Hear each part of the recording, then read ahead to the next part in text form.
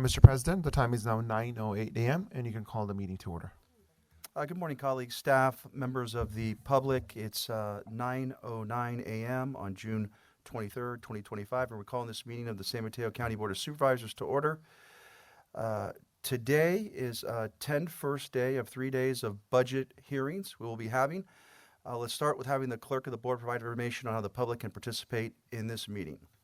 Thank you, Mr. President. Members of the public, live interpretation of this entire meeting will be provided in Spanish. To access live interpretation services in Zoom via laptop or computer, please click the interpretation globe icon and then select the Spanish language. If you're using a smartphone or tablet, please locate the three-dot menu, select interpretation, select the Spanish language, and then finally click done. At this time, I would like my colleague, Victor Hernandez, to provide these instructions in Spanish. Thank you, Suki. Good morning, President Canepa, honorable supervisors, Mr. Callaghy, Mr. Niblin, Ms. Rodriguez, and Mr. Manquilla, all county staff, members of the public, Victor Hernandez, Spanish interpreter. Buenos días. Les queremos dejar saber a todos los miembros del público que se les proporcionará interpretación en vivo de toda esta reunión en español, y para poder acceder los servicios de interpretación en vivo por Zoom, ya sea con una computadora o una portátil, haga clic en lo que es un icono de un globo terráqueo, es decir, un mundo que aparecerá al fondo de su pantalla, y seleccione lo que es el idioma del español. Si usted está utilizando un teléfono inteligente o una tableta, busque el menú de 3 puntos, seleccione interpretación y luego seleccione el idioma español, y por último, haga clic en done o listo. Muchas gracias. Thank you. Great, thank you so much for those instructions, Victor. Now we'll have the Pledge of Allegiance. Please join me in the pledge. Pledge allegiance to the flag of the United States of America and to the republic for which it stands, one nation, under God, indivisible, with liberty and justice for all.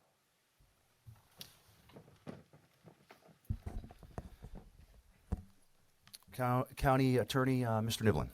Thank you. I've been advised that Supervisor Gauchier has informed the county that she wants to participate remotely in today's meeting pursuant to the provisions of Assembly Bill 2449. Specifically, Supervisor Gauchier has indicated that there's just cause for her to participate remotely because she has she's ill and has concerns about illness being contagious. Supervisor Gauchier, could I ask you to confirm that I've accurately described the circumstances of your request to participate remotely today? Thank you. Under AB 2449, a board member participating remotely must use both audio and visual technology when participating. In addition, the member must give notice if there's anyone over the age of 18 who's in the room with the member as that member is participating. Supervisor Gauchier, is there anyone over the age of 18 in the room with you today? No. Thank you, Supervisor. So that's all that's required in order for Supervisor Gauchier to participate for just cause pursuant to AB 2449. Thank you so much, County Attorney Niblin, and we wish you well, Lisa. Thank you. So we'll now move to roll call. May I have a roll call, please? Sure. Supervisor Spear? Here. Thank you. Supervisor Corzo? Here. Thank you. Supervisor Mueller? Thank you. Supervisor Gauchier? Here. And President Canepa? Here. Thank you all present. We'll now move to honoring the life of and board member remarks. Do any supervisors have comments or things for share for honoring the life of or board member remarks? Seeing none, and seeing none virtually, this will bring us to public comment. This is the portion of the agenda that is set aside for members of the public to comment on matters that are within the subject matter jurisdiction of the Board of Supervisors, but that are not on the agenda for today's meeting. For matters that are listed on the consent agenda and for matters that are set for closed session. I note that there's no closed session agenda, nor is there a consent agenda for today's meeting. Public comment will be limited today to 1 minute. I'll ask the clerk to start with the public comment from the chambers, and then we'll move to those participating remotely. Thank you, Mr. President. As President Canepa mentioned, this is for consent agenda items or items not on the agenda. If you're wishing to comment on the regular items 1 through 10, please hold off your comments until that item is heard. I have 3 speakers from chambers. I'll start with Susan Kokores, followed by Ann Gerard.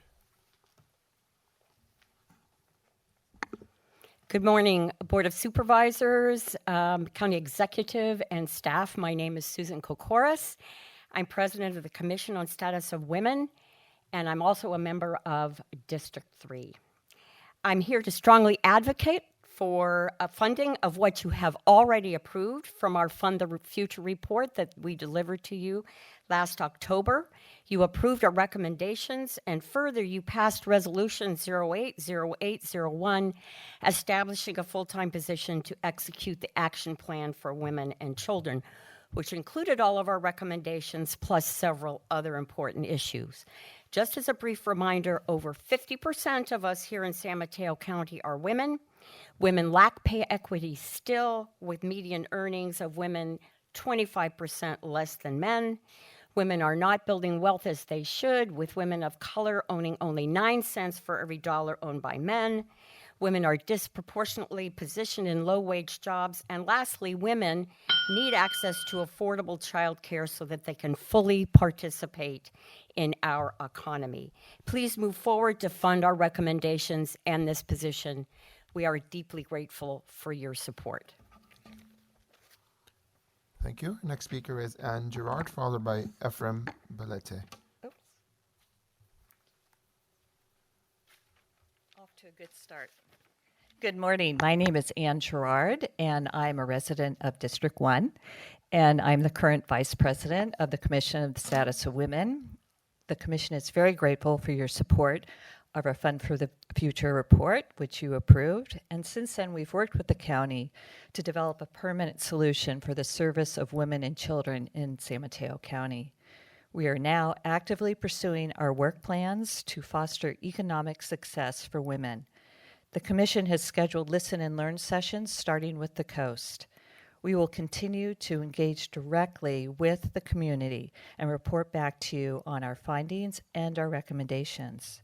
As you undertake the budget process, I thank you for your support and hope that you continue to support the economic empowerment of women in San Mateo County. Thank you. Thank you. Our last speaker from Chambers is Ephraim Belete. Good morning, everybody.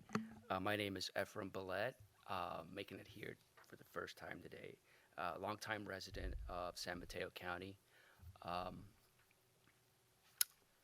lot on my mind, a lot on my chest. I don't have enough time to say that. Just want you to see me. I want you to introduce myself and see, how this thing works. So I look forward to learning a lot today. I'm going to sit in and just observe. Again, thanks. Thank you. Okay, I'll take public comments on Zoom now. I do have 2 hands raised. We'll start with Martin Fox and then followed by Carlisle Young. Mr. Fox, please proceed.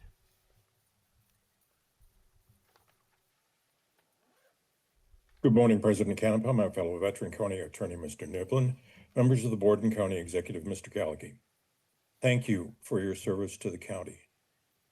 Please make the county safer and healthier for persons living with serious mental illness and their families by supporting the continued vigorous implementation of the Governor's Community Assistance Recovery and Empowerment Court program, known as his CARE Court program, make the reintroduction and passage of the repeal of the Landerman P. Short Act a top county state legislative priority, and support defunding of the lawyers who defend the immoral Landerman P. Short Act a top county federal legislative priority, including Disability Rights California and the Law Foundation of Silicon Valley. California's residents need a Dorothea Dix-inspired compassionate mental health treatment system.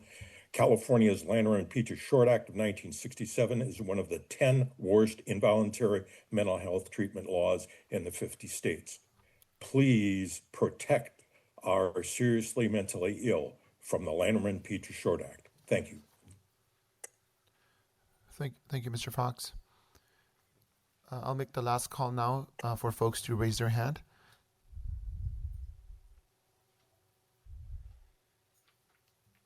Okay, our last speaker on Zoom will be Carlisle Young. Carlisle, please proceed.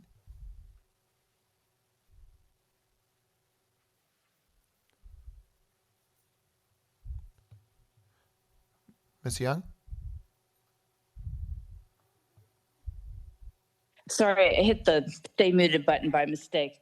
Good morning. I'm just heartbroken about our nation right now, but What I wanted to bring up today was I live on the coast, and I read Nextdoor a lot, and I noticed some comments about in Pacifica, they're experiencing a lot more RVs parking on the streets of Pacifica. And then I happened to read an article in San Francisco. They're starting to limit 2-hour parking for people living in RVs. And I realized that they're starting to harass them by moving them from place to place off of Winston Drive, which is over near Stonestown, and they moved them over to the zoo, and now they're creating an ordinance to make them move every 2 hours. So obviously, the next place they'll probably drive to is San Mateo County, and I'm not aware of any safe parking programs that San Mateo County has. I know you're working on your budget for the next 3 days, but maybe just create awareness that because of the recent ICE enforcements and a lot of these people might not be able to afford housing, maybe try to create a safe parking program down the road. Thank you. Thank you, Carlisle. That's end of public comment, Mr. President. So back to you. Thank you so much. I want to thank those who shared their comments. We'll now take action to set the agenda. Can I get a motion to set the agenda? Second. All right. May I have a roll call, please? Sure. Supervisor Spear. Aye. Thank you, Supervisor Corzo. Yes. Thank you, Supervisor Mueller. Yes. Thank you, Supervisor Gaucher. Yes. Thank you, and President Canepa. Yes. Thank you. Agenda is set. Thank you so much. That brings us to item 1. We'll now move to the regular agenda today, which is a series of budget presentations by county departments. We'll start with item 1, which is opening remarks by our county executive, Mike Callaghy. Mr. Callaghy, please go ahead with your opening remarks. Thank you, President Canepa and members of the board. It's really an honor and a pleasure for me to start the kickoff of the budget hearings with you here today. I welcome Supervisor Spear and Supervisor Gaucher. I'm sorry you're under the weather, but thank you for joining us because this will be your first experience. The other three members. Well, in a while. That is correct. Yeah, that's true. You have been through these before. So, but I think that the other members have enjoyed in the last couple of years, I hopefully enjoyed going through these hearings and hearing from our great department heads about all the work that they're doing on the ground day in and day out. And I'd like to say that this budget is a reflection of who we are and what we do in this county. And that is really take care of our most vulnerable residents in their highest time of need. We are the safety net for our residents, and there when they need us. And it could be anyone at any time that finds themselves in that situation. So as we look at our first quote here, adversity has the effect of eliciting talents which in prosperous circumstances would have lain dormant. I look at this and to me, I see the challenges ahead. And really, I see the opportunities with these challenges. But I do want to say that, as you will see in this budget, there is great uncertainty in our future. And with that, I'm going to ask us to be cautious as we put this budget together and move forward. And keep in mind the mission of this organization is really to be there as that safety net for those who need it. When we talk about some of our challenges, we continue to talk about the high cost of housing in this community, coupled with something right up there, and that's childcare. And the fact that a family has to make a decision whether to live here or whether to care for their kids. And that is a challenge that we must address head on. We've got an aging population in need of more services and to remove themselves from isolation and engage others. We've got homelessness that because of this board we've taken great strides on. Climate change certainly is something that we've got to address and the impacts of that climate change. And now the challenges to programs that take care of the most needy in this county, namely Medicaid and SNAP potentially in the future. So we are in a time of a changing landscape. We can move to the next. And you'll see some of the things that will impact us here in that changing landscape with federal changes, state changes in the economy. And this budget reflects the most current information that we have today, but I've got to say it's changing daily. And that's what gives us that great uncertainty. It's like, building an airplane as you're flying it. And that's what we're trying to do here, because we don't know what parts we'll have in the future and how we're going to make this work. It's a rapidly changing fiscal environment at both the state and federal levels of government. Significant developments are anticipated in the coming months as the state finalizes its budget. And of great concern to me, great concern to me, as of Friday, I heard that the governor may exercise a line item veto of our VLF funds that our legislators have fought so hard to put in there and cover us in, which means $114 million to this county. I have sent off an email imploring the governor to not take this action with the promise that we will work with the Department of Finance on a long-term solution, but now is not the time to take this money that is the residents' money away from San Mateo County. $114 million to this county will have devastating impacts to the programs, the core service programs that we provide. And then coupled with that and potential federal shifts in their priorities and funding patterns, leave us in an area of right now very concerned anticipation of what that means. And then ongoing adjustments will be necessary as we move towards a September budget, which will really lay out the framework for what we do the rest of the year.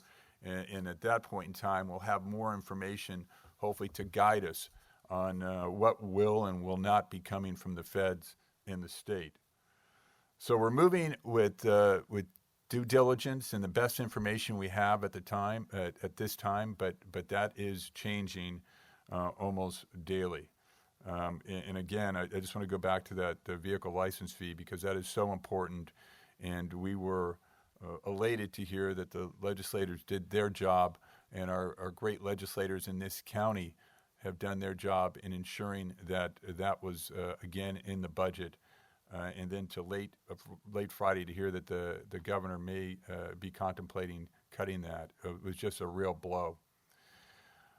So we've got several long-term financial policy changes that'll be introduced to promote resilience and fiscal stability, and we're really looking long-term. Typically, we don't like to look this far out because of the changing environment, but I want to give you a glimpse later in this presentation as to what we're up against.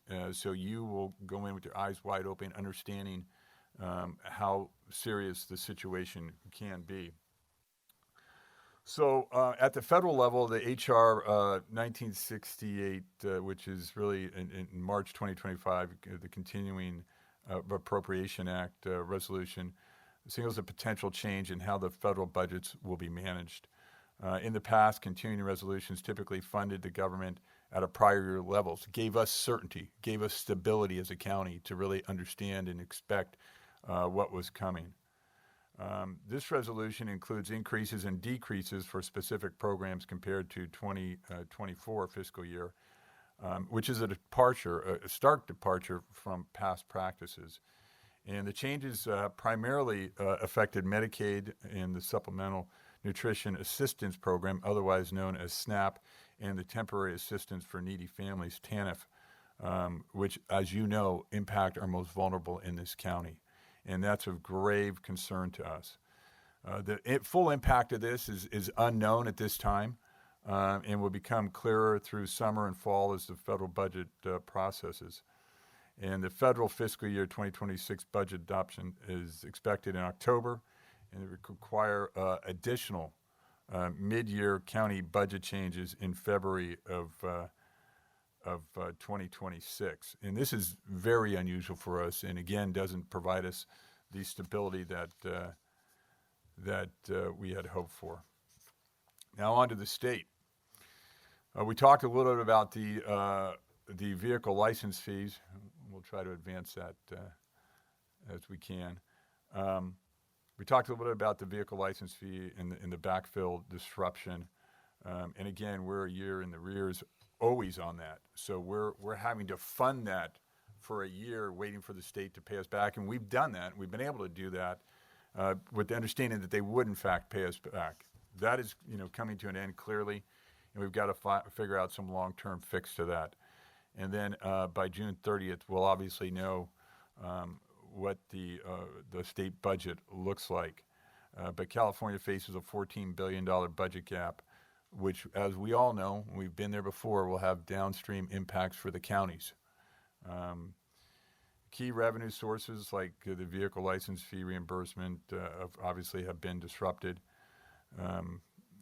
The 2023 payment was included in the budget by the state, although we continue to not have that permanent fix, and I've committed to the governor's office that we'll work on a permanent fix, unfortunately to the detriment of this county, but we'll work on that if we're funded this year. And these disruptions, I don't have to tell any of you, have long-term implications and consequences for our general fund and financial planning. And challenges of the state budget process complicate county planning. The legislature must submit a proposed budget to the governor, which they did on June 15th, and then the governor signs the final budget on June 30th, and we'll see if the VLF is in there. But he has the authority to modify that throughout the process, and this creates multiple opportunities for changes affecting county finances. And again, it's that instability that we're living with daily that really concerns me. Let's talk a little bit about the economy and the expected economic stagnation, which is probably better than a recession, but it still has impacts on us. And the outlook from the World Bank, global economic growth this year is expected to be the weakest outside of a recession since 2008.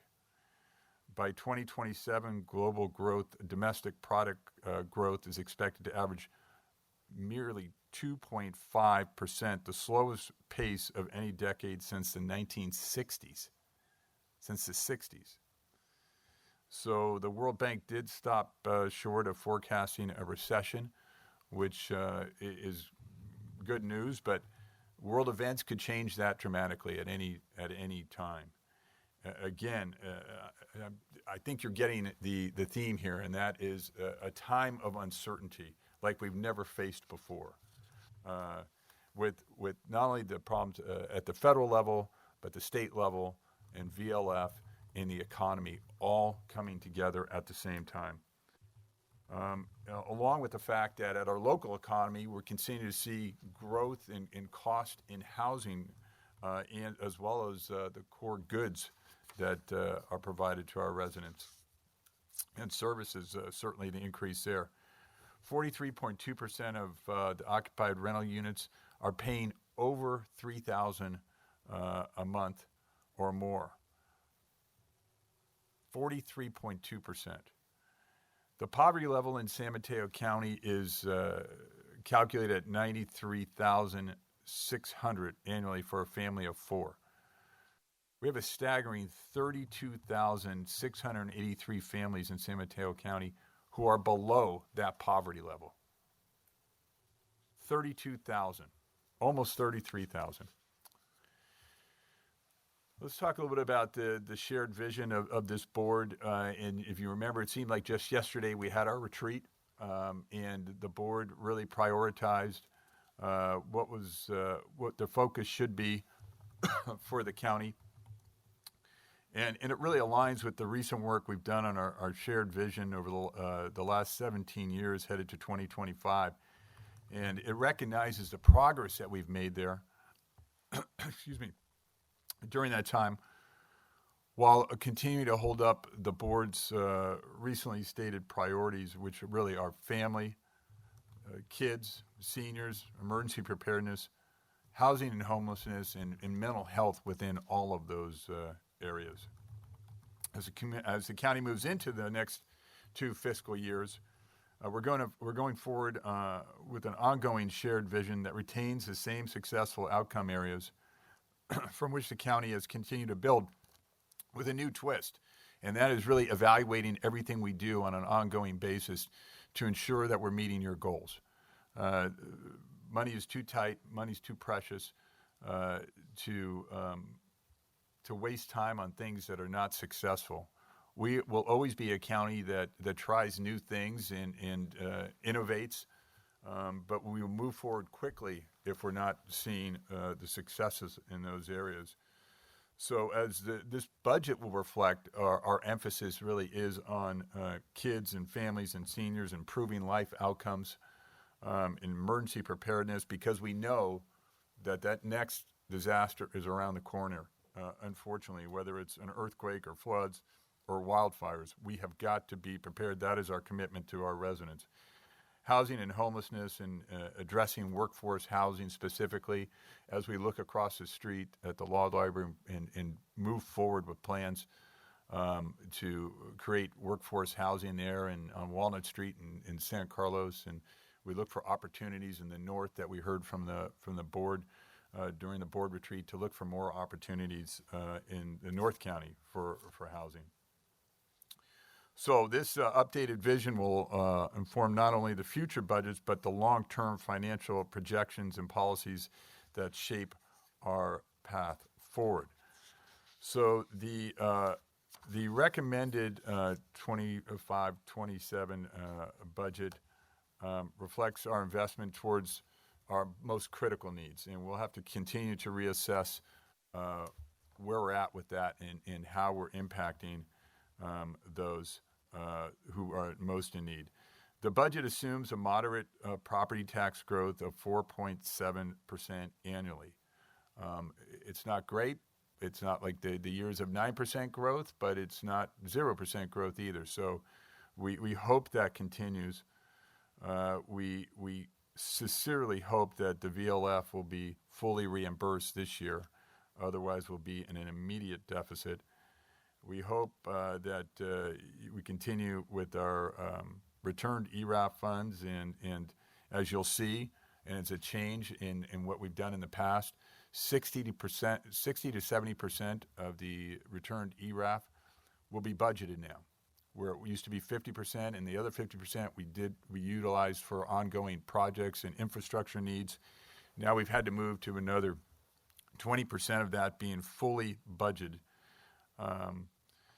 And the expenditures reflect decreasing debt services, which is great. And Mr. Mankia and his staff have done a great job of looking at our debt service and refinancing when necessary.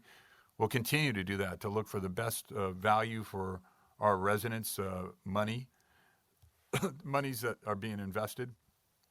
And we will see, inflationary increases in salaries and benefits and infrastructure and services. Like we always, nothing seems to seem flat, but unfortunately revenue right now. And these assumptions aim to maintain near-term balance, but signal potential gaps, and I'll show those to you, excuse me, in the near future as we move into the to 2031 and 2032. And by focusing on supporting innovative approaches and resources to support innovation and different approaches, the county will continue to enhance our effectiveness and certainly our efficiency in everything we do. Again, the returned ERAF, we'll look at 70% of that being allocated now, so that leaves us less flexibility in the future. As we indicated in the past, and this board has taken action, which was, I think, extremely prudent. We've increased our reserves, and the departments must maintain a minimum reserve of 4% of total net appropriations starting with this budget. So I'm going to give them a little bit of time to get to that 4%. As you know, it was 2% before, and then the county had 8% for a total of 10%. We have now moved to 15%. A maximum limit is being placed on how much general fund and departments may be retained also. So we can't have departments stockpiling money So the turnover reserve will be 15% to ensure the county has a cushion and is prepared to work through an economic uncertainties, at least in the short term. We can't do it in the long term, but in the short term, we can make it through a sudden departure from the normal process. And the department says, as I indicated, we'll have time. We're going to give them 5 years to get to that 5% again, 4% starting this fiscal year. The budget priorities present while building for the future and meeting today's needs remains the priority. We are keeping a steady focus on the long-term fiscal health and resilience, and that's something I think that is very important and very prudent, because we don't just live for today. We've got to maintain a steady flow of services into the future for our folks and it's who depend on it, and I think that we certainly take that very seriously. The recommended budget strikes a careful balance in addressing immediate issues while preparing for that long-term, the long-term needs of our residents. And with that, when we talk about the budget overview, I'd like to turn it over to Mr. Mankia to just go through some of the numbers, and then I'll take it back over and talk about where we're headed in the future. So, Mr. Mankia. Thank you, Mr. Calgi. Good morning, President Canepa and honorable members of the Board of Supervisors.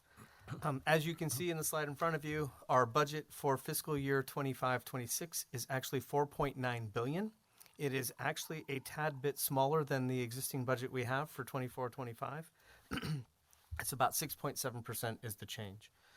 That is mainly due, and we'll get into this a little further, but mainly due to ARPA funding not being needed in the current position that we're in, or only having been spent, and some of our capital dollars that are associated with buildings and the debt service that we have coming in also being spent. So that's mostly what you'll see there.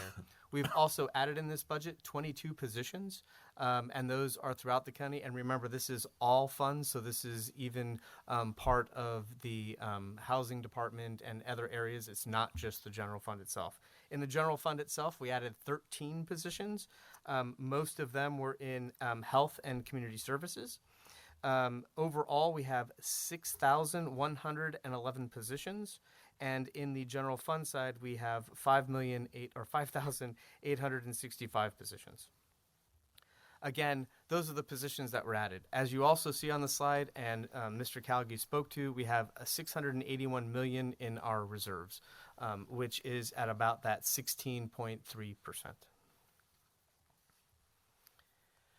What you see here is our ongoing revenues, and you see the slight change year over year. It's approximately $100 million. That $100 million change, as I spoke to earlier, is mainly due to our capital projects that have been spent. So the money that we received in for those capital projects or put aside for those capital projects has been spent.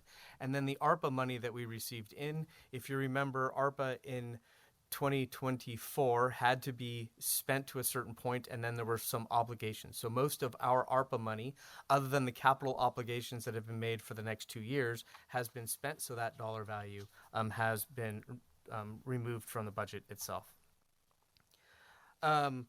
I think it's, when it comes to the budget, we really wanted to spend some time thinking through the revenues, especially with the fluctuating market conditions that Mr. Calgi spoke about.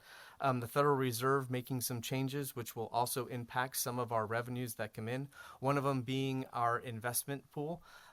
With the Federal Reserve and the investment in the federal pool being high at this moment in time, we have done very well on interest. We don't anticipate the exact same over the future, so we have lowered that a little bit.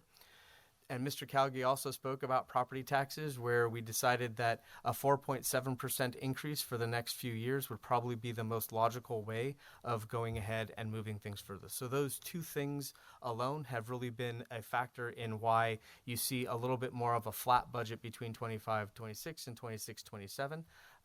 And that is really being done to be a little bit more conservative in regards to how we plan going forward.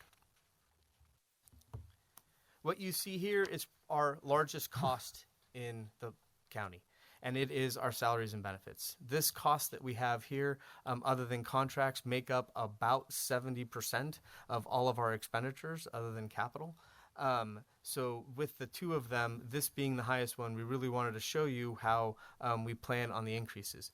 The only parts in 25, 26, and 26, 27 that were budgeted are only those negotiated increases that we have already completed. So we have, I believe, 4 other unions that will be coming up, or labor that will be coming up over the course of the next 2 years. We did not include any increases at this point in time for those. We did include benefit increases at about the average that we've seen, which is about 8 to 10%.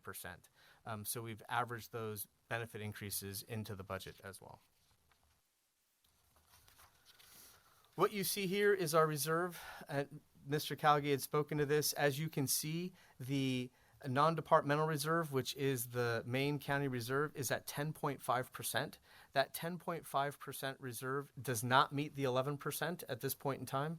And we see that as more than likely happening by the time we get to September. There was just not enough money in the budget at this point in time to put it in, but with fund balance and everything else that happens over the course of close, we see that going up to the 11% at that point. And then you see our departments that are supposed to be at 4 at about 6.3, and that really is just a factor of time where they have been able to collect, and we just changed the policy over the course of this last year. So that 6.3% is a little higher than the 4 that they're supposed to have, but it does present us some room to be able, and those departments to be able to maneuver in the future.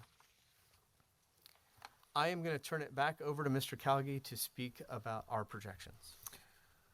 So the good news is, as you can see from this slide here, that we're structurally sound. And I want to give all the credit to this board for how prudent you've been in spending and in making sure that we've had a balanced budget. You can see, and this chart also does not include the ongoing discretionary revenues that are associated with Measure K, which are expected to generate approximately 113 to 115 million each year over the next 5 years. So this is really just a general fund discretionary revenue expenditures, and you can see them, departing a little bit in 32, 33, but until then, they are tracking very nicely. And there's some assumptions made here that revenue includes 100% of the VLF reimbursement, which is not guaranteed, property tax growth at 4.7%, modest sales tax growth, and 60 to 70% of the returned ERAF revenues coming back into the budget. There's also assumptions that there's declining debt service as obligations are retired, lower central operating cost because we'll play around with the OPEB numbers, our retirement numbers there, and we'll look at funding capital a little differently. And these are just some of the creative things that Mr. Mankey and his team work on in order to generate ongoing revenue. So we see, we're assuming a rising infrastructure cost of about 4% and then modest salaries. So this is the good news. But the next slide, as we move to it, will show you how quickly things can change. And this is why it's a time of caution. So if you look at this, if the VLF funding does not come in as planned, if the governor strikes it out of this budget, we will immediately be in a deficit. And that only grows over time as you look to 2032, 2033, that'll grow to $200 million. $200 million will fundamentally change the way that we do business as a county. If you assume in a 10% cut from the state and feds, which is the upper line, that'll grow to $300 million. Again, fundamentally changing how we operate as a county. So this is what we're faced with, and it could be our reality very quickly. We're hoping it won't be. I'm optimistic by nature, and I started by saying that we have a tendency here to turn obstacles into opportunities, and we will look for every opportunity to continue to serve our residents. But these are challenging times. I have never seen anything like this come together between the state, the Fed, VLF, and where the economy is in recent history. The good news is we're positioned well right now. And again, it's credit to this board for the way that you've operated. And it's something that we will manage through. So I want to leave on a high note, saying that we've been here before, we've been challenged before, we will find a path forward. And I do want to give credit before we open up these budget hearings to our department heads and our employees who are challenged every day. And I've gone back and asked them to do 5 and 10% budget reductions and what that will look like. It's an exercise right now, but we need to understand where all the chess pieces on the board are so that we can move them accordingly and make prudent changes in real time. And the speed of these changes is what's daunting and so uncertain at this time. We're moving forward cautiously. We're optimistic, but things could change dramatically very, very quickly. Again, I want to thank all of you for what you do. This is not an easy job. You've got tough decisions to make, and certainly the budget is no exception. This is what we are made of. This is what we do for people, and it all starts here with these budget decisions that are made by this board and how we move forward. So thank you, Mr. President. Thank you so much for the presentation, the both of you. Do we have any comments from my colleagues? Questions or comments? Supervisor Corzo. Thank you. I just want to thank both of you and the entire team that has supported you in developing our budget, and I recognize that it's definitely a difficult time with a lot of uncertainty. That being said, I also want to name that I feel like it's also true that all of the intention behind the increased reserves and the good decisions this board has made in terms of continuing to have a fiscally conservative approach was for a time like this one, when there's the uncertainty that we face as a government, but also the uncertainty that our community faces. And we know that there are certain populations that are being targeted in many ways. You named Executive Callaghy, you named that renters, for example, are more burdened than ever.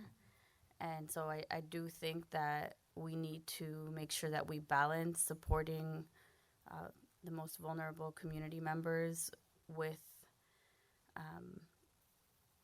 preparing for the uncertainty we know we're facing. So I just kind of wanted to name that. And also I loved the quotes in your introduction, especially the Michael Jordan one. I don't think I'd read a Michael Jordan quote ever. So that was fun. So yeah, I wanted to name that. Let me pull up my notes here because I may have something else. This is the problem when you have too many tabs open. Okay, almost there, sorry. Nope, I can't find it, so let's just continue. Okay. Thank you, Supervisor Corzo. Are there any additional questions or comments? I have one, Mr. President. Supervisor Spear. Mr. Mankia, could you provide us with a list of the titles of the positions that are general fund based, the 13 positions that you mentioned? Yes, I can pull it. It's in the budget, but I'll pull it together so it's a little neater so you can see it. All right. And then I guess I'm concerned that maybe 16% reserve isn't enough. So can you explain to me how you think that is adequate?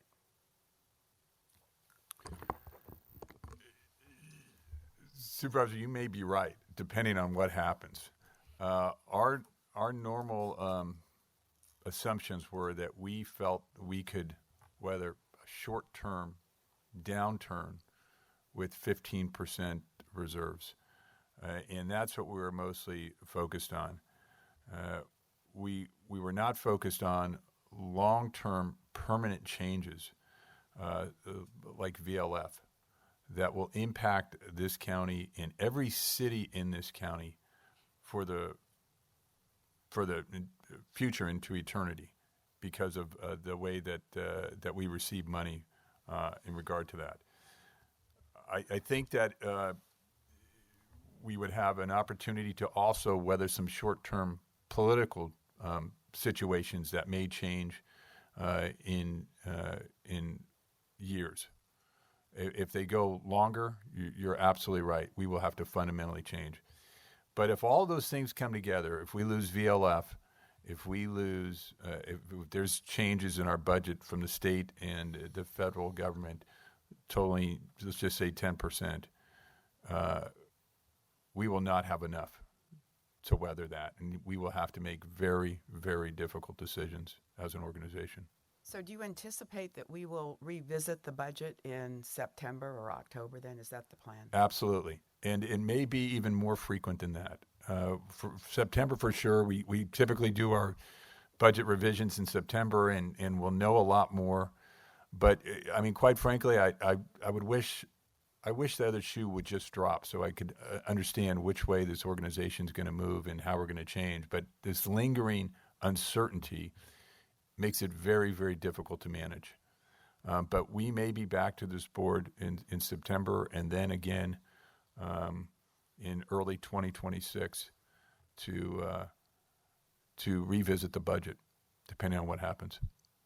All right, last question.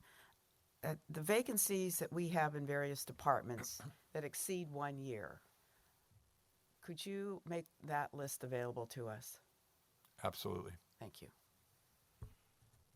Yes, Supervisor Mueller. So thank you for the report, and I very much appreciate the sobering view of what's taking place.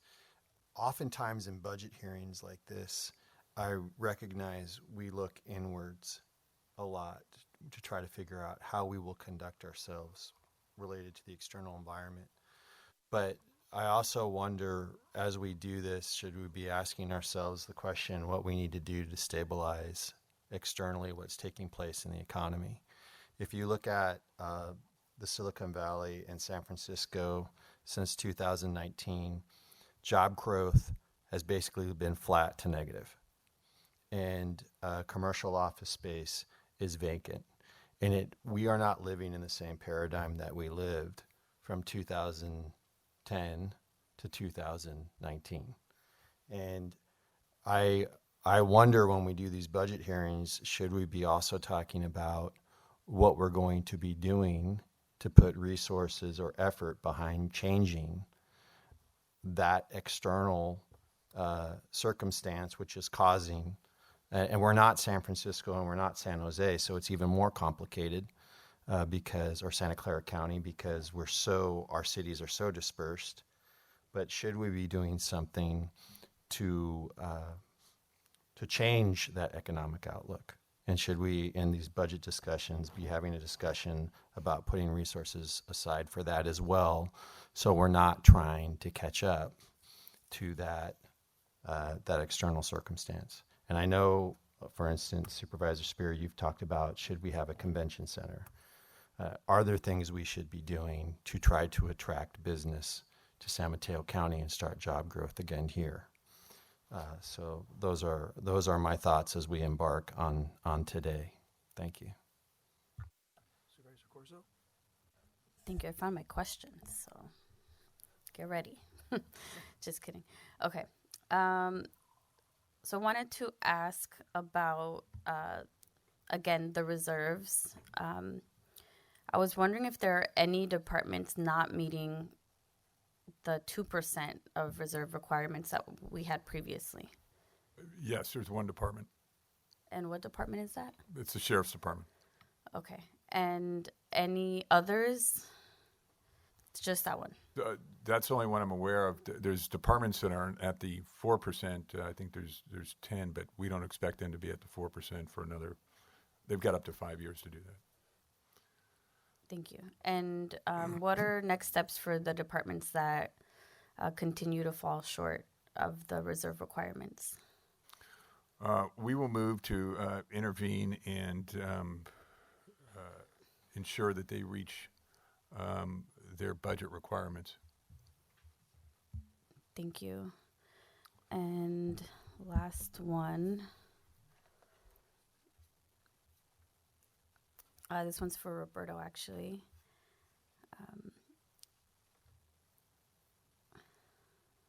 Here it is. I think actually Supervisor Spears spoke to this a bit in asking for, so I'll just ditto that. I would be interested in knowing,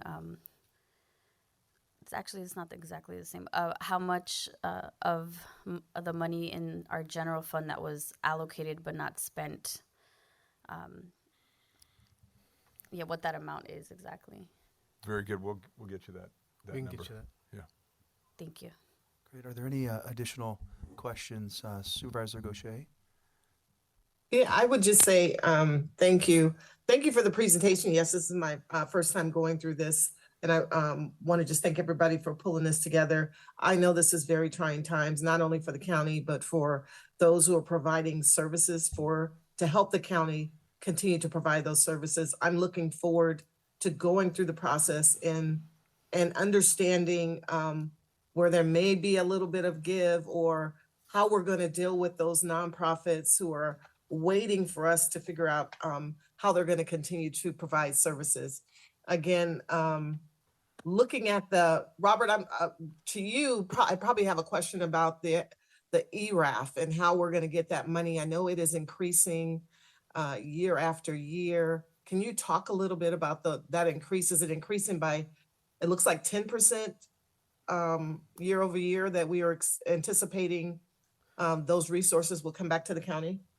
So the 10% in ERAF, Supervisor, is an increase because we moved from the 50% of budget to a 60% of budget. So it's actually not that, although we will be receiving more money, just as property tax goes, our ERAF will also grow at that point in time. And the return to ERAF will come in as that property tax grows.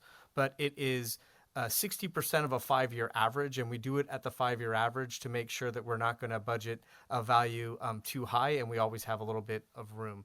So you're seeing that 10% change as being just a value needed to mainly cover the cost of the negotiated increases that we made over the course of last year.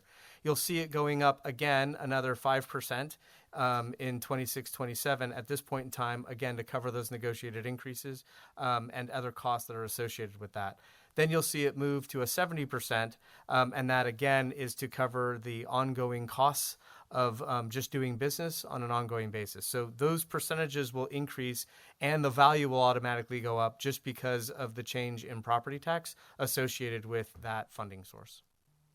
Thank you.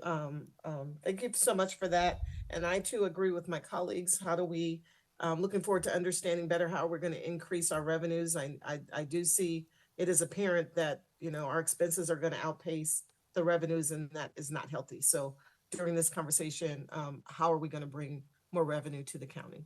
Thank you. Great. I just have several questions. Can you talk a little bit, Mike, about what our strategies are relative to the $114 million through the vehicle license fee, and how we intend to work with the governor and others? Yes, thank you. I appreciate that question. We've formed a subcommittee with all the cities in the county, because they have a great stake in this also. And through our incredible legislators, Assemblymember Pappen and Senator Wiener and Senator Becker and Assemblymember Berman, they have been working very hard for us to try to get the rest of the legislators to understand that we're being treated differently than everyone else in the state, and this money should rightfully come to San Mateo County. Now they've convinced their colleagues of that, and that therefore it was put in the budget that was sent to the governor, which was the first hurdle, which is an extremely, extremely important hurdle, because that, taking money away from the rest of the state, but they felt it was that important to treat us equally. And to hear at the last moment that the governor is contemplating this line item strike is more than distressing. It would be unprecedented. And it's something that, we have written letters on. We will continue to have our legislators write letters on. I've quite frankly asked for a meeting with the governor. We are contemplating having the legislators meet with the governor. We're trying to arrange that right now. It is that important. We encourage everyone on this board to contact the governor's office. It's that important. As you can see, we will immediately go into a deficit if we don't get that funding.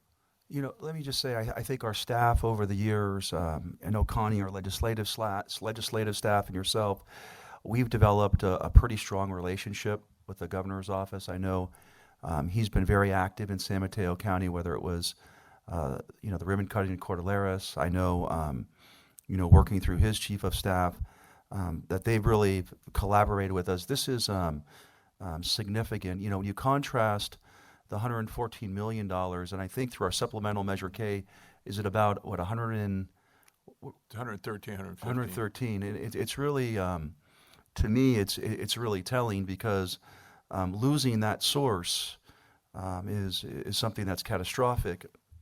I think one of my colleagues had referenced, San Francisco and Santa Clara County. San Francisco, I think for this year, their operating deficit, or their projected budget deficit, is about $1 billion. And so, our situation, I think, is complicated. I don't know if it's complicated as San Francisco's, but it is complicated. I want to really talk about what's happening around the federal funding at risk. And maybe Mr. Mankia, you could speak to it. My understanding is, just reviewing the packet this weekend, that 93% of the funding that's at risk is in 3 departments, potentially through federal funding, which equates to just under $673 million, if that's correct. And that is health, housing, and human services. And the area that just really struck me, because at the end of the day, the county's goal is to make sure that we take care of those who are the most vulnerable. But what struck me was the high-risk category of Medicaid, Medi-Cal reimbursement and administration through the health system and HSA, the SNAP, CalFresh, TANF, CalWorks, community projects funding, emergency housing vouchers. You look at our budget, our reserve budget. I think you said it's around, $500 million, or a little bit north of that? A little bit north. Okay, a little bit north of that. And you look at, and the number is just so daunting when you look at it, this deficit potentially of $673 million. How do you, as a CEO, or how do you, as the fiscal overseer of the county, how do you move forward in light of this? I mean, we're talking things, you could generate so much money, but that's a significant gap to fill. So I'm just curious to sort of how you all are thinking about this. Yeah, I mean, it would be staggering. We've had ongoing conversations with the department heads about this, and that's why we're starting to have them prepare those numbers for us with 5 and 10% reductions. If we're looking at numbers like that are staggering, $300 million to the county, which would fundamentally change the things that we do in this county and the services that we provide. We'd go back and look at everything on the table, vacancies and staffing levels and and we, bring to the board reserves that would be utilized and drawn down to keep programs going immediately while we tried to reconfigure the way we operate. It would be a daunting task with some very, very difficult decisions to make.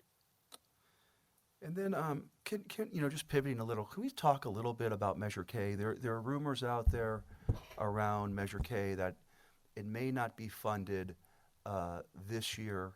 I don't think that's necessarily true. We have agreed to funding it. I think one of the concerns is, and a lot of these nonprofits, and we've seen some of them, they're extraordinarily challenged right now. And a lot of them depend on uncertainty.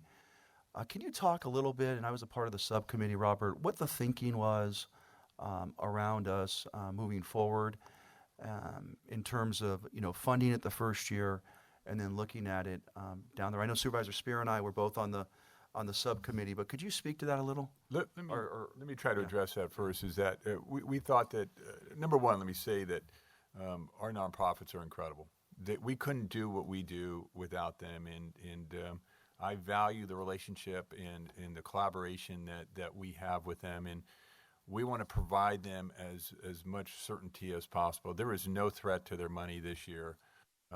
We have made that clear that we understand the environment that they operate in and the need for stability. In fact, I believe we have a meeting with some of the nonprofits later today or tomorrow to talk about just that, to reassure them. But we did this on a year-by-year basis to allow for flexibility and to really determine where we're at in any given time. With the uncertainty that is in front of us here, we're trying to provide stability. And again, if there were any changes, we would do it in collaboration with this board and in collaboration with our partners. But that is not something that is imminent. Okay. And then finally, I wanted to, dealing with tough budgets, I remember when I was on the city council just before 2010, you have to make tough choices and you have to make tough decisions. And those times, we made those decisions that were tough and difficult. Talk to me a little bit about, and I guess we'll hear from the departments, we're adding an additional 22 positions or 13 positions, Robert? It's 22. So it's 22 overall, 13 of them actually in most of our health is adding most of the positions this year. I guess as we move forward, I really would like to understand, why those positions, and we'll hear from our department heads later, why those positions are so important. Why do we need to add them now? That's a question that's important. And I think at the end of the day, it really does come down to choices. And so I'll be looking forward to talking to our department heads. I don't know if there are any additional comments. Supervisor Spear. With that, we'll go to our clerk. All right. Public comment. Thank you, Mr. President. I don't have any speaker slips for item number 1. So, Madam Clerk, please proceed. Public comment in Zoom is now open for item 1 for opening remarks. No hands raised. All right. I'll bring it back to the board. Yes. Supervisor Mueller. The only thing I would just add is that because I spent some time with Assemblymember Pappen this weekend at a town forum, and we specifically spent quite a bit of time talking about the VLF. And just my understanding right now is that decision is in the California Department of Finance, that they are the ones who have inserted it back into the budget for the governor to, who have line item it. Their recommendation is to line item it out of the budget. And so any interaction and consulting should be focused at them as well. We need to find who that person is and direct that activity toward them, because that is the person who's going to be trying to push the governor to take it out.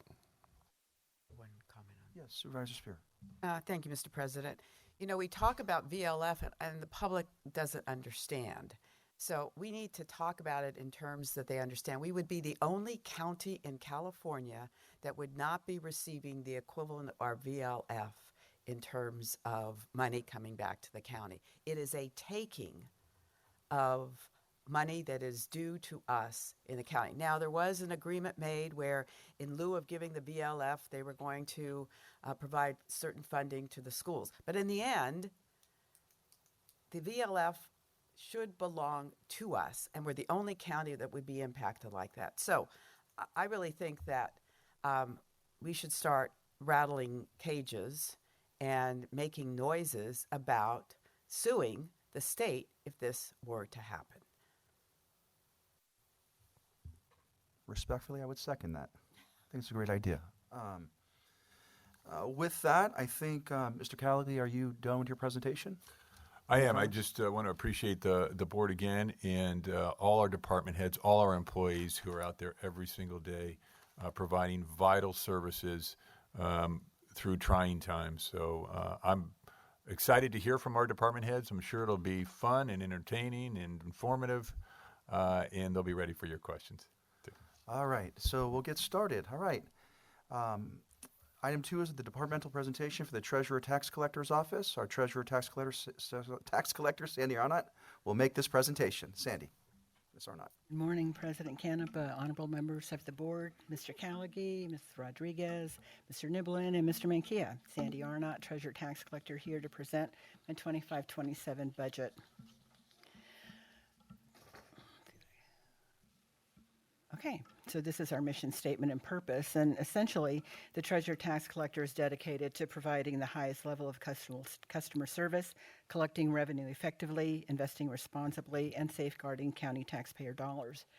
We're responsible for administering and collecting property taxes and managing the county investment pool by providing maximum security of principal, adequate liquidity, and achieving a competitive yield while conforming to all applicable statutes and resolutions governing the investment of public funds.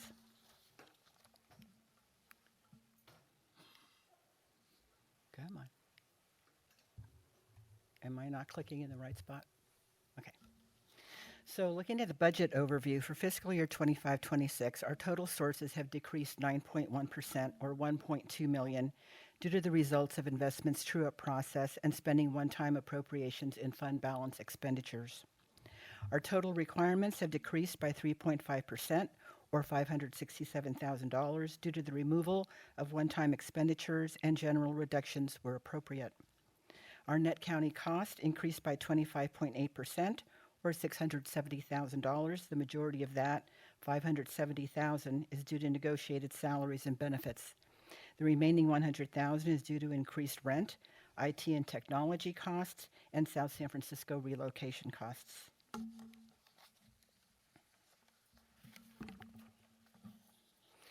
Under our strategic budget realignment and opportunities, a $1.2 million revenue decrease requires that we reassess and optimize our funding strategies currently in progress. We have streamlined operations by utilizing an innovative team and core Microsoft tools to manage key financial processes, including cash flow tracking, reconciliation, and reporting. This allows us to deliver quality service and efficiency for taxpayers and government agencies. Investing in our workforce with a $544,000 increase in salaries and benefits reflects our commitment to supporting talent retention and long-term stability.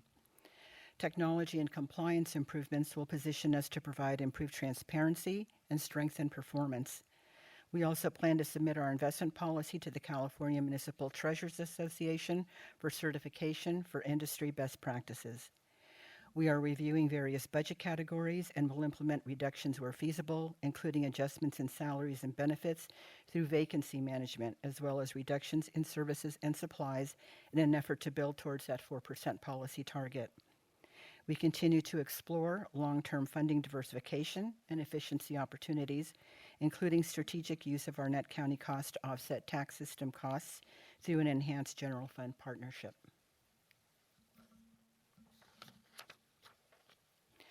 Achievements and ongoing improvements, we're modernizing tax collection by leveraging technology, data analytics, and targeted outreach to sustain high collection rates. Our focus is on stronger revenue performance and reduced delinquencies. San Mateo County remains a state leader, achieving one of the highest secure tax collection rates in California. At 99.4%, this is a testament to our effective processes and innovative strategies and the trust that the community places in us. Surveys show that when residents trust their local government to manage funds responsibly, they are more likely to pay taxes on time and in full. We continue to actively collaborate with the assessor and the controller on system integration efforts. We anticipate streamlining processes and improving data accuracy as we move forward. Our prudent investment strategy continues to prioritize safety, liquidity, and competitive returns. This ensures long-term financial stability for county funds with continued collaboration across internal and external teams, including the Treasury Oversight Committee. We're focused on keeping our operations resilient and maintaining service delivery during disruptions, ensuring consistent taxpayer support regardless of external conditions. We have converted desktops to laptops to enable remote work during emergencies, such as public health crisis or natural disaster, cross-training our staff, implementing backup procedures, and expanding online payment options. The true-up process is tied to the admin fee charged to pool participants. This has ensured accuracy in fee allocations for county investment pool participants.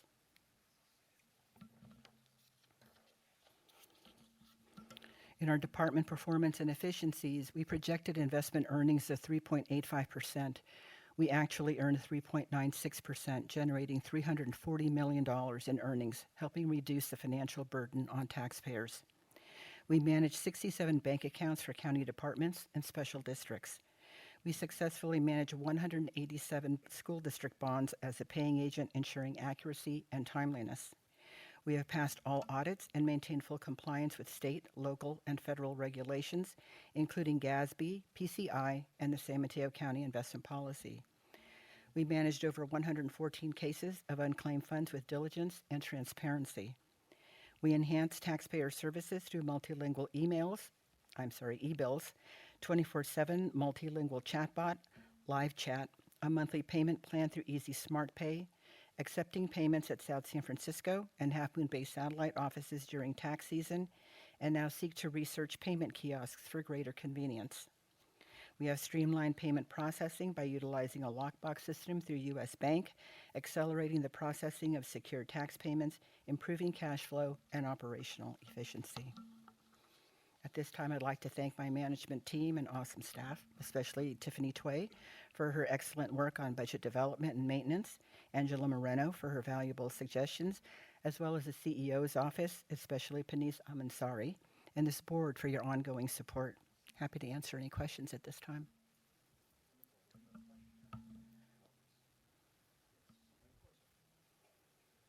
Also, I'm happy to not go first, so maybe.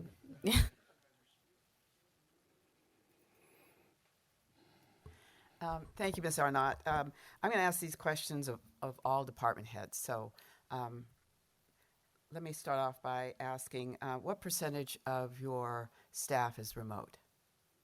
Remote? Everyone works in the office. We always have. All right. And is it 4 days a week, 5 days a week? 5 days a week. Okay. You have 34 positions. How many are vacant at this time? We have about 10 positions that are vacant at this time, which we are reviewing. Many of them are vacant because they're positions that are available for promotion for our staff to fall into. Others, we're evaluating whether we actually need to have them. We're doing that vigilantly. So that's about right a now. third. Yes. Okay. The online payment system, have you seen an increase in the utilization of that? I have. The foot traffic in Redwood City has decreased significantly as a result of our online payment system, which occurred during the pandemic, where people kind of forced to go online, although we were open during that time as well. But we've seen a significant decrease, probably an increase in South San Francisco, and Half Moon Bay has remained rather steady. But more and more people are going to online, and we do have the stats on that if you would like me to share that with you. Do you have them with you? Or Not with me, but All I right. can get them to you. And then is there a fee that is assessed for using the credit cards? There are fees assessed to the credit card. There are no fees for doing an e-check. Those are free. And we're always working on negotiating that fee to get lower and lower. And could you provide us with what that fee is for credit card? Absolutely. I think we're 3.4%, I believe is what it is, So it's not a flat fee. It's based on on the amount about of the what they're amount. paying. Yeah. And then the kiosks appear to be really a great solution to not having to have staff in certain places. How many kiosks do we have? We don't have any kiosks at this time. That's what we are researching right now as far as whether they can meet all of our safety standards that would be required, working with our bank. And then at that point, it would be where could we place them? Where could we strategically place them where it would be most convenient? Opening our satellite offices in Half Moon Bay and South San Francisco were kind of meeting the need of what I felt. Everyone was coming to Redwood City. And so you have all these people on the coast that had to come over that hill. So we opened up an office there. South City, everyone coming over there. That is our probably highest volume of customers go to South San Francisco to meet that. But I think we can do even better by placing these kiosks in other areas where people don't have to worry about even driving here. So I was visiting the North County Clinic in construction, and they mentioned that you were going to have an office on the first floor, and it just seems like such valuable real estate that what was the thinking of putting you on the first floor versus the second floor? I'm thinking of potential childcare settings for the health clinic and the like. Well, first floor has always been kind of the best location for the treasurer tax collector. We have safe that has to be placed in there. We have a lot of elderly people, disabled, that come and pay their bills. And so what would make it easiest for them to come in and be able to access our services, but to be on the first floor? Well, we have elevators there, don't we? Well, during peak tax collection, because South San Francisco is our most trafficked area, you would have lines and lines of people outside waiting to get the elevator to get upstairs. So just having it on the first floor seemed like the best. How many people solution. are we talking about? In South San Francisco? That is another stat that I could give you, but yeah, that is our highest trafficked area of the 3 offices. All right. Thank you.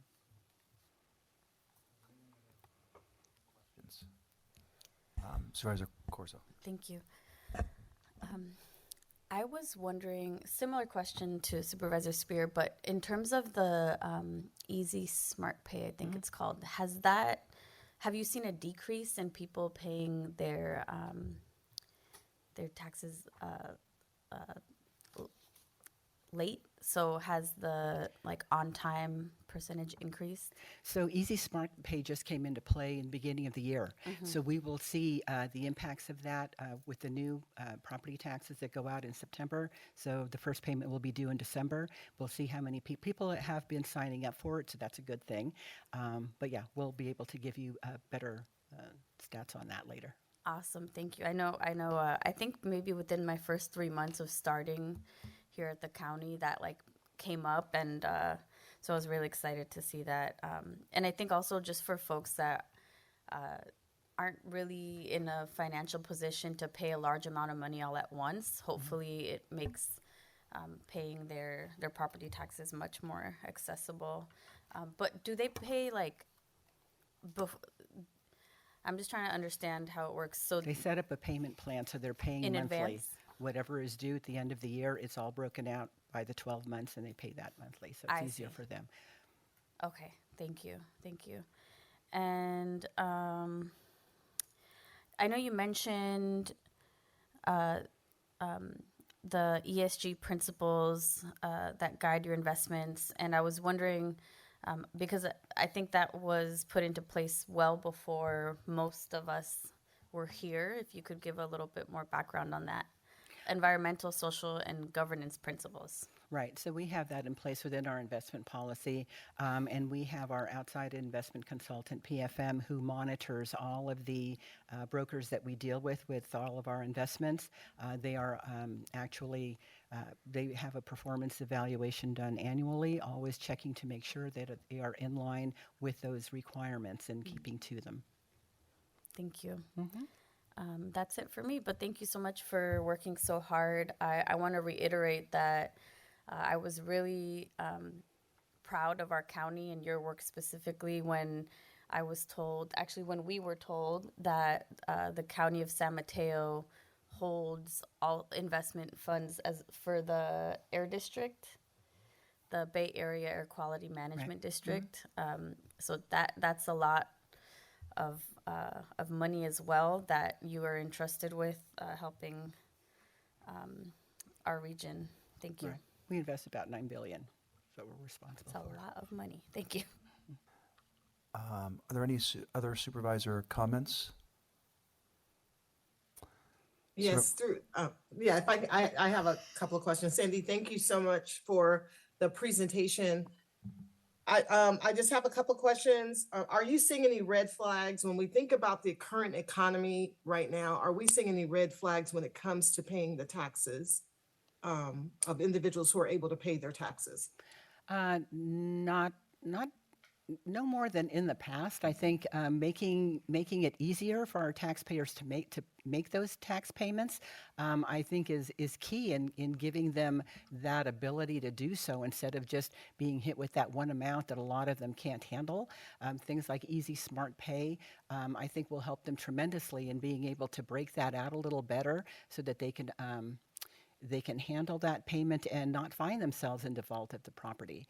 So, and we do offer a payment plan within our office as well for those who do fall into a default to help them make those payments. And again, we do not have authority to actually auction property until someone is default 5 years. And we work with them very, very closely for them to not get into that position. Thank you. And then my last question is just on customer service metrics. How are you tracking customer service metrics, and how is that informing how you can improve services for the customers? We have surveys that are provided to all of our customers that come in, and many of them actually do fill them out. We actually have surveys that go to all of our pool participants as well. So we're always out there trying to find out how we can do things better, what's going right, what's going wrong, and that's how we track it. And this will be my last question, and it goes to just back to customer service for individuals who are not English speaking, who are coming in and walking in or trying to do work on access the system online. How are we addressing that need or people who are just from underserved communities in general who might have access to some of the technology? Okay, so within the office, we have a very diversified work staff. We have 9 languages that are represented. So people who come in, they have someone there that can help them out. And with regards to a lot of our services, they are multilingual. So if someone is using our chat line, for instance, they can select what language they want to converse in. As well as e-bill, they can receive their bill in whatever language they prefer. So that is one of our key areas whenever we implement a new process to make sure that it meets the standards of being able to assist anyone with any language that is out there that may be required. Thank you so much, Sandy. Sure. Great. Thank you. Thank you, Sandy, for all your work. We're all proud of you in your leadership, especially being named the president of the National Association of County Collectors, Treasurers, and Finance Officers earlier this year. That's pretty awesome. Yeah, thank you. It was, Supervisor Corzo was in 2023 when we looked at ESG. Can you talk about sort of the progress that was made? The board at the time was really focused on, I believe it was through an ordinance or resolution, on making sure that we weaned off fossil fuels in terms of our investments. Can you talk about some of the progress that's been made in that area? So certainly. So before we implemented the ESG, we had investments. We had 5 investments actually in fuels, and we no longer have any investments in that. Pretty much the way ESG works is that I cannot. I don't have the authority to say that I will not invest in fossil fuels. It's kind of like the issue back then, if you remember, in that I do not have the authority to lose money. And so if, for instance, fossil fuel is the best place for me to invest, bar none, I would have to invest with that. Correct. But what we did when we implemented ESG was we said If we can find something that is equal to or better than fossil fuel, we will go in that direction. So that is pretty much how it's written within our policy. That's what we have been following. That is what all of our brokers are monitored on.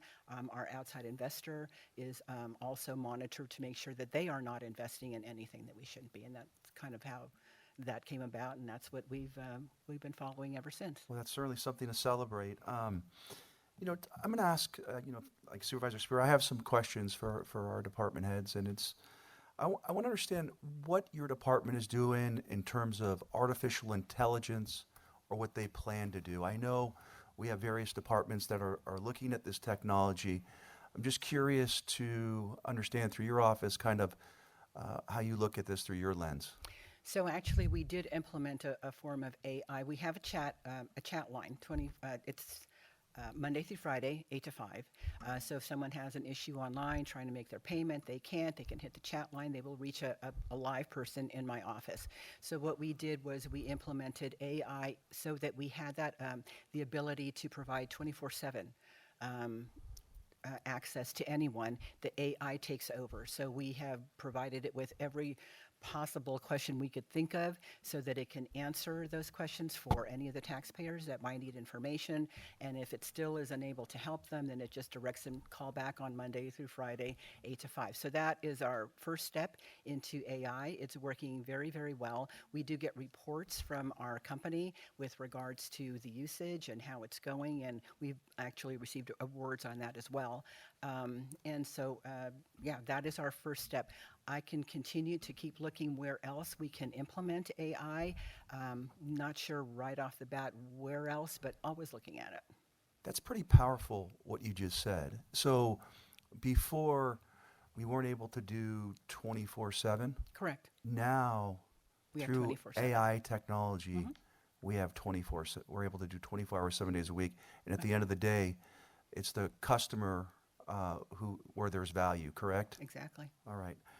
With that, will we take public comment? I actually Yes. do have a couple questions because you peaked a couple questions when you talked about the fossil fuel, and I hate to talk about what's happening in current events right now, but you can't ignore the fact that we are in a position with Iran that we haven't been. And my question to you is: do we have we or our brokers started to look at risk within our investments from that geopolitical conflict? Constant.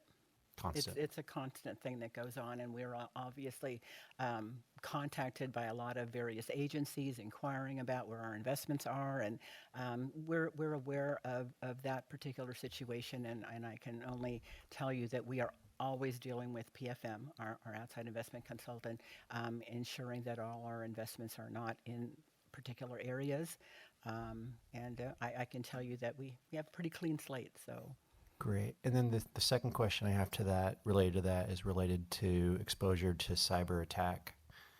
Are there discussions taking place with other county controllers or anything being talked about from a resilience perspective with respect to that issue right now?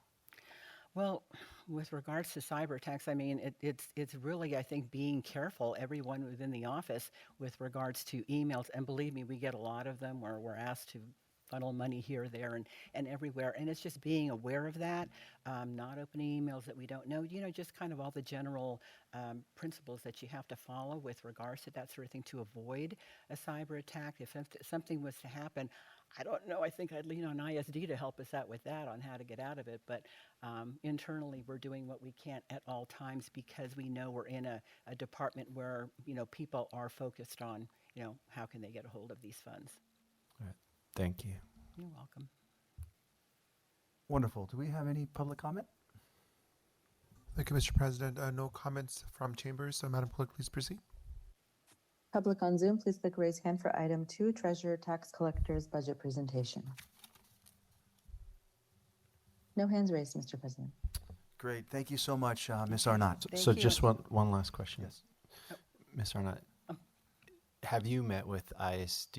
It's not. I'm not going to ask a question. I'm just going to make a request. in light of what's taking place, and in light of what you testified to about that the department's constantly having this issue, Right. I would encourage a discussion with ISD about what we can do right now to strengthen what our cybersecurity is. Absolutely. I would Right. second that. Thank you. I think it's really important to do that. Okay. And I will get those stats to you, Supervisor Spear. All right, thank you so much, Okay, Sandy. thank you. Have a great day. You have a wonderful day. Item 3 is the departmental presentation for the Parks Department. This presentation will come from Nicholas Calderon, the Parks Director. Please go ahead, Mr. Calderon.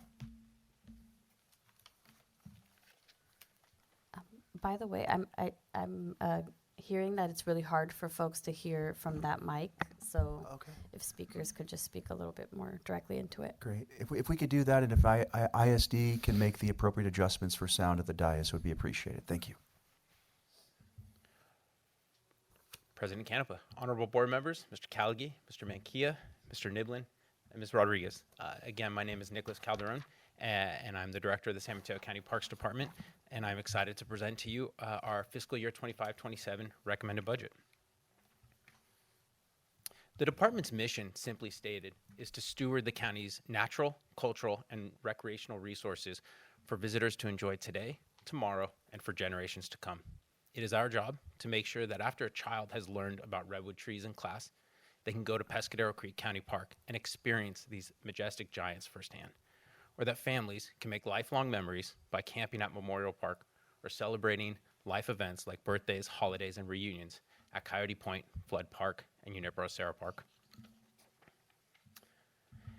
And it is only because of the financial support that we have received from the board that we are able to provide exceptional services to the public, address deferred maintenance, create new recreational opportunities, mitigate the threat of wildfire, and quickly repair facilities and utilities when they break. And all of this means high-quality services for the over 2.5 million visitors we serve every year. Our budget is structured so that salaries and benefits and core operational expenses are covered using ongoing general fund contributions and department revenues.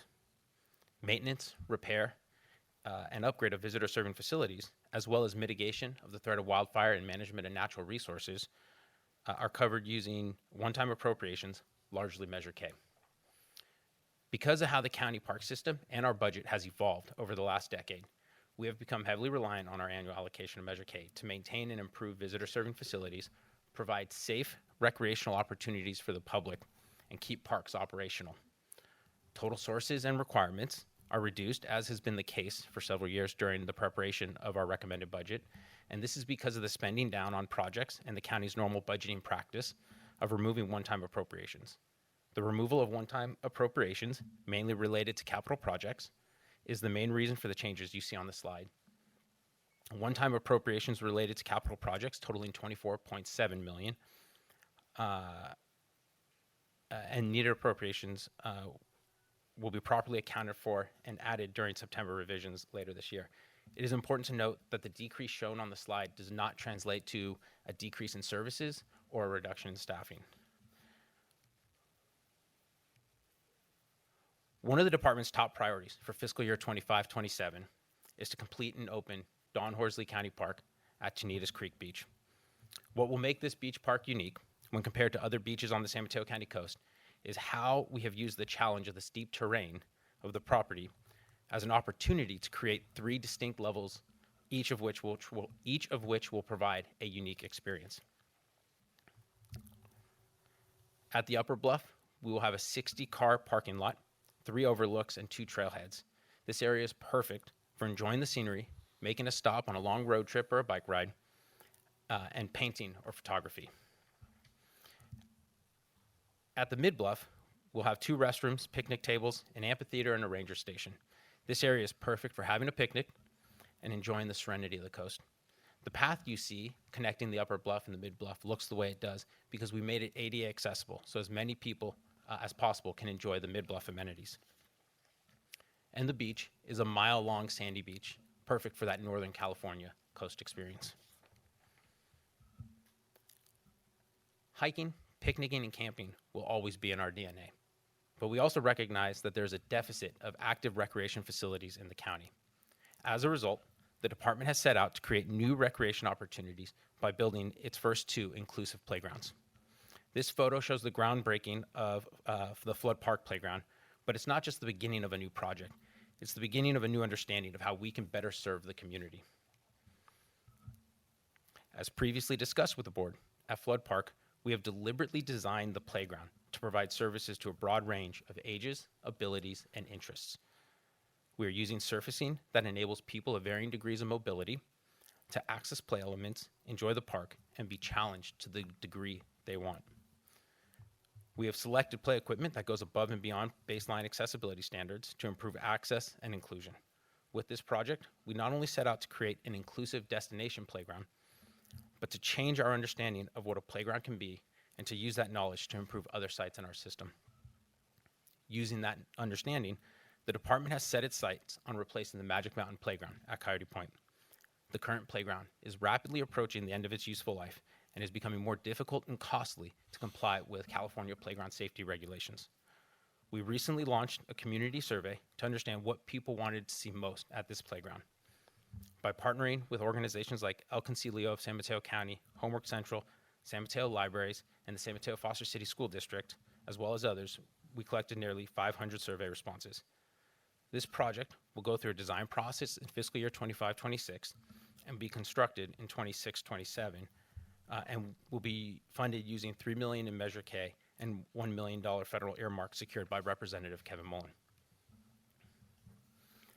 In addition to the projects previously mentioned, we have several planned initiatives to address deferred maintenance and improve the condition of existing visitor serving facilities.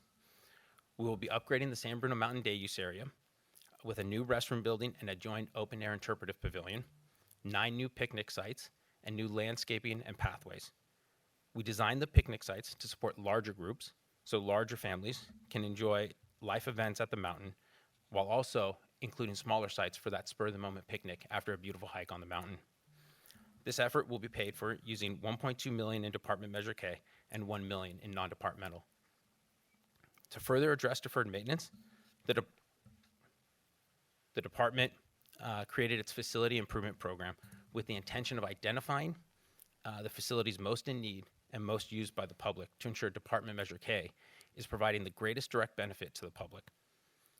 We will be renovating restrooms at Coyote Point and Huddart Park, replacing picnic and reservation sites at Junipero Cerro Park, Huddart Park, San Pedro Valley, and Memorial Park, and rehabilitating trails throughout the system. We will also be using Measure K to maintain our playgrounds and ensure we stay compliant with California playground safety standards.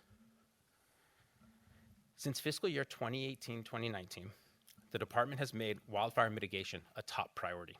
In fact, in the last 7 years, the department has treated approximately 1,850 acres of fire fuel between new treatment areas and maintenance of previously treated areas. In fiscal year 2025-26, the department, in partnership with the San Mateo RCD, will implement the Pescadero Creek County Park Forest Health and Fuel Reduction Project, a 541-acre project that will reduce the amount of fire fuels present in the park and make the redwood forest more resilient. Based on board approval during your April 8th meeting, the project will utilize an innovative funding structure whereby trees that are removed as part of the project and can't be used for on-site restoration will be sold to offset project costs. This is the first time the department has used this type of funding structure.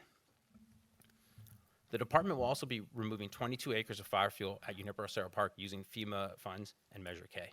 The project will result in the removal of understory vegetation and hazard trees within 100 feet of the property boundary with adjacent residential neighborhoods. It is estimated there are 90 homes within 200 feet of the project area. The infograph on this slide shows our performance measure results related to fuel reduction.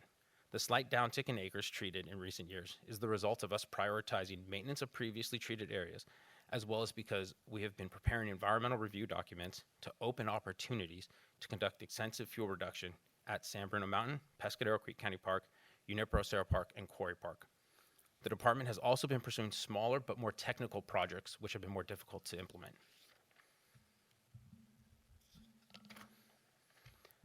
The last 10 to 15 years have arguably been the most transformative years in the history of the San Mateo County Park System. More than any other time, we have added acreage in parks and expanded uses. This trend has continued recently with the opening of our first soccer field, our first basketball court, our first pickleball courts, and we're preparing to build and open our first recreational beach park, our first inclusive playgrounds, and our first community plaza. I'm a firm believer that now more than ever, the department must focus its efforts and resources on operating the system we've created and addressing our deferred maintenance. As we're doing at Coyote Point, San Bruno Mountain, Flood Park, and elsewhere in the system, we are capable of addressing our deferred maintenance by renovating tired facilities and replacing antiquated amenities with new ones that meet the needs of the community. By improving the condition of facilities in our parks and creating new opportunities to recreate, we have seen an increase in the number of visitors served. In fiscal year 24, we served 2.6 million visitors. That's an 8% increase over 2020 pandemic numbers. This upward trend isn't just limited to general visitor numbers, though. We've also seen an 8% increase in reservations. Naturally, more visitors means more wear and tear on our facilities, more maintenance of high-use areas, more visitor engagement, and more cleaning. With new amenities set to open and Don Horsley County Park opening in the next year, we anticipate we can see approximately a 20% increase in visitors.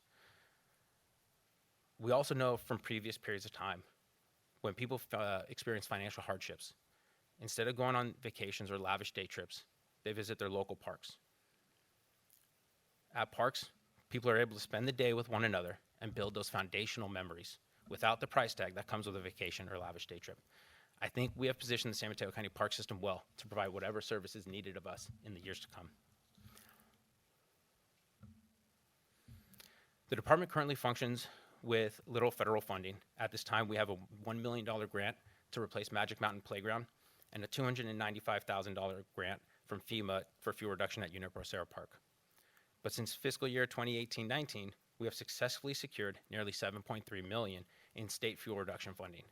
Speaking with people at the state, we are seeing a slowdown in fuel reduction funding, but are continuing to track opportunities. We will also be pursuing Proposition 4 funding, which will become available this year.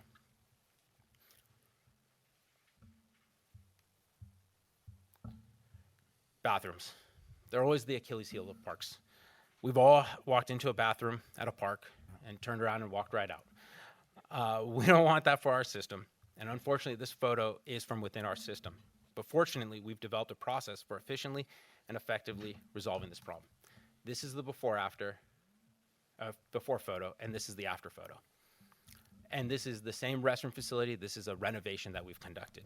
The California Uniform Public Construction Cost Accounting Act, or CUPCA, is an alternative competitive bidding procedure that allows the department to more efficiently implement critical projects, including restroom renovations, plumbing projects, and facility improvements. Following CUPCA requirements, the department has created a standard solicitation package, advertisement, and contract template, which will streamline the process for soliciting, noticing, and awarding contracts for projects next year. And just quickly, I would like to get off that slide and go on that one. I would like to just take a minute to thank everyone. I've been very fortunate to work with some of the greatest people at the Parks Department, and it's really the rangers who day in and day out are out in the rain and in the heat, and I get to come and present to you. So I like to make sure that they receive acknowledgement for the great work that they do. And I'd also like to thank all the county departments, especially the county executive's office, the county attorney's office, HR, ISD, public works, planning, and so on. And then, of course, I'd like to thank the board for your continued support and your time today. And with that, I'm happy to answer any questions. Are there any questions for Mr. Calderon? Mr. Mueller, Supervisor Mueller. So thank you, Mr. Calderon. So just at a high level, and then I'm going to ask you about I'll ask you about the specific things first. So Quarry Park fire mitigation. Mm-hmm. Could you share, just because I know we'll get questions about it, could you share what's in the budget for that? Yeah, through the chair. Yes, Supervisor Mueller, we are currently targeting, well, maybe take a step back. Quarry Park has always been a top priority for us, recognizing that it has hundreds of acres of eucalyptus trees. It's located right near the watershed, which is the spine of the county, and it's always been designated a CAL FIRE, very high fire hazard severity zone. It's always been a priority for us, and we've spent about $3 million on fuel reduction there, both creating shaded fuel breaks, as well as expanding existing ones. This upcoming year, we have two primary goals. The first is to expand an existing fuel break that is located along El Granada Boulevard, and then the second will be to start kind of the opposite end of that stretch along El Granada Boulevard, what would be the eastern end. We want to start a fuel break there and eventually have them meet in the middle. We spent a significant amount of time this last fiscal year removing logs that were removed by previous owners, but that were impeding our ability to get equipment in there. So we've been spending a lot of time really since fiscal year 18-19 at Quarry Park. And this all relates back to the fire mitigation plan that was put in effect a number of years back. Now we're just taking steps to complete all of the different stages. Supervisor, that is correct. These are all identified as priorities in our wildfire fuel management plan, in our current plan, and they will continue to be identified as priorities in the plan that will be presented to the board later this year, which will be an update to that plan. And then I wanted to ask you, and this is a bit of a surprise, so I apologize for surprising you, but I think it was over a year ago, we adopted some proposal my office brought forward to pilot an adult changing table. Can you give progress on that, of where that adult changing table will be? And then this is obviously so go ahead, I'm sorry. Supervisor, so we have not made progress on that. What we had discussed at the time was that when we go to install our first new restroom since then, we would evaluate having the changing station included in that. We haven't installed a new restroom. The challenge we have right now is the footprint needed for that would end up taking, in most of our existing facilities, would end up taking the entire space. And so we would end up losing a restroom as a result of that. So we want to include that in a new building that we're going to be installing. We will be installing a new restroom facility, hopefully this upcoming fiscal year at Flood Park, and would be evaluating that. Great, excellent. Because we have heard from residents who say it's very difficult when they have family members with developmental needs. Mm-hmm. They need these adult changing tables. Absolutely, and I think Flood would be a great place for that, given the inclusive playground that will be going in shortly. Okay, and then at a higher holistic level, right now what's taking place both at the federal and the state level, mm-hmm. there's going to be, if this had been a year ago or 2 years ago, I've been asking you, do you need money for grant writing? Mm-hmm. I'm not sure those grants are going to be there. We have an incredibly large, extensive parks department. And so the question now that I have to you is, should we be looking at ways to actually generate revenue within the parks department with wedding venues, with corporate retreat centers, is there something that we should be doing to look to take advantage of that? And certainly not, I always say Tenaz Creek is going to be the most beautiful, cheapest place in the entire world to get married. But when I go into our other parks, I wonder if there is for instance, at Coyote Point, we have that harbor structure. Should we be looking at ways to go ahead and capitalize on bringing revenue into the park system? Supervisor, absolutely, 100%. And we have been. So we have been evaluating ways to get new revenue-generating operations into the park, specifically at Coyote Point. And we've been working for probably 2 years now, trying to figure out how to actually restore a restaurant at Coyote Point. Some of you may recall that there was Castaways at the park, which was a huge success. That's no longer there. We have been trying to figure out how we can get another restaurant in the park. There have been a couple ideas we've been exploring. We've been talking with potential operations for a pilot. We haven't been able to find the right pieces to put together, but to be honest, it's probably one of my biggest dreams for the system, is to figure out how to get a revenue generating, but more importantly, a public service facility that complement one another and get it in the park. So yes, we should, and yes, we are. Okay, yeah, I'd be very interested in looking in coordination with the Parks Foundation, mm-hmm. so we make sure we have stakeholder input, actually creating an economic development plan for the park system so that we can look at ways to generate revenue for the park system to sustain it in the very tough times that are coming. So with that, I'll pass it to my colleagues. Supervisor Spear? Thank you, Mr. President. Very good point. And actually, it probably would make sense for us to meet with the San Francisco Peninsula Convention and Visitors Bureau. They could be a great source. I can think of 2 or 3 restaurateurs that might be interested in doing that. So I think we should really attempt to pursue that with greater alacrity. This department, in my view, is one of the most important departments in the county. Now, you may be surprised by that, but it is the parks are where people really see their tax dollars at work. And I learned this when, as a member of Congress, we had a government shutdown. And I didn't hear from people concerned about Social Security or veterans benefits. I heard from people who wanted to go to their national parks, who had reservations, who were having weddings, and they were shut down. So parks are really valuable to the community, and it's an equalizer. I mean, it's there for everybody.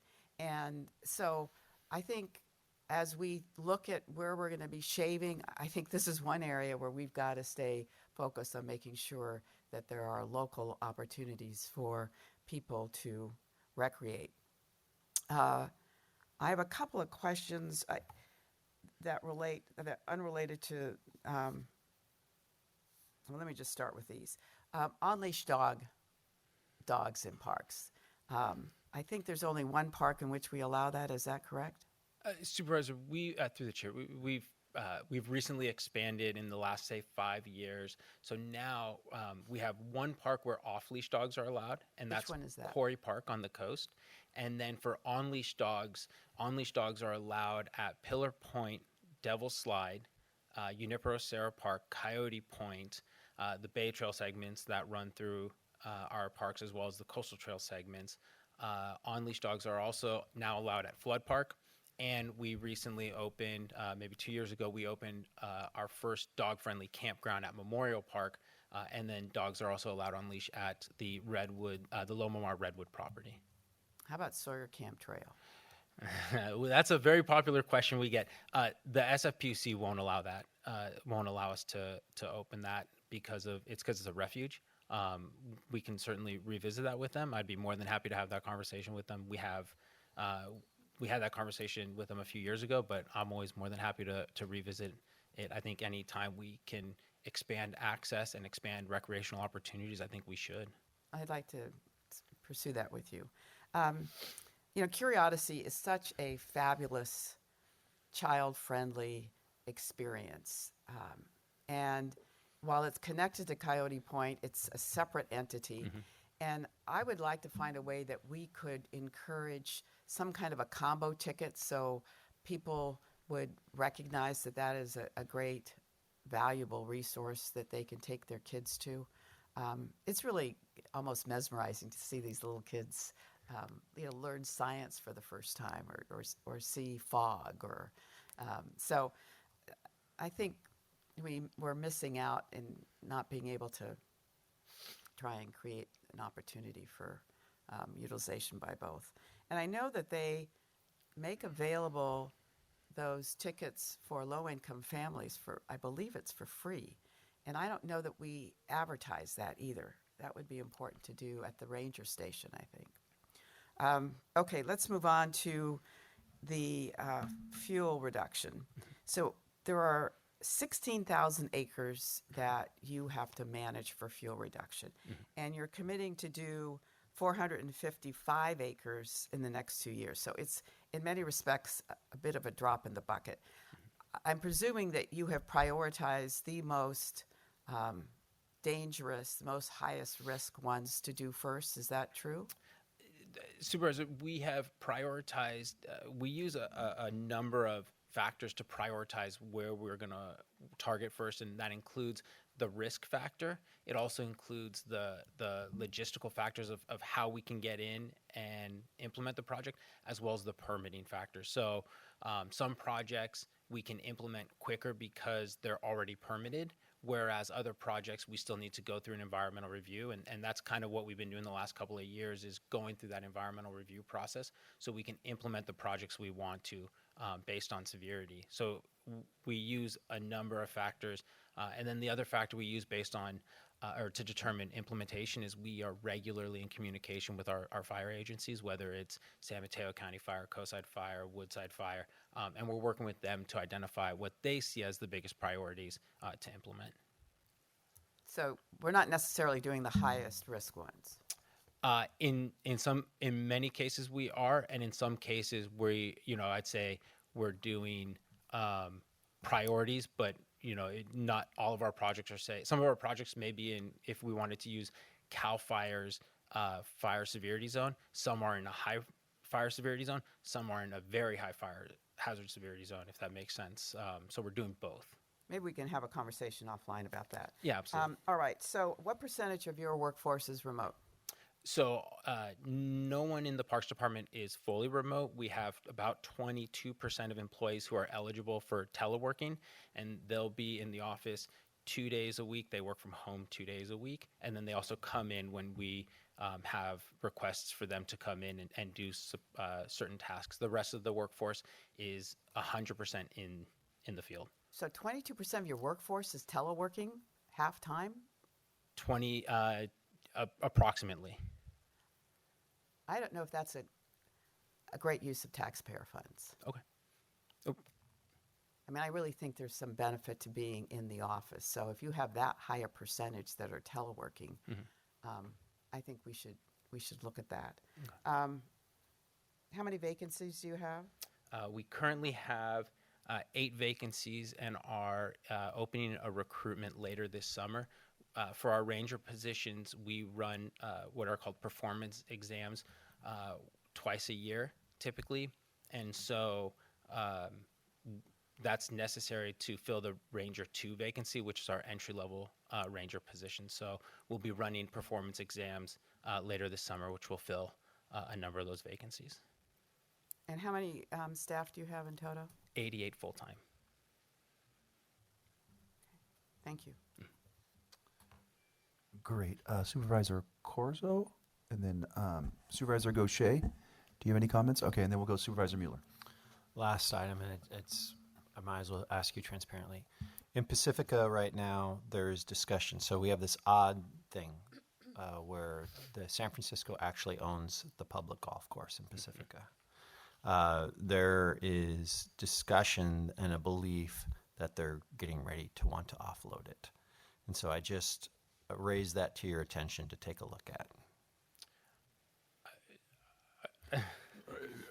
Thank you, Supervisor Mueller.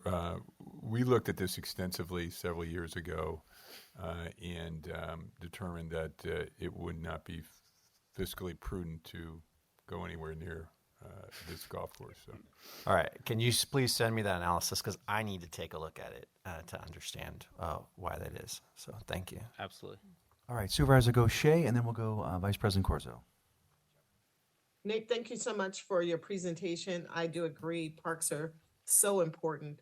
My first question is going back to Flood Park. What's the plan to fund the baseball field? I think, and is that the last component of Flood Park? Thank you, Supervisor. There's 2 remaining components. One is the baseball field / multi-use sports field, which it's one in the same project, and then the second would be the central gathering area. At this point, we have not developed a plan for implementation of those 2. The focus to date has always been on phase 1 and then phase 2, which is underway right now. So no plan at this time. Well, I'd love to stay in touch when we start to think about that. And then when and it's hard for me to hear, but how does the department prioritize projects when funding is limited or uncertain? What's your plan for doing that with such a vast area? Yeah, Supervisor, thank you. So we use a couple different metrics to prioritize. One is going to be where we are seeing the highest number of visitors. So where can we serve the most number of people? And then the other is which facilities are in most need of repair or upgrade. And so we look at both of those factors, and the most important thing is, while looking at those factors, that we're spreading our work across the system or county-wide. We don't want to ever be focusing just on one part of the county. We want to make sure that we're addressing North County, South County, the coast, and the Bayside all at the same time. So we try to spread it while also focusing on how we can have the maximum impact on visitors. Thank you. And as the park system expands, this may already be in place, but is there a Friends of the Park program where people who live by the park can help at least keeping it clean or something? We have a number of friends organizations, including the Friends of Huddard and Wonderlick Parks, Friends of Edgewood, the Friends of Fitzgerald Marine Reserve, and the San Bruno Mountain Watch. We also have a docent program at Devil's Slide Trail. So we do have a number of volunteer organizations. We also have a volunteer coordinator who does a remarkable job of working with corporate groups and school groups to conduct cleanup events, planting events, weeding events, and other such activities. Thank you so much. But again, great job. I will again echo that the parks are so important to allow families to get out and really see themselves and breathe good air and exercise. So thank you for all that you've done and continue to do. Thank you.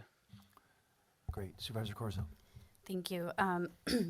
I may have missed some of this in your presentation because I stepped out, but I do believe that in your budget book and in your performance measures, I saw that the percentage of reservations made by residents from disadvantaged communities rose from 12% in 2022-2023 to 26% in 2023-2024. And so I would love to hear what the Parks Department has done to increase that number and how we can help with that. Thank you, Supervisor. So we've made a couple of strategic decisions that have supported in the metrics that you've cited. First, we repurposed a position to add a full-time employee to our interpretive division. Our interpretive division is responsible for being point on our equity programs. And by taking this action, we've actually been able to increase the partnership and, more importantly, increase the authentic relationships we've formed with CBOs that specifically serve disadvantaged communities. In fact, this fiscal year, the interpretive division has participated in 110 events, which 4,200 people have been attending and engaging with our program. And last week we held a junior naturalist camp at the Fitzgerald Marine Reserve with an organization called Latchkey Alternative Program out of Daly City. And so the kids came down to the Fitzgerald Marine Reserve, worked with park staff as a junior naturalist, and got to explore the park. So we're trying to create these unique opportunities and really strengthen our authentic partnerships. We have also, over the last 12 to 18 months, increased our focus outside of just unincorporated areas and really focusing county-wide. So making sure that we're engaging with the Daly City Partnership, the YMCA in different areas, the Big Lift, San Mateo PAL, the Pride Center, San Mateo County. We're also working with Casa Circulo, Las, and Puente. So in unincorporated county and outside. And by doing this, we're able to help people experience county parks that they may not know were there or may not have take it upon themselves to experience that. And we think that those are two really important contributing factors to the numbers you cited. The last thing I'd say is we've also been working to increase access. So we have our Mariposa program, which is a free annual pass for qualifying families. We also have day passes in all the county libraries and many of the city libraries that people can check out at no cost. And there's actually a waiting list for a lot of those. And so we're working with the Parks Foundation to increase the amount that are there. And so we're doing a variety of things like that. Thank you. That's amazing work, and it shows in the numbers. I'd love for all of us to support that. I think when I first started, I had asked about whether HSA in the Mariposa program, whether people had to opt in and request a card or whether it could just automatically be sent to them. And I don't know if I know what the answer to that is or what the result is, so I'm just curious. It's still an opt-in program, and we're seeing really great success from that, and really want to thank our partners at HSA for making that possible. We are now at a point where we're able to measure both new passes and renewed passes, and so we're really happy with the numbers we're seeing on that. Okay, well, I'd still love to explore if we could maybe change it to, instead of having to opt in, where it just gets kind of sent to people automatically who do qualify for it. I think that might be a way to increase the number beyond 26%. And I think it's clear you and your team know that everyone should have access. But, you know, I'm 35 years old and I still get to new places, get to visit new places I've never been to in this county. And it kind of blows my mind every time I get to do that. And so I want that for everyone, as I know you and your team do as well. So if we could just continue that conversation, I'd be interested in that. And then I also wanted to appreciate your work with really working in partnership for all interpretive content to represent Indigenous culture and history through the partnership with the Ramaytush Ohlone folks. And so I wanted to know if you could share a little bit more about that work. Absolutely. Yeah, we are working currently right now with primarily Jonathan Cordero and the Ramaytush Ohlone, and we're working with them on the interpretive panels for the new Memorial Park Nature Center, which just recently opened. We are also working with them on the interpretive panels at the Fitzgerald Marine Reserve, as well as the interpretive pavilion at San Bruno Mountain. One of the other things that is really exciting is Jonathan will be leading a training for park staff in September. And so, and Jonathan is the chair of the Ramaytush, the Association of Ramaytush Ohlone. And we set out years ago, and we were very open with Jonathan that we wanted to have an authentic relationship with him. And we didn't want to just just constantly bombard him with questions. And so one of the things we did was we actually are in contract with him for the work of the association.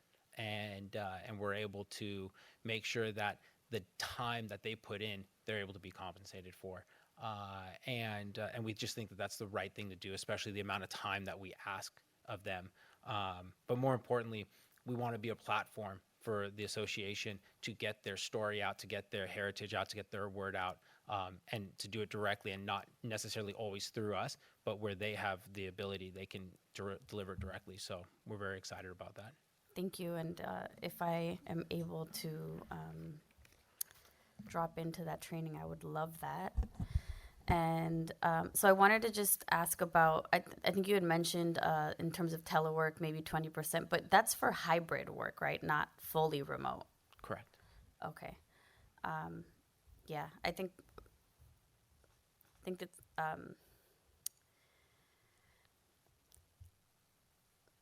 I think hybrid work actually can make some employees more effective, especially when they're getting their work done on time. I think in every department, but especially for the administrative side of like the Parks Department.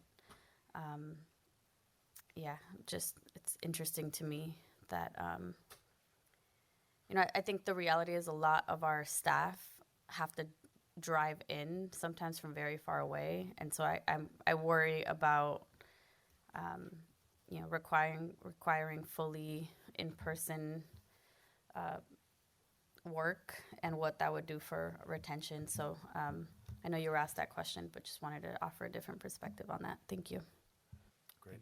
Thank you so much, Nicholas. You've done an incredible job. I think about when I first got on the board and the projects that we've been able to, through your leadership, we've been able to deploy, whether it's Tunitas Creek, whether it's Flood Park, whether it's San Bruno Mountain, and the maintenance of the park. We're in a new paradigm, though, now, right? We're embarking. If you can bring your slide back up with the numbers. I apologize, Supervisor. Which slide I is think that? it's the finance. Oh, yeah. Yeah, finances. Those are all such fun pictures.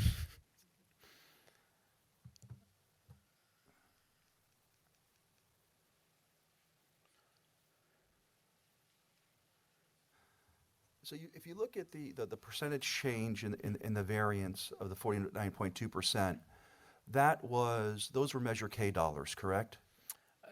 Supervisor, a combination of Measure K and non-departmental. And what was the percentage of Measure K dollars out of the 40.92% and the 34.3%? Supervisor, I might have to get you that specific breakout afterwards. The reason I'm saying that, and I think it's really important, as we move forward and as we're making decisions on Measure K, let me provide a little context, and I go back to my old city council days. There were decisions that we had to make in terms of what priorities. Is it police? Is it fire? Is it library hours, reducing them? We may be at that situation. And I think as a policymaker, and I want to be very transparent to you and everyone else, when I look at potentially the gaps in the delivery of whether it's HSA, whether it's health, I think the county provides core services. And I'm always focused on, what do we do to make sure that we're able to backstop or stopgap is probably the better word in terms of the most vulnerable. And so as I look at this, this department, one of the things that I think about is, wildfire mitigation is extremely important. Deferred maintenance, maybe not as important. And I know that sounds odd because we're going to have to make decisions that we probably haven't made in the past. And so I think one of the things that I would say and I would consider is what's a must-have and then what's something that we can sort of look at that we may not need as much. Because right now, the way I look at it, I look at the federal and the state level, we're in a position, now you have VLF, we're in a position where there's contraction taking place within our organization. And so I understand that parks are vitally important, obviously for mental health and for people to get out. But when we're looking at people who are potentially food insecure, potentially the housing issue, I don't know if parks ranks up to that level, respectfully. I'm not, so I think as I look through this budget and as we move forward and we potentially have to make these hard decisions, I'm not just looking at your department, but I'm looking at other departments where there's potentially the ability, if dollars do have to be moved, we may have to do that. I'm specifically speaking in regards to Measure K and that appropriation. Do you know, maybe this is a question for Mr. Mankia. Mr. Mankia, how much do we appropriate the Parks Department last year and the year before? So the yearly appropriation for the Parks Department is approximately $5 million of Measure K. Okay, and that's ongoing, or are there escalators involved? There are no escalators involved in that $5 million. Okay. It is one $5 million bucket that is used to help the park system out. And that money is appropriated, I would assume, for wildfire mitigation? That is not a portion for wildfire mitigation. Wildfire mitigation was handled differently, and it went through a different route. It did. So if we added the wildfire mitigation, which actually went through the Office of Sustainability originally, DEM originally, I think there's another $1 million associated with that. Got it. Okay. I know we're not taking up Measure K today, but I just want you to understand and others to understand that as we're making these decisions and looking at sort of the decision tree in terms of, how we're going to deliver those funds, I'm looking at a lens of what's the must need in terms of stabilizing our communities, and then what's sort of not a need, but not as much of a need. So with that, we'll take public comment. There's public comment there. Thank you, Mr. President. I don't have any speakerships from chambers, so Madam Clerk, please proceed. Public comment in Zoom now open for item 3 for the Parks Department presentation. We have one hand raised for Carlisle Young. Carlisle, please unmute and begin. Hi, I'm on the coast in Moss Beach, and my question for, pardon me, Nicholas, Parks Director, is regarding the 2 projects that I'm interested in are Flood Park and Tenise Creek Beach. I understand there was a landslide at Tenides Creek Beach that's going to delay the opening for a year. And I was just wondering, it's probably a long shot that you'll get the funds, but have you applied for a FEMA grant for the landslide? And what do you think is going to be the estimated mitigation for that landslide amount? And if we have to fund that ourselves, is that going to possibly be something you could just set aside and we're not going to open that park for a while if we can't get federal funding? And then what are our overall sunk costs Mr. totaling? Clerk? Sorry, let me just quickly finish my question and you can answer it. Sure. For Flood Park, what's the overall sunk cost for our improvements to Flood Park and to Tenides Creek Beach overall? Because both those projects are winding down now. Thank you. Thank you, Carla. And just a reminder to the public that this is public comment, though we do want to hear all of your thoughts. This is not a question and answer period. And back to you, Mr. President. No further comments. Great. I do have one question I didn't ask you. How is the department deploying AI right now in terms of technology, or what are the thoughts around AI?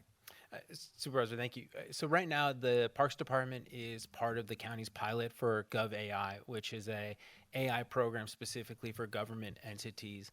And so right now, we're using that to we're using it very cautiously, but to draft, say, project updates, press releases, and then we go back and we review it, and we want to really just understand how is it producing in tone and accuracy.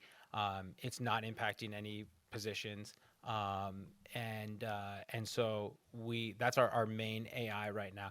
We are also exploring things like chat bots to be able to respond to any questions the public has, but that's still being just explored. We have not been prepared to implement anything on that front. Awesome. Thank you. Supervisor Mueller. Yeah, I just wanted to say to you, so you saw already that with the impact of budget, people are already looking at parks. So I really want to encourage you to go ahead and bring together stakeholders for the economic development plan. Yeah. And to my colleagues, I'd say, do not underestimate the value of parks, even in down economic times, because there's something for free for communities to do that affect their public health of the community. So, but I think it's really important we start moving forward toward that, Nicholas. Thank you. Thank you. Great. Thank you so much, Nicholas. Appreciate your presentation. Thank you. We'll now move to item 4, which is the departmental presentation for the agricultural weights and measures. This presentation will be by Corinne Waddell, an agricultural commissioner. Thank you. All right. Good morning, President Canepa, honorable board members, Mr. Callaghy, Mr. Mankia, Mr. Niblin, and Ms. Rodriguez. I'm Corinne Whittle, the Director of Agriculture, Weights and Measures, and thank you for this opportunity to present to you the department's budget for the 2-year cycle.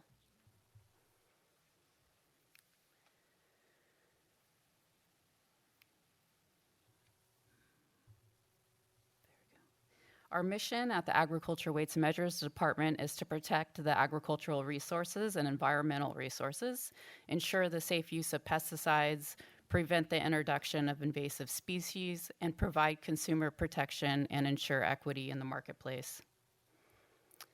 This is the overview of our 2025-27 budget. And as you can see, our current total sources is $5,591,000. And that will be increased to $6,260,000. And for our total requirements are $8,957,000, increasing to $10,228,000. This is an increase of $1.2 million, and that's at 14%. The department's cost to the county is currently $3.3 million, and with an increase of $600,000 in the next fiscal year.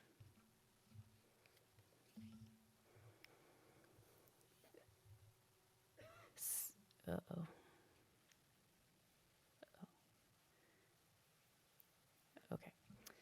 Significant changes for this 2-year budget include increases to our unclaimed gas tax, which is our intergovernmental revenue. Unclaimed gas tax is an important funding source for our agricultural programs. County departments of agriculture are provided this funding based on how much the county is spending on California Department of Food and Agricultural programs. Every 2 years, Caltrans calculates how much of the gas tax collected is used for off-road vehicle use for gas-powered engines such as tractors, farm vehicles, and lawnmowers.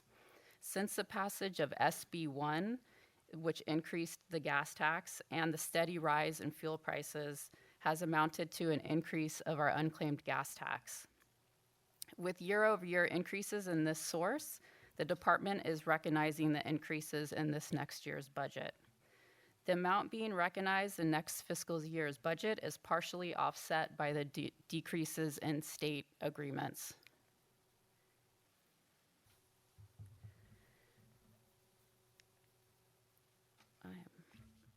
Sorry, if you could just let me know to click the next slide, I'll do it for you. Sorry about that. Thank you. I'm having trouble with it. Our total requirements increased this year because of negotiated cost of living increases. In addition, 3 deputy director positions received a 10% parity increase after the management compensation study to align their pay with other deputy director positions within the county. In the coming fiscal year, the department is embarking on transitioning 6 extra help positions to permanent seasonal positions to support our pest detection program and their 9-month trapping season. While the program is fully funded under state agreement, the agreements have been stagnant over a course of many years. The county is supporting this transition with an increase to the department's net county cost to cover the increase in benefits to these returning seasonal employees so that they can have security and stability in having retirement and health care. For the next budget cycle, the department will be prioritizing full implementation of the electric vehicle charging station registration and inspection. Last September, we received the specialized equipment to test the devices and have the systems in place to perform the test. We intend to have all the required electric vehicle charging stations in the county registered and inspected by June 2026. Another priority for our department is our pending department move from Redwood City to Burlingame. Our current main office, including our pest detection office, is in a residential area off Middlefield Road here in Redwood City. While this office has been home for over 75 years and provides space for our 3 weights and measures labs, the department has outgrown this location. Within the next budget cycle, we will be combining our 2 Redwood City offices and our San Bruno office at the Minton Road facility. Some of the department's fund balance has been allocated to offset the cost of moving, building, and furnishing this new office space. The state and federal budgets remain dynamic, and we will be challenged continually to adjust to these. Our state agreements support the operation of many of our pest prevention programs, which include pest detection, high-risk pest exclusion, and nursery inspections, to name a few. We have already seen a 3% reduction in state agreements, while our state partner, CDFA, has been told to cut their operations by 16%. This impacts the state's ability to provide guidance in important programs like weights and measures. With over $1 million of our intergovernmental revenue originating from the federal government, and it's distributed through CDFA, the funding is authorized under the Plant Protection Act of the 2018 Farm Bill. Reauthorization of this Farm Bill is an important step in protecting agriculture and environment from invasive pests.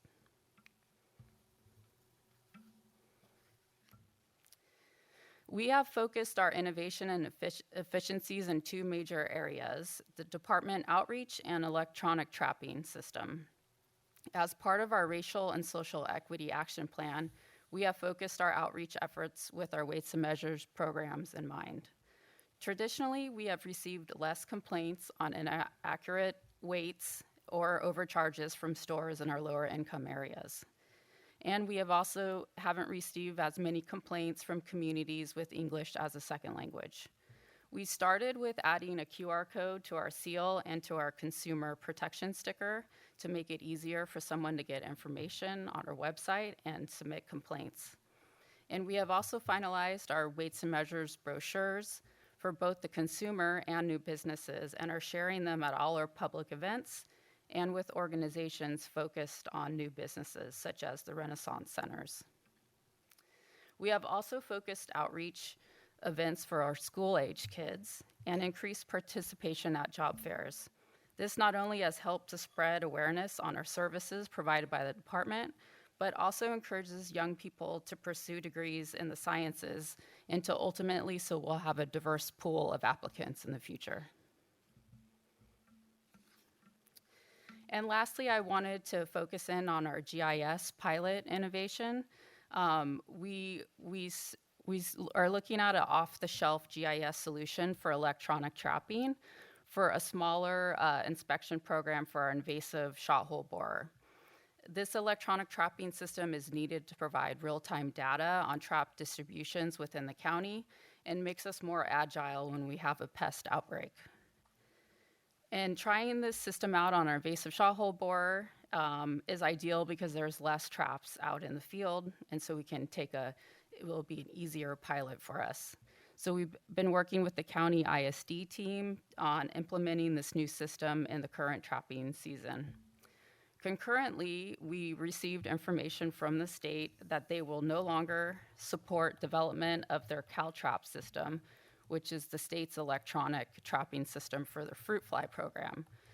So should we find success with this new GIS solution with invasive shot hole borer, we're looking to implement it for our fruit fly trapping program as well. All right, thank you. That concludes my presentation. Any questions? Lisa, do you have any questions? Supervisor Gaucher? Thank you. Thank you so much for your presentation. I'm always amazed at your department and trying to figure out what do you do exactly and looking at the work that you do with departments, stores to make sure that disadvantaged communities or just anybody is being treated fairly in the market. Can you talk a little bit more about what you actually do for all of us? So we certify commercial weighing and measuring devices. So any device that's used to have a commercial sale of a product, we make sure that it's accurate. And so that includes gas pumps, scales at grocery stores, electric vehicle charging stations now. But we also have a price verification ordinance. So we look at scanners, basically your checkout scanners, make sure that they're accurate too, so that you're not charged a higher price than what the shelf price is or the advertised price. So we're at every basically commercial operation in the county.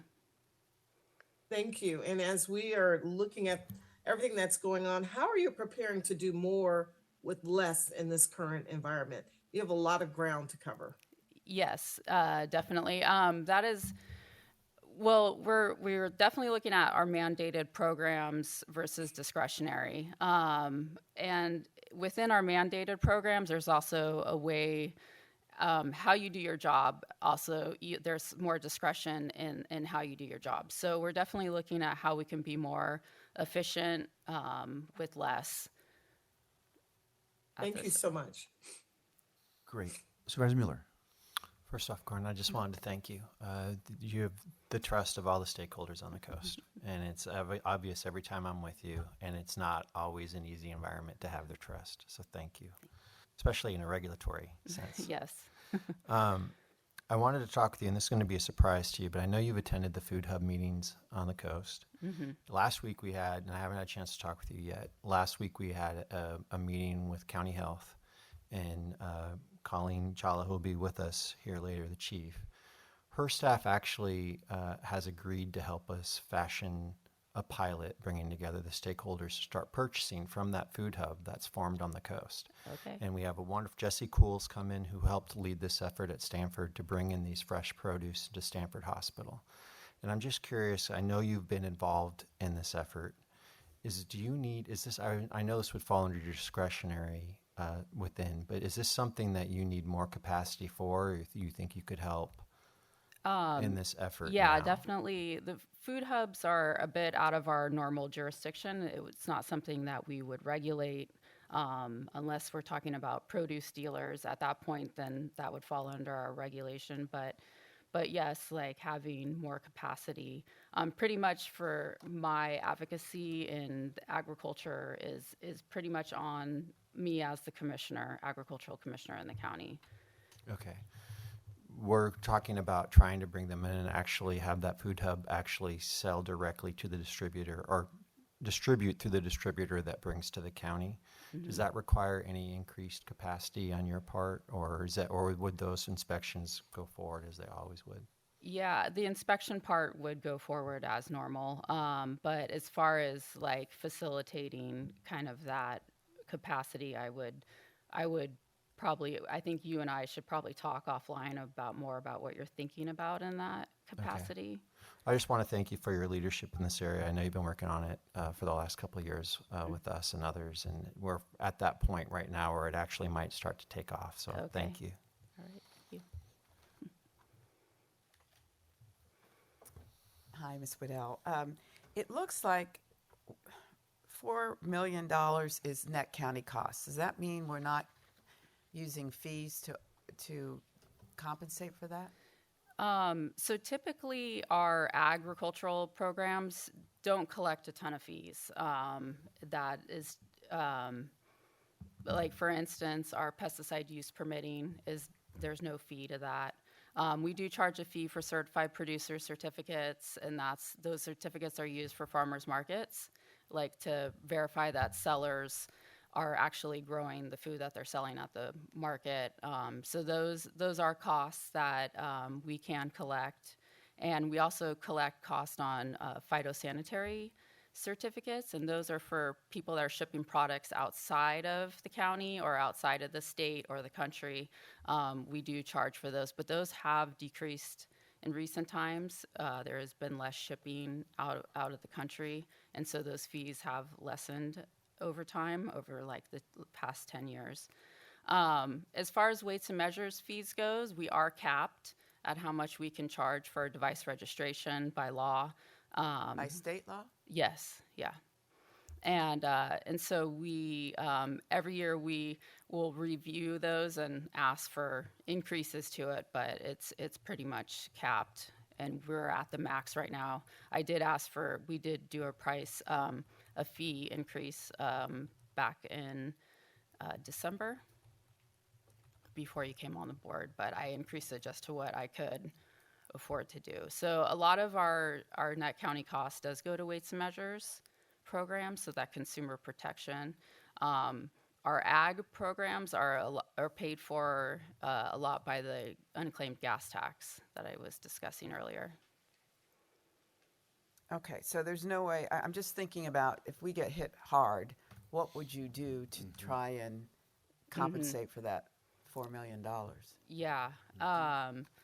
I mean, at some point, we definitely would have to look at our resources and have those not as available for the county.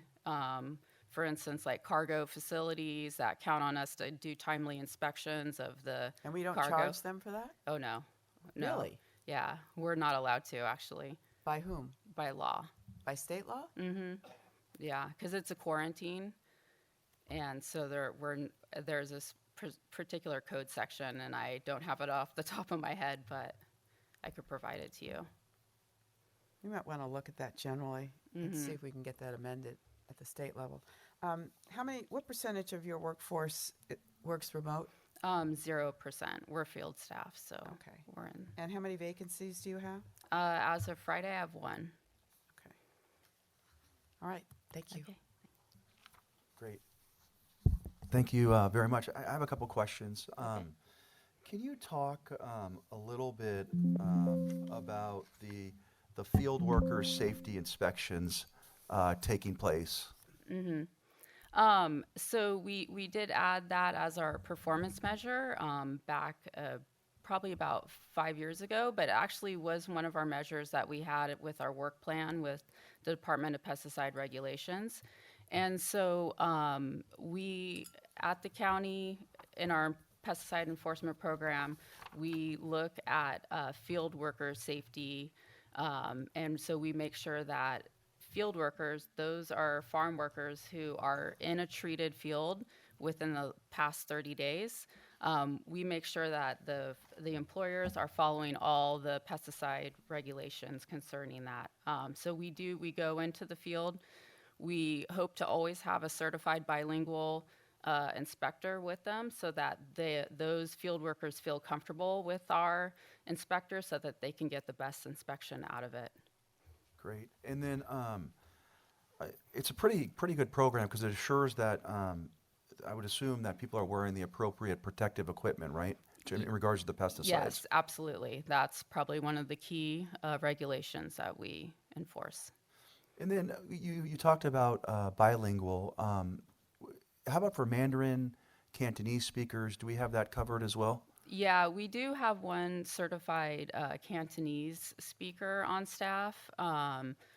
We do not have a Mandarin, which has become obvious that would be, that's an area where we could improve having that certified. But we do have options for a bilingual translation through the state, especially with the pesticide use enforcement program. There is a program that we can resource to get help with any translations that we need. And another question I want to ask you, in light of we received the county executive's report on the budget. What have you done or thought about in terms of greater efficiencies with less resources? Yes. So where's the opportunity, I guess? Yeah, it definitely, like I was saying, we have many of our programs are mandated, but how we do that job and the services that we provide and our availability is an area where we can trim down. And that will affect our service to the county facilities here. But it is an area where we can trim down. Right. No, that's great to hear. Yeah. Can you talk a little bit about AI and sort of how artificial intelligence, how it's working within the department or how you see it working in the current future? So we haven't explored too much with AI, but we did just get access to the Gov AI within the county, so we're looking at how we can use that information. One thing that came to mind recently was trying to understand where all the agricultural products are coming from and where they're going. So San Francisco Airport is a prime example because it's a hub of agricultural products coming in and then leaving from San Mateo County to go out to various other counties within the system. And so AI has the potential to really help us understand that risk factor that San Francisco Airport could play in pest distribution. And we've also looked at like the chat as well, and how we could utilize that to provide better service to the county. You know, it's really interesting. I'm really struck by the department's answer to those questions because I think one of the things that we've really found out, especially, I think Sandy, Treasurer Arnott, had addressed it around sort of now providing services 24 hours, 7 days a week. And then your example of the San Francisco Airport, you know, we are going into, and I firmly believe, we're going into some very tough financial times. And if we're able, as an organization, to leverage technology that really helps us, I think it's just vitally important on how we move forward in light of sort of our financial constraints. So I appreciate you being here today. With that, do we have any public comment? Thank you, Mr. President. I don't have any speakers from chambers, so Madam Clerk, please proceed. Public comment is now open for the Agricultural Weights and Measures Budget Report. No hands raised, Mr. President. Thank you so much. So Just really want. I have actually one Yes. question. So, Corinne, I want to go back to the food hub, and I want to make sure it's understood why I'm asking you about that. So I'm going to ask you a broader question. In the customers you serve, because I know you interact with them on a daily basis, and we look at in your prior meetings with the board, we've seen how agriculture is just going down. Is there anything more that the county could be doing beyond the food hub that would better the economic outlook of the people that you're serving, as we're talking about budget right now? So I definitely think just having a better understanding of agriculture and kind of its unique position within a county, within our food system, is probably the most important piece of it. Because I think with that, just trying to have a better understanding of the industry and how it's interplaying with laws and regulations that are coming into play, and they really are getting there are a lot of regulations that are being made daily on the agricultural industry. So it's a very heavily regulated industry. My department's one of them, but it's so I definitely feel like the impacts to them just need to be like considered, because it's maybe seem like one impact, but it's a combination of many. Okay, so I really would encourage you in the next year to bring us, if there's any levers that we can turn. The food hub is one way that we're looking at to try to increase demand. But if there's any levers we can turn from the county to sort of increase its economic outlook, because in these budget meetings we talk about how we can raise revenue and increase your efficiencies. But really, what we also need to talk about is how can we get that industry to take off, to self-provide. So thank you. Okay, thank you. Thank you so much. We're nearing noon. If it's up to my colleagues, can we take item 5 before we break? Is that okay? Of course. Is that okay? Take item 6, too. Would you like to? Okay, we'll take item 5 and item 6, Supervisor Spear. We are now on to item 5, which is the departmental presentation for Public Works and Stillman.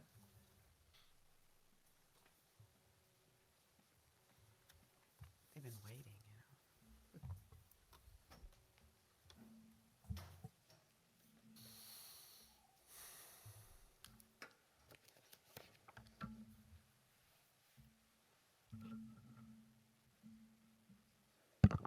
Okay. Good morning, President Canepa, honorable members of the board, Mr. Callagy, Ms. Rodriguez, Mr. Mankia, and Mr. Niblin. Ann Stillman, Director of Public Works, and I'm pleased to present information on our FY 25-27 department budget. The photo in this slide is the government center and shows the buildings and rooftop equipment that the Facilities Division of Public Works is responsible for maintaining. Thought it was a cool starting slide. Regarding the mission statement, the Department of Public Works is committed to planning, designing, constructing, operating, and maintaining essential public infrastructure, such as homeless shelters, medical facilities and clinics, public roadways, airports, vehicles, equipment, and many public-facing spaces that serve our communities and support the safety and accessibility and well-being of the public and county employees. Moving on to the budget overview. This slide shows an overview of the department's 25-27 budget. The total sources are balanced to meet requirements, since the department is a net zero county cost department. The slide also indicates an increase of 5 positions in fiscal year 25-26. Our department's total sources for FY 25-26 are decreased compared to the prior fiscal year, mostly due to the completion of one-time road and sewer improvement projects. Our reserves of net appropriations is 16% for 25-26. For the fiscal year 26-27, the total sources dropped significantly, mainly due to the removal of approximately $15 million in one-time grant revenues for airport and road projects budgeted in fiscal year 25-26 and removed in fiscal year 26-27. There's also a $65 million fund balance reduction tied to planned spending down of one-time projects across roads, utilities, and airports in fiscal year 25-26. For 26-27, this represents a 14% reserves of net appropriations. Regarding the positions, we are recommending an increase of 5 positions for fiscal year 25-26. 4 positions are in the facilities division, and 1 position is in the utilities section of the engineering and resource protection division. This slide is showing the fiscal year 25-27 capital projects budget overview. For most capital projects, funding is budgeted in the first year, and generally more than 50% is unspent and carried forward to the second year. Additionally, new projects are often added in the midterm budget, which will result in the fiscal year 26-27 budget being more similar to the 25-26 fiscal year recommended budget. The numbers shown on this slide illustrate what I've described. The recommended budget for fiscal year 25-26 is similar to the budget for 24-25, and the preliminary recommended budget for 26-27 is approximately 60% of the prior year recommended budget. 2 significant budget changes are being highlighted on this slide. We want to share with you the access control system replacement project and building portfolio improvements.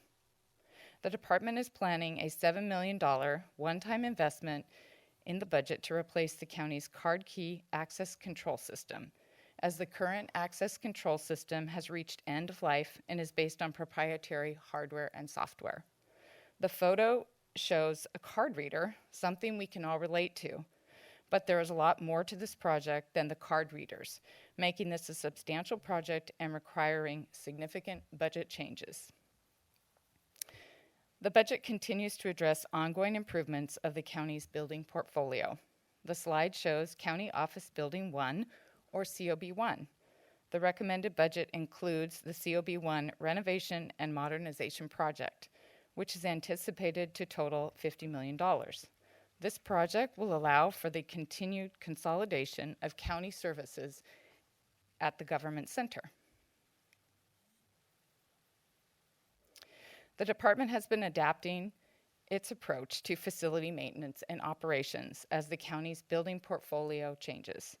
New facilities, particularly shelters, require a different level of service compared to traditional county buildings, often involving more frequent maintenance and specialized support, while ensuring that services keep pace with changing facility demands and expectations.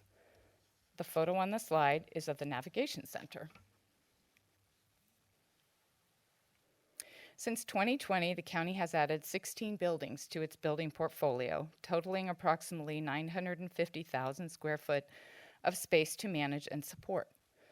Additionally, approximately 600,000 square foot of parking structure space has been added.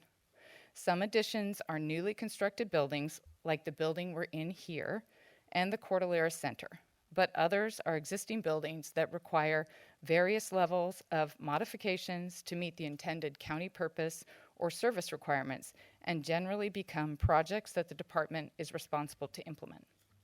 The photo on the slide is of the Bridgepoint buildings that the county acquired. The increasing stormwater compliance requirements in the San Francisco Bay Regional Water Quality Control Board's Municipal Regional Permit, or MRP 3.0, continue to provide challenges for the county and the department. The recommended budget includes $850,000 in funding per year for ongoing compliance with the permit and trash reduction. But the stormwater requirements are more significant and continue to increase.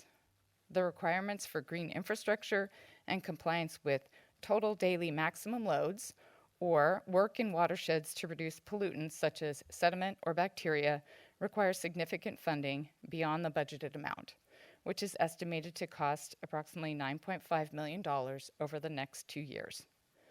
The photo shows a street sweeper, which is one tool to reduce trash, and many other efforts have been employed and must be maintained.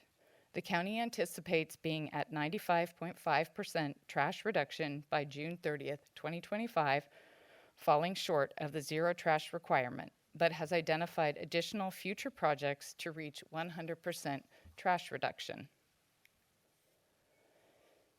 The department anticipates challenges of rising construction and utility costs, along with inflation and tariff uncertainty, which will likely increase project expenses. Another challenge may be the potential loss of federal funding. The department pursues and has been successful in obtaining grant funding, which contributes significantly to certain types of projects. Grant opportunities related to active transportation, climate resilience, vehicle electrification, and charging infrastructure could be at risk in the future. Airfield improvements at the airports are funded almost exclusively on grant funding from the Federal Aviation Administration and Caltrans. The department continues to leverage technology for improved service delivery, such as expanding online services for sewer inspection permit applications, implementing new project management software for capital projects, and maximizing the use of computerized maintenance management systems for reporting and completing service issues.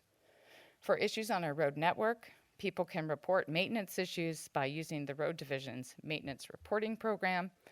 Issues are assigned to the appropriate staff to address and resolve, and the progress and issue closeout is viewable by the reporting individual.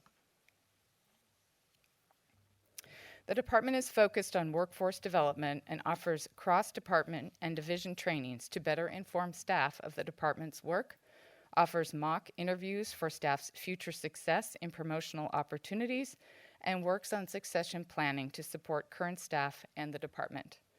Employee engagement and collaboration with Central HR are driving improved recruitment and retention outcomes.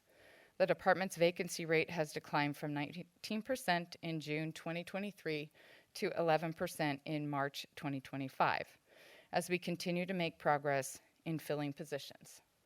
The department partners with Central HR in recruitments and is strategic in reaching job seekers, attracting candidates, and flexes the recruitment outreach to best suit the position to be filled, especially the department's hard-to-fill positions.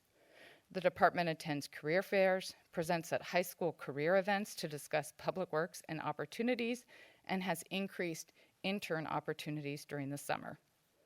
The photo on the left, in case you're curious, is a photo of an electrician with protective gear as they perform panel maintenance. I thought maybe it was Halloween, but I learned more about it, so thought I'd pass it along. Just kidding. The department continues to enhance the information available online. As an example, this slide shows the online street sweeping schedule in GIS format. This map and street sweeping ties to stormwater compliance.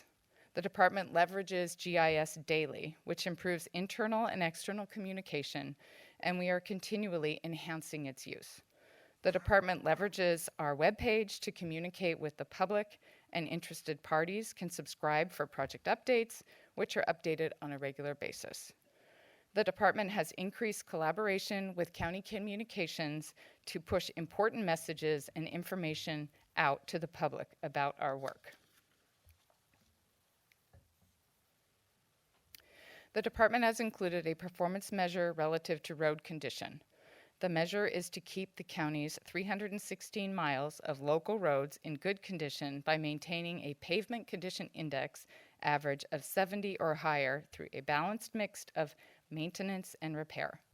The Pavement Condition Index is a scale from 0 to 100 and reflects roadway health based on the type, severity, and extent of wear and tear. The program strives to preserve and enhance long-term reliability of the county's roads through cost-effective treatments that extend pavement life, and will continue to evaluate new and improved construction methods to keep roads reliable and improving over time. And that concludes my presentation, and I'm available to answer any questions you may have. Supervisor Mueller. Thank you. It's great to be with you. As always, I want to thank you. You have incredibly tough work on the coast and throughout the unincorporated areas. In these economic, and given the uncertainty of the budget outlook and also federal funding, I'm very concerned about the work that your department has to do. I have a question. So I'm going to go through I'll use one example. So Seal Cove right now, which we're grappling with, where the water lines are breaking, sewer laterals are breaking, and the community, we've had to red tag a home, yellow tag other homes, and the community's crying out for some help there to see if there's any stabilization, land stabilization that can be done. I know right now the county's doing a geological survey, and we're waiting for the results of that. But even if we get a geological survey that says there's action that can be taken, I've learned from what happened at Marauder Road, the question is, where do we pull the funds from? And so how do we have any experience? And one of the avenues available to us is a geologic hazard abatement district that can be created through law. They've done it in other places in the state.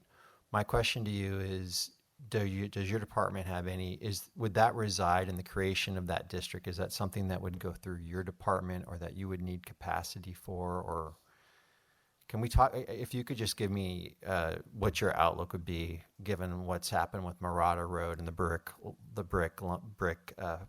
grant going away?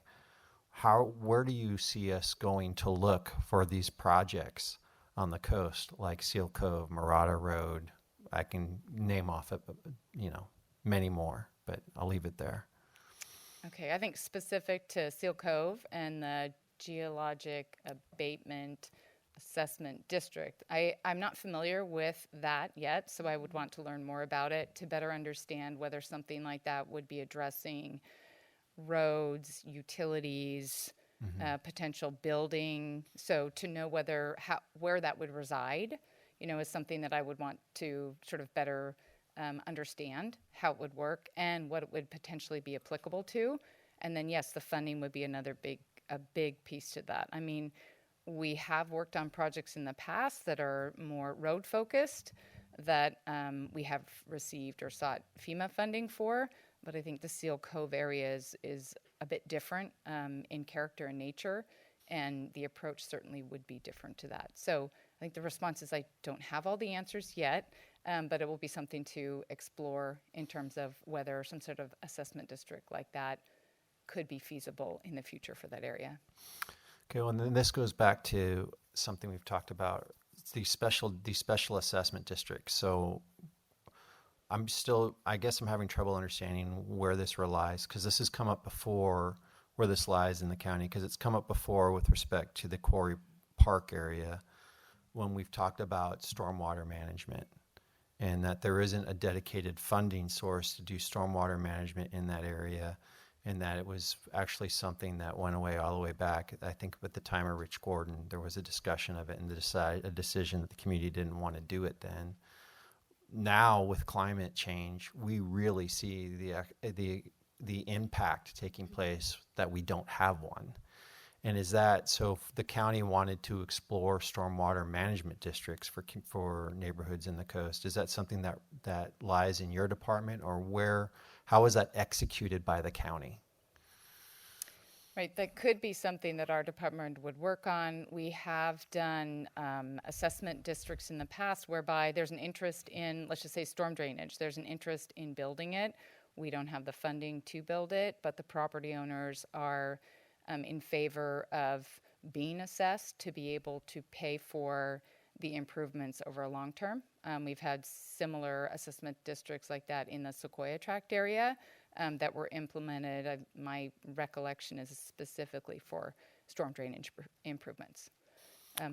Okay, so I guess in this circumstance we find ourselves in, I'm trying to figure out, I think it'd be great if we could sort of create a menu of these different districts that can be formed and figure out where those reside in the county, and whether or not they reside with you or they reside with Mr. Monowitz or something in the county executive's office.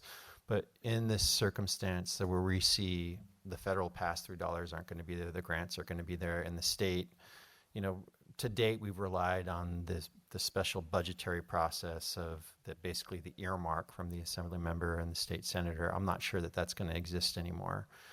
But regardless of that, timing-wise, these needs are becoming even greater on the coast. And I'm just not sure where the money's going to come from. So if we could create that menu of options, because as we go through, I have stormwater management issues in the Quarry Park area, certainly in Seal Cove. We have Seal Cove road issues and just land stabilization issues.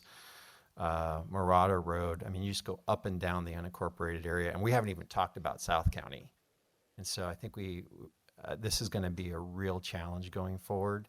And I look at the county executive as well. I think we need to start creating that menu of options to go to and explain to the public of what exists to get these projects done. So thank you.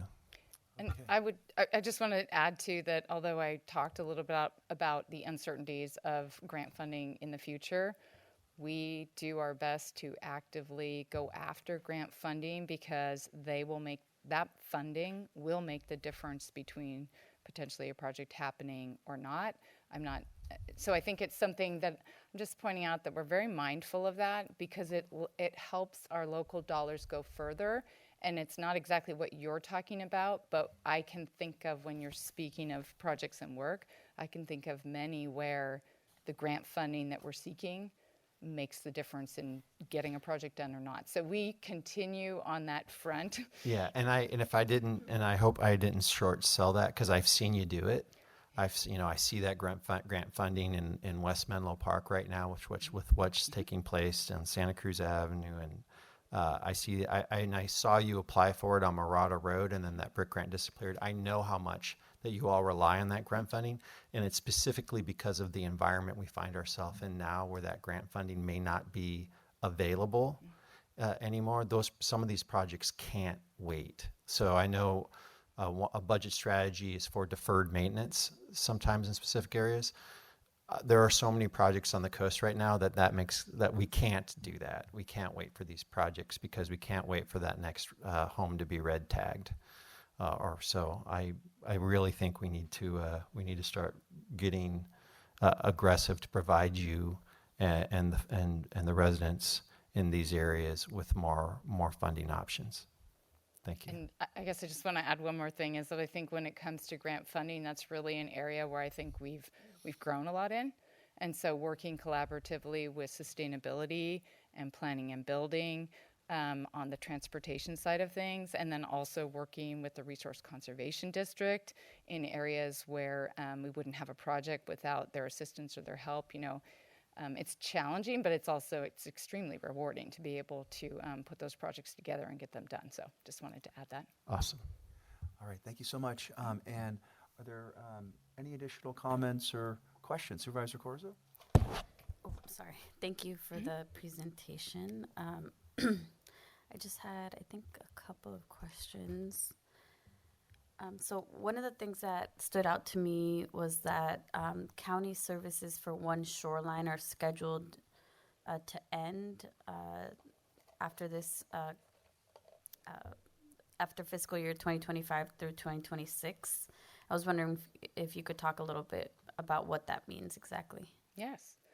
So the County of San Mateo had the San Mateo County Flood Control District, and in 2026, really, that was moved to and added responsibilities to one shoreline, or the San Mateo County Flood and Sea Level Rise Resiliency District, one shoreline. The county staff, our department staff that had been managing the day-to-day operations of the Flood Control District have been providing services to one shoreline under an agreement since they were formed in 2020. And they have grown. The One Shoreline has grown in terms of staffing and capabilities and vision, and definitely working with the different cities and agencies in the county. And so we've had conversations with them about, really, they don't have the need for county staff to supplement their efforts any longer. So we've worked with them to kind of reduce the scope based on what the 25-26 agreement with them looks like, and then get to the place where next year they'll really be on their own and be able to handle the work that's in front of them. And we will always, the county, because we're part of, that the district or one shoreline, we will be working with them for sure, just like they work with the other cities. But I think the reliance on our staff is something that is really part of the agreement, and minimizing that now and then eliminating that in the future. Thank you. And then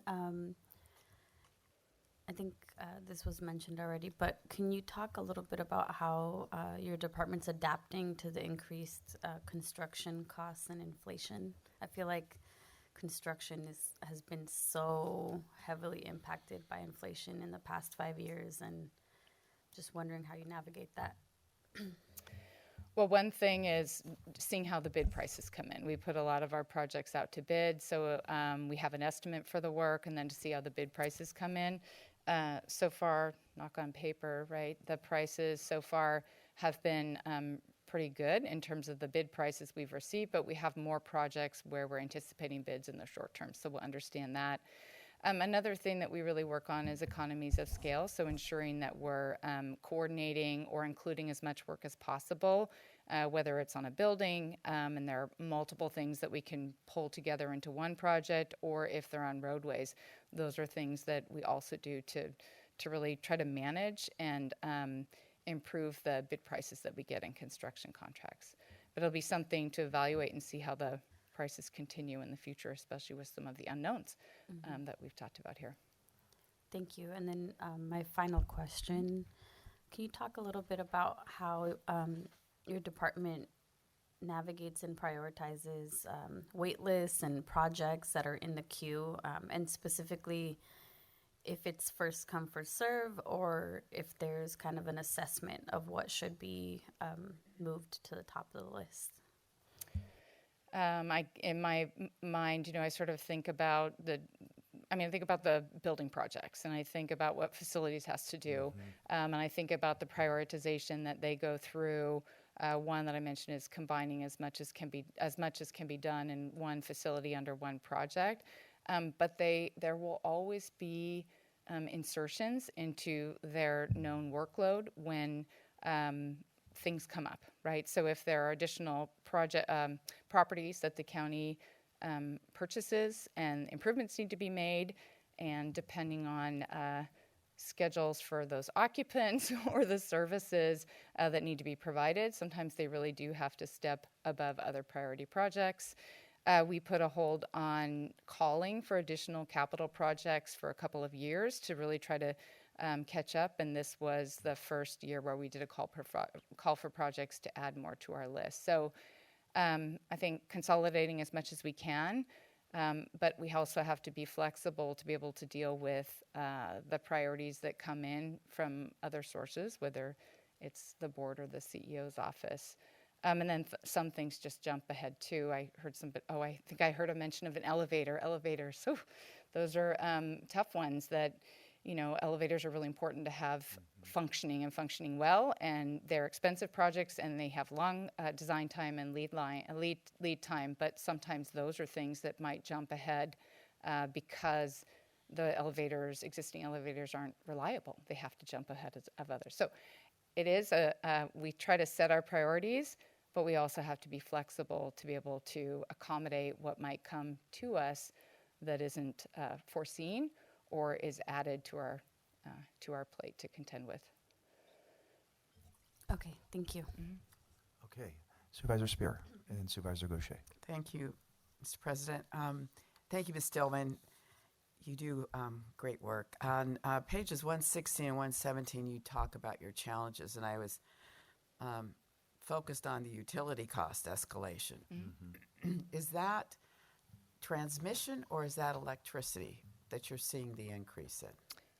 So with the buildings that the county operates, I'm really thinking about the utility costs for building operations, that we do our best to project the costs, PG&E or water and sewer, but as those costs increase, those costs then translate into increased charges based on square footage. So that's what I'm thinking about. Well, generally. we have PCE in San Mateo County now, and both Supervisor Gaucher and I serve on that.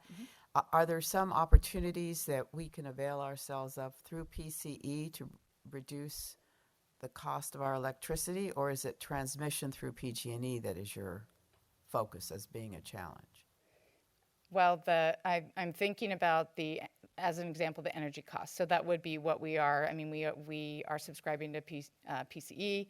I think we're at the highest level. I think we're paying a little bit more for that. We can discuss with them whether there are opportunities for savings, but we definitely have worked with them on like rooftop solar on Middlefield Road, which to me is an opportunity to, yes, it's through a power purchase agreement to install that, but then it reduces the reliance on electricity during the daylight hours when you can rely on solar. But we can take a look if there are specific opportunities for savings with PCE. And I'd be happy to join you in that, because we should, they're sitting on some cash, and if we're in a situation where we can get a lower rate, we should try and take advantage of that if we can work with them on that. Okay. And then the electric vehicles, the electric fleet vehicles, that you want to expand the charging structures. Samtrans is also in the process of building out that same function, and I don't know if they're compatible or whether or not we could do something jointly that would save in terms of costs, but I'd like for us to explore that as well. And both the president and I serve on Samtrans, so we should look at see if there's some value there as well. Okay, and on that topic, we have worked with the Sustainability Department and worked on a grant application, and we're successful in receiving that. So really it's a focused approach to work on installing infrastructure, EV charging stations at county facilities for county vehicle and fleet. And that was the scope of that grant application was really for the county fleet per se.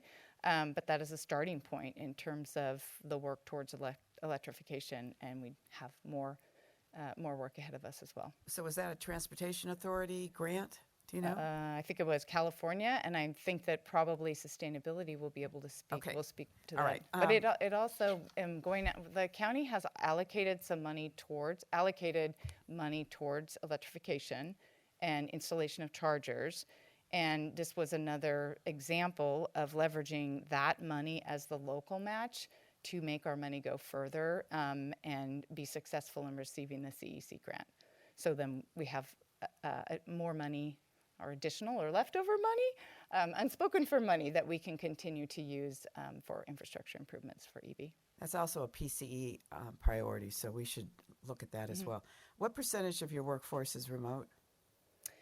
We have a lot of workers that must be present, right, with the roads, facilities, and whatnot. So of those that have the ability to work remote 1 or 2 days per week, I don't have the percentage, and I could get that for you, but it really is spread kind of across engineering, administration, and some at airports.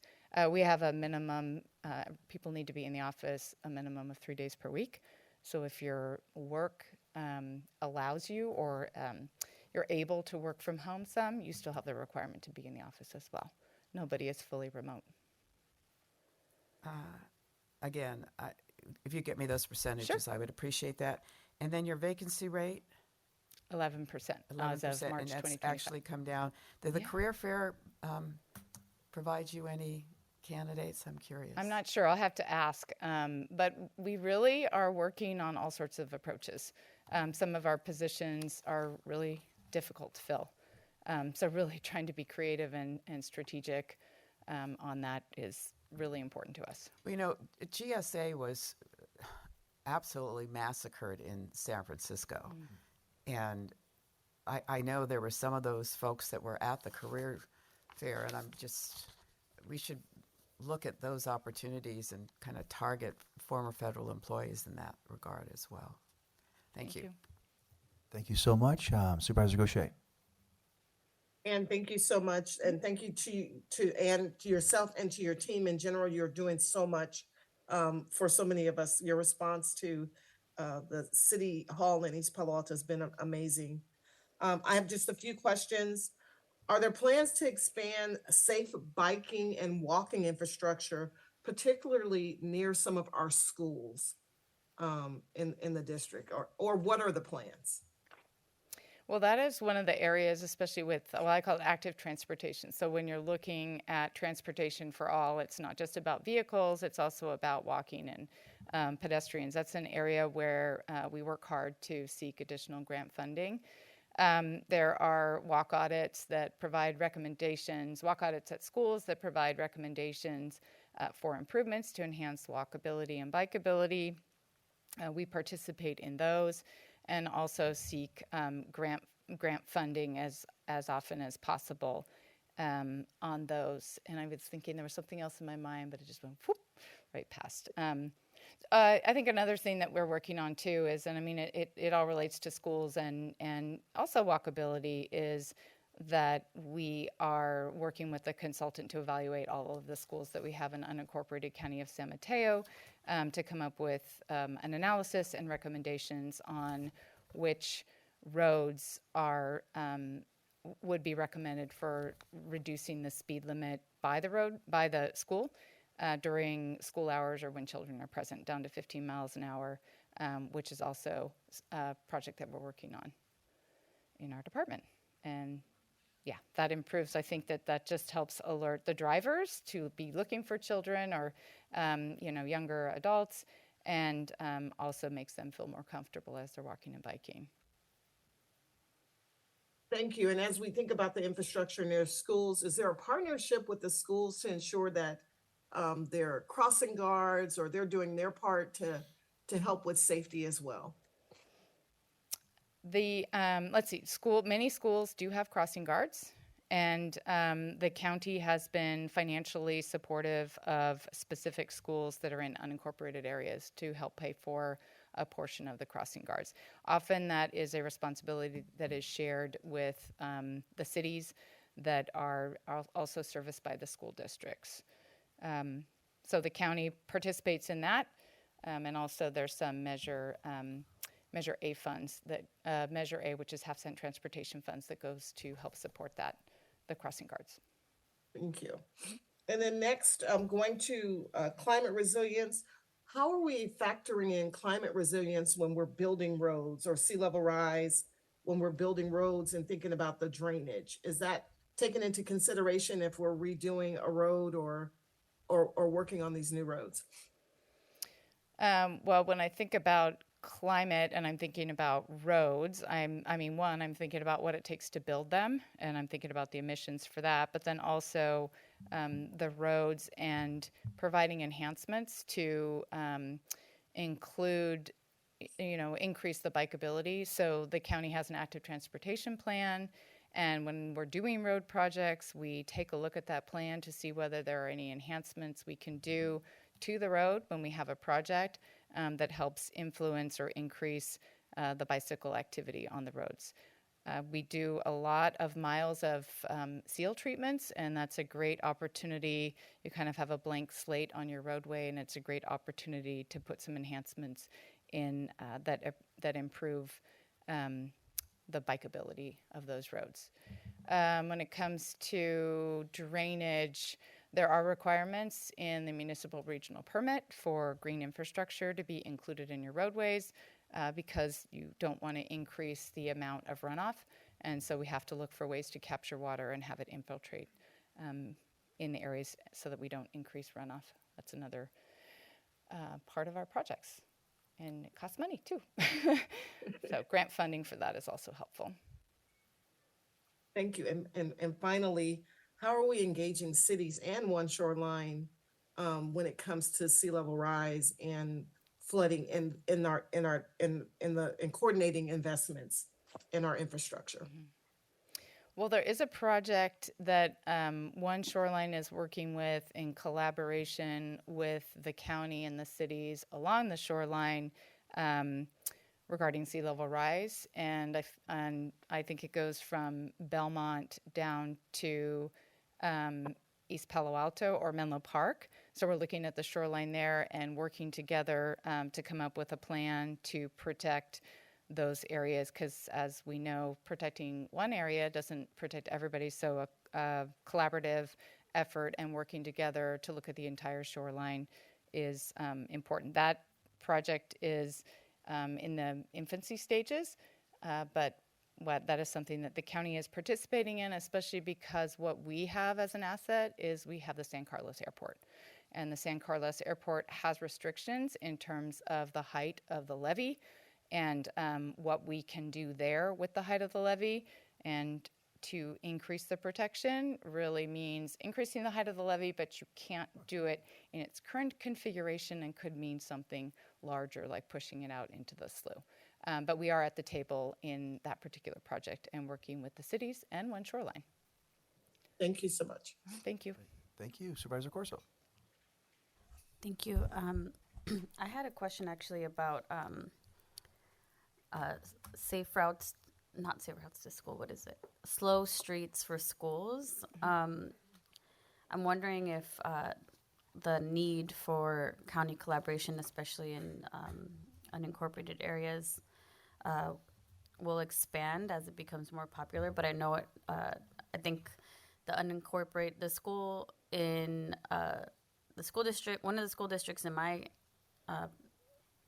supervisorial district has every single school part of slow streets except for one that's in unincorporated, and so I'm wondering if we have a better way to help expand that to any school or district that is interested in that, because I think it's been a little difficult to get it to the finish line. So wondering if you have thoughts on that. I think you're talking about Highlands Elementary Schools, part of the San Mateo Foster City School District. I think that they were working on a project, possibly with County Office of Education, but working on the speed limits by the schools in that district. Highlands is the one, I've heard the same thing about, the only school that they didn't include in terms of reducing the speed. We do have the board did approve the ordinance amendment to include 50 miles an hour. So that's one road that we can work on we can take a look at and work on, but we also have similar issues with Redwood City. So as I mentioned, we're working with the consultant to take a look at all of our schools. In our perfect world, we'd be able to deal with it kind of at once, but I think that there will be these one-off situations that come into play where it really makes sense to adjust the speed limits kind of on a one-by-one basis. I mean, right in my mind, I think of at least two right now that are coming up in recent conversations. So that means your board will be seeing those sorts of recommendations coming to you. But that is part of our work in terms of working with the consultant and evaluating all of the roads near the schools in the unincorporated area. That's one of the things that's really interesting when you look at the map. We're different than the cities when it comes to the schools in their jurisdiction, and we have so many different pockets and need to work with adjacent cities. Atherton has a project as well that they have. So there's at least three on my mind, three specific roads. Thank you. Mm-hmm. Great. Thank you so much. And just if we could pull up the slide. So in your budget request, you're requesting, is it 6 FTEs? Is that correct? 5. 5 FTEs. Can you talk about the importance of those FTEs and what positions would they have within your department? Sure. 4 of the positions are in the facilities division, but 2 of them are with facilities maintenance and operations, and they would be utility workers.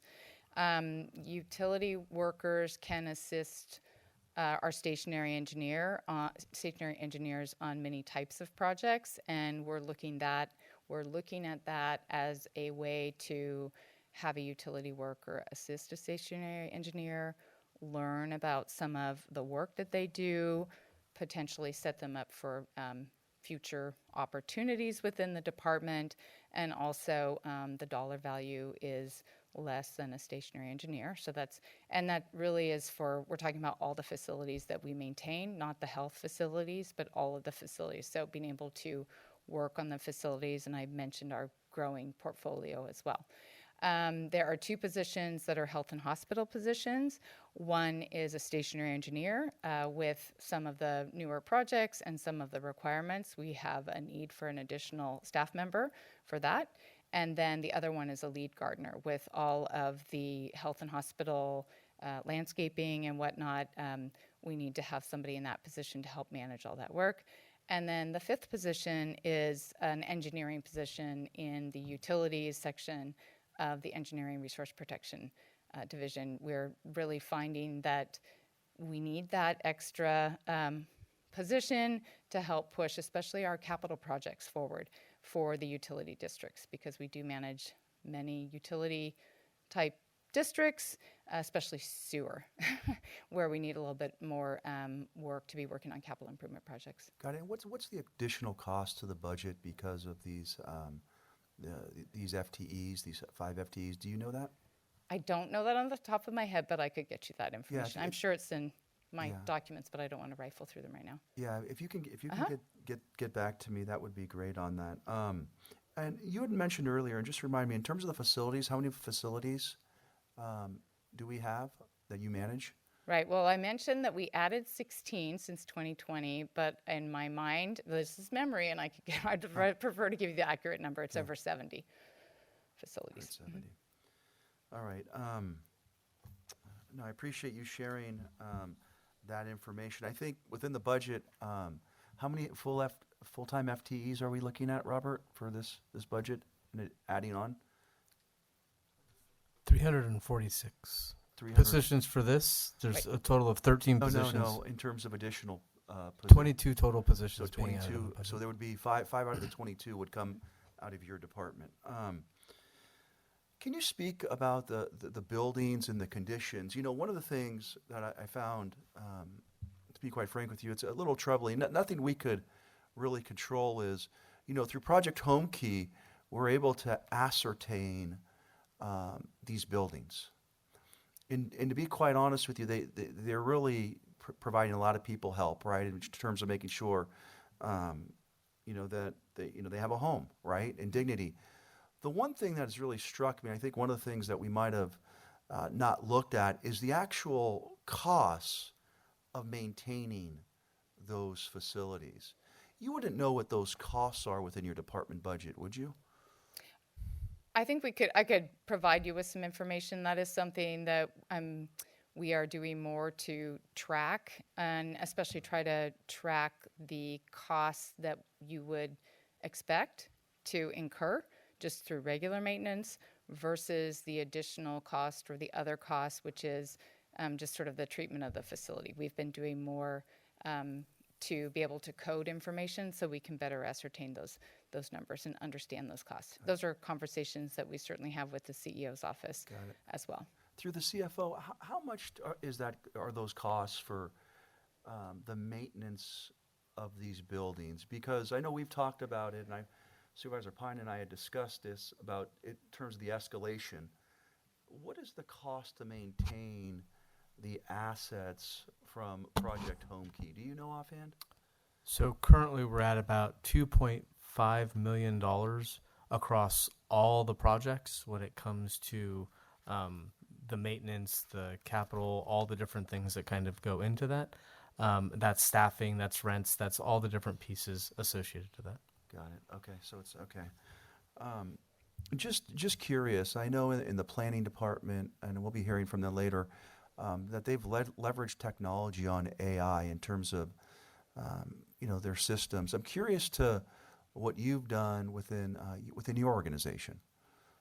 Well, at this point, we are working with ISD on the Gov AI, just sort of testing, better understanding it, how it could be helpful to us.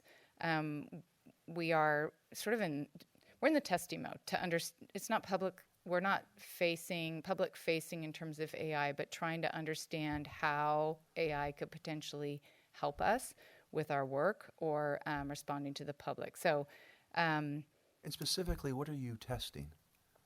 How we could respond potentially to questions that may be asked of us.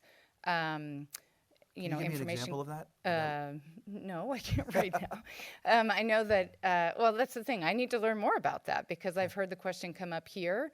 I am not, I know that some people, we know that some people use AI regularly to help them potentially draft their emails or draft their letters. I guess I still do it. I don't do that yet, but I know that many people leverage those sorts of resources. But I think that holistically we need to, and we'll talk about it in our, you know, as our executive team, is just what are different people looking at? What are we trying? How do we think it could help us? But I think right now it's thinking about publicly facing, potentially responding to questions. Also, are there improvements or things that could be done with our card key system? There's a lot of work in terms of responding to county staff regarding card key and requests that they have. So is it something that could be helpful to us in those arenas as well? Okay, and then and finally, outside of the 5 positions, you know, that the staff is requesting, can you speak a little bit to some of the efficiencies within your department that you're looking at in terms of cutting costs? As you've been here, you've heard our CEO outline just the numerous financial challenges that the organization faces. Where do you see the opportunities to really make a dent in your budget outside of? I mean, I'm just curious to where you see opportunities. Well, I think some of what I see as opportunities are things that I've mentioned about consolidating projects. So when I think about roadway projects, there, you know, we used to look at roads in various different areas and combining it into one project, but really the efficiencies of really just working in one particular area with seal coats as an example, because you're going to be getting more for your money. You have your contractor just coming in and working in one area. I think so. Economies of scale is helpful. And the same thing applies to facilities. And really, that when we're looking at a facility project, are there other preventative maintenance or deferred maintenance type work that can be done and can be incorporated into that project instead of assigning multiple project managers? You know, bring it into one project and get all of that done. That's another efficiency. I think one of the things that I talked about too is we've really made efforts to bring different divisions and sections together and do kind of some cross training. And I know that may not sound like much of an efficiency, but I think that sometimes people get busy working in their sort of own world, and to better understand what your department does as a whole, I think provides efficiencies in terms of how you respond to the public, how you respond to each other, and how you get work done.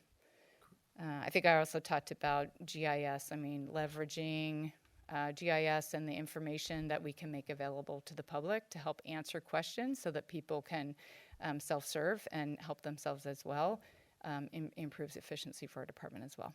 Great. You know, you said a very important word there, and I think being able to work within the organization and to cross-train, that is, I mean, that's just critical in light of potentially what could happen in the future. And so, really thinking from that perspective, and I think from a department head position, is extraordinarily smart and in a wise way as we move forward into tough times. And so, with that, do we have any public comments? Thank you, Mr. President. I don't have any speaker slips from chambers, so Madam Clerk, please proceed. Public comment in Zoom open for item 5, Public Works budget presentation. No hands raised, Mr. President. Great. Thank you very much, Ms. Stillman. Thank you.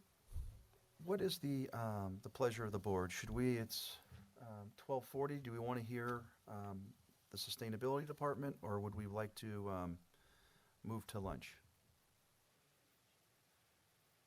Yeah. Okay. Why don't we do why don't we do this? Why don't we adjourn to lunch right now, and then we'll take up item 6 when we get back. So we will adjourn for break. Thank you. Thank you. The time is now 12:40 p.m. and the board is currently in recess. The public will start in about 30 seconds.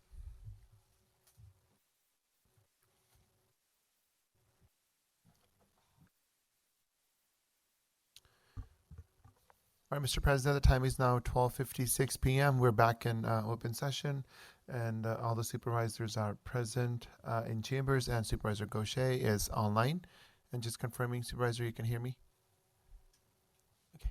And she did not, so. Yes, I can hear you. Okay, perfect. Mr. President, please proceed. Great, thank you very much. We're on to item 6, the Sustainability Department. Jasneet Sharma, welcome back. All right. Board members, my name is Jasneet Sharma. I'm the director for the Sustainability Department, and I'm here today to present on the department's fiscal 2025-2027 recommended budget. I'm so glad you all took a lunch break. I do not want to stand between you and your lunch break as well, so hopefully you all are now feeling in a better place also.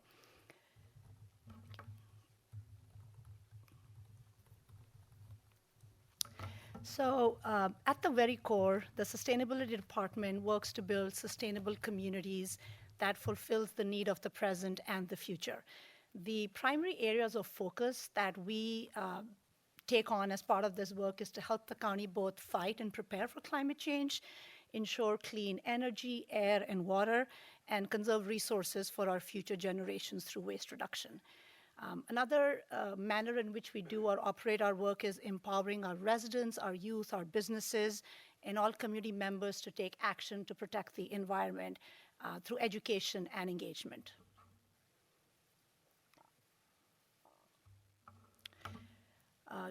On this slide, looking at the budget overview for the next 2 fiscal years, overall for fiscal year 25-27, the budget remains steady from the last fiscal years as well. We see a 2% decrease in total sources, mainly due to a reduction in Measure K allocation and a reduction in some of the AB 939 revenue that we collect. This is likely due to the fact that we are actually succeeding in one of our efforts, which is waste reduction and diversion. We're not seeing as much make its way to the landfill. And often when we see economic uncertainty, we also tend to see a decrease in the overall waste that's disposed at landfills. We also see a 1.3% decrease due to completion of one-time projects. But then we're also seeing this 1.5% increase in net county cost, which is due to labor agreements. And there's no changes in the total positions in the recommended budget. Speaking to some of our priorities, the priorities for the next 2 years for us are a combination of fulfilling some of our state mandates and then taking leadership on our local climate goals as well.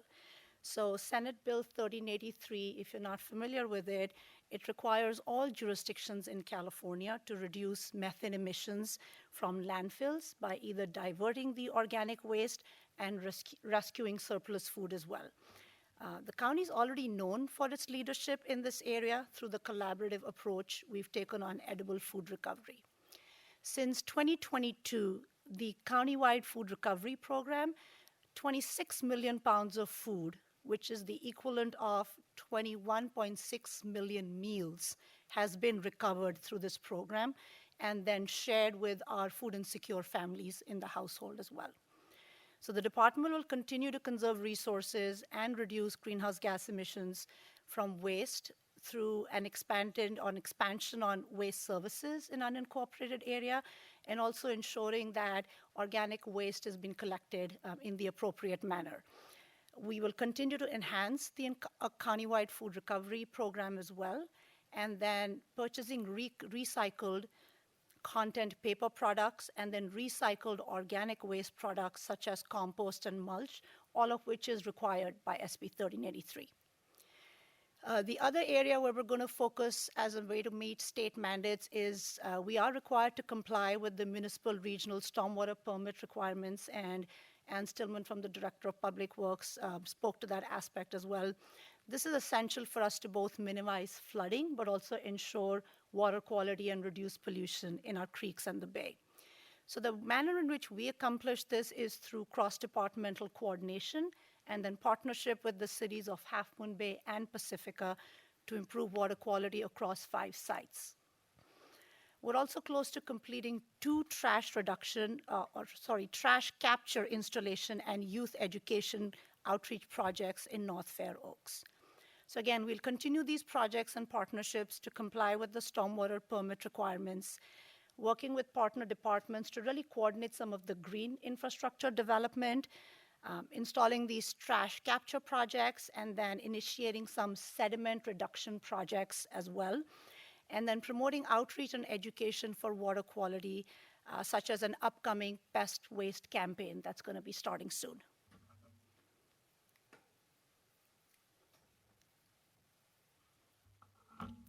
Several priorities from the community and the government climate action plan, or the government operations climate action plan, which have been adopted by the board, will also be implemented in the next 2 years. So the building sector in unincorporated county contributes to about 51% of greenhouse gas emissions. And the county in 2024 enacted a new energy performance standard for new construction as a way to reduce the carbon footprint of the new buildings or the new construction that we see in unincorporated county.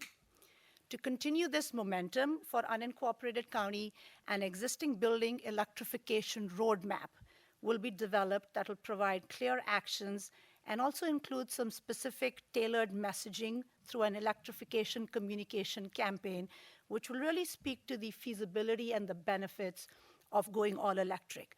And then we also will supplement this with a pilot project to electrify 12 single-family homes through a PCE grant.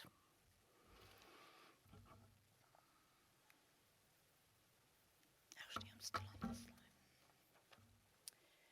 While efforts to reduce emissions from sectors such as waste will continue, we will shift our focus to reducing greenhouse gas emissions from buildings and facilities operated and managed by the county and employee commute. So we'll continue to support and provide technical assistance to the Department of Public Works to implement electrification and energy efficiency projects at county facilities.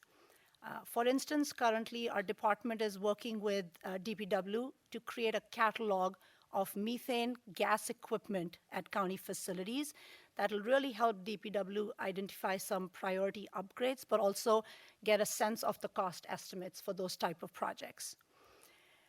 About 48% of our emissions are associated with employee commutes, and 18% of our employees are actively utilizing transit subsidies or incentives to commute using alternate modes of transportation other than just single occupancy vehicles. So we are actually completing, or soon will be completing, a comprehensive assessment of SHIFT, which is the county's commute alternate program, and will also identify additional strategies for us to implement to enable employees to reduce their emissions from employee commute, but also promote healthier habits and support employee retention. Our department also recognizes that efficiencies is crucial for best serving the public. So a couple of things that we have done or will have underway in the next few years. We're leading the planning for the county's fleet electrification and optimization effort across multiple departments. And through that, we're creating a fleet electrification and EV charging infrastructure strategic plan and very department-specific fleet plans as well, which will also include providing implementation support to departments. So for example, most recently, about $4 million in federal and state funding has been leveraged, or we've leveraged also about $2 million funds from Measure K, which will support the installation of 150 charging ports over the next several years across 14 county facilities. And what that will really help is it'll enable 12 county departments to start to electrify their fleet with a total of about 300 light-duty vehicles that'll start to electrify in the coming years as well. We'll also be procuring a heavy-duty electric compactor and then a mobile battery trailer with level 2 charger that can be used by DPW. We also spearhead a lot of collaboration with cities to empower collective action, meet state mandates, and secure grant funding. This is done by both pooling resources, but also aligning compliance strategies in the area of edible food recovery, single-use plastic reduction, home and fleet electrification. So, for example, through the county's RICAPS Climate Collaborative, we continue to support cities with climate action planning and implementation. And most recently, the RICAPS team supported 4 cities in submitting a collaborative application to secure about $2.5 million in grant funding for EV charging infrastructure. Lastly, we've streamlined access to information and resources by updating our outreach materials, including launching a new sustainability website with clear calls to action so that our youth, our residents, our businesses can easily find and effectively access the support and resources that they need. We continue to expand our work with community-based organizations so we can accommodate varying and emerging community needs.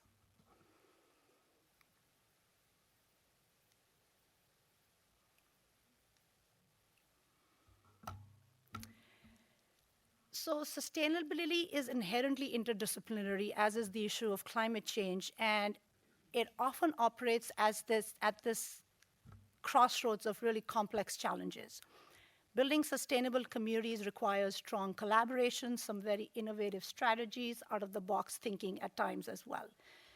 So in this period of uncertainty, our priority, of course, in the next few years is going to be to meet the state mandates related to SB 1383, organic waste collection and diversion, and then the stormwater permits and water quality.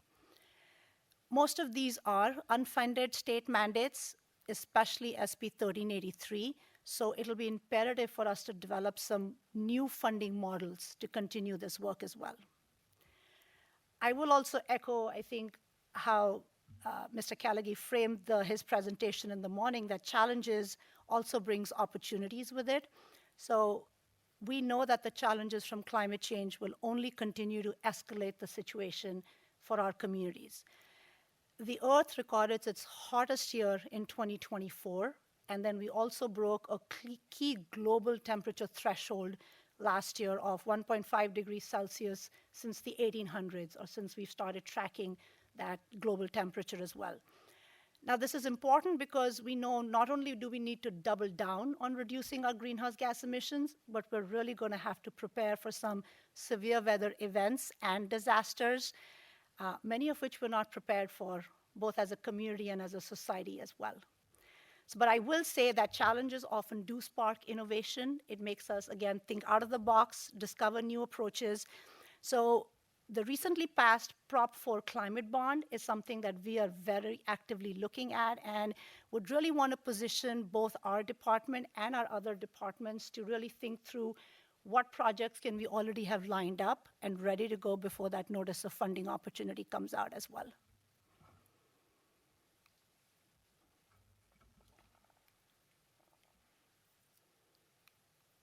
I might need your help here, Suki. Thank you.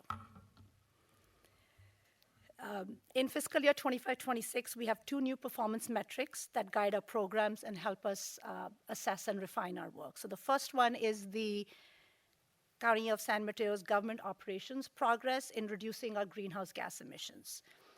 The GOCAP, which was adopted by the board in 2021, calls for the county to achieve carbon neutrality by 2035.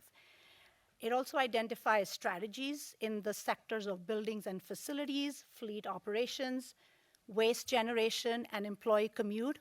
And we also do biannual tracking of the greenhouse gas emissions as well. So since initiating emission tracking in 2005, annual emissions have consistently declined, achieving a 20% reduction since 2005. Despite a small increase, as you will see in 2023, primarily due to a construction project that resulted in increased waste generation and then a return to on-site work after the COVID pandemic, the county has continued to maintain a steady decrease in its carbon footprint. And again, this success is due to we're procuring more of renewable energy, our buildings are more energy efficient, we're starting to transition our fleets to electric, and then we've also operationalized some level of teleworking wherever appropriate.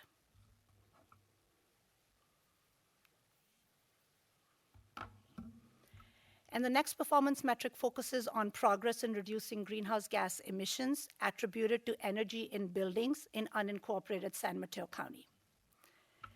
Through building codes and zoning, the county has direct influence over these emissions, which is why our department prioritizes programs designed to reduce emissions from new and existing buildings. Since 2015, we have seen significant reductions, primarily due to the formation of PCE. So given this access to clean energy, a crucial climate strategy for us is to transition our buildings, which mostly have methane gas appliances in them for heating, cooling, and cooking, to more electric alternates. So we will be working with the Planning and Building Department to prepare for the upcoming Bay Area Air District Building Appliance Rule implementation, which will limit the sale of residential and commercial furnaces and water heaters that emit nitrogen oxide starting in 2027.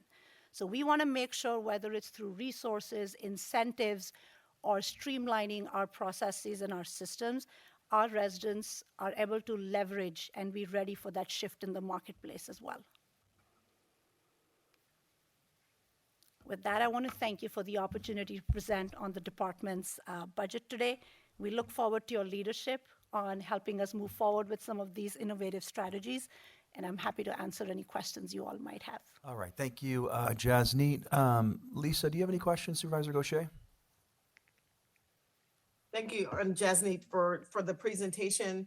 And I do appreciate the work with PCE. I'm always interested in what we're doing to encourage and bring in underserved communities to electrification. I know there's still not a lot of trust. And what are we doing to try to increase the trust in those areas? Mm-hmm. Thank you, Supervisor. So one thing I mentioned in one of my previous slides is we have actually formed partnerships with about 10 community-based organizations where we're actively working with them on how do we, as we are developing our programs, but also really having them go out and be the ones that are talking and engaging the communities and also empowering the clients that they work with on some of these aspects. So really, I think it's finding the right messenger on who can work with them. But I think, again, the key point here is it's a two-way street. We really have to understand what are the challenges that they are experiencing, and we need to make sure that our programs are built in a manner that take those challenges and those limitations into consideration. Thank you. I think that's what I have for now. David, I may come back a little later. All right, sounds great, Supervisor. Are there any other questions? Supervisor Mueller. Prop 4. Yes. So how are we getting in shape for that notice of funding opportunity? Yeah.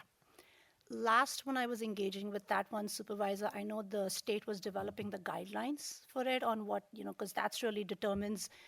You want to try and influence the guidelines, things from that stage itself, because if you miss that opportunity, sometimes how the state will frame the grant-making process, what it can be used for, what kind of expenses you can charge to it, it all starts there.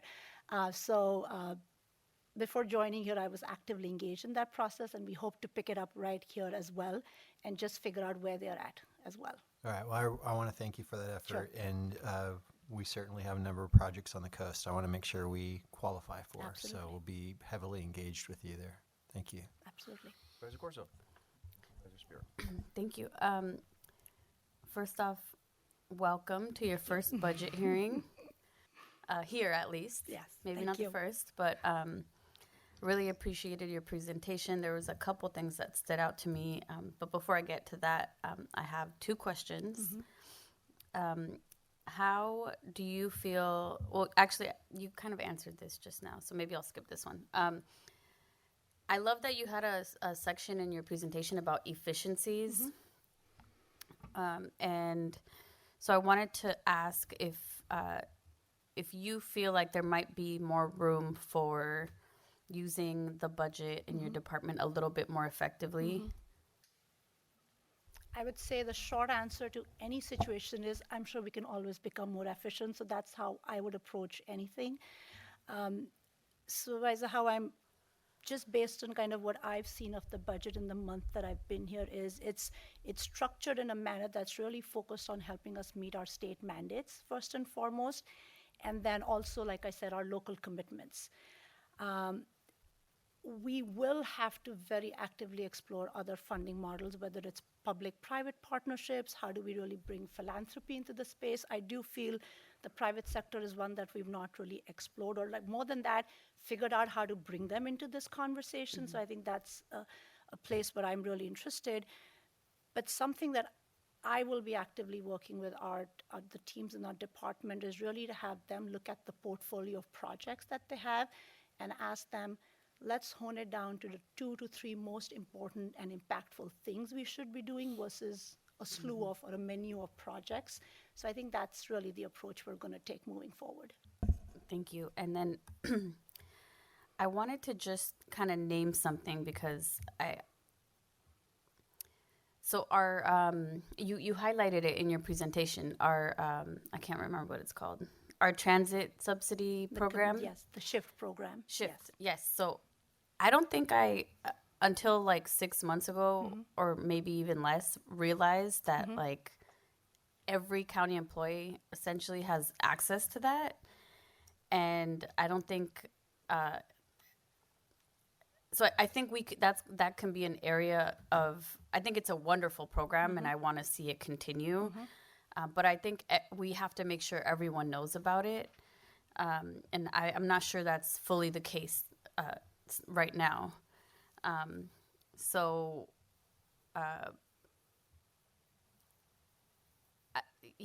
I would just want to encourage folks to use that. So $150 a month that employees can get towards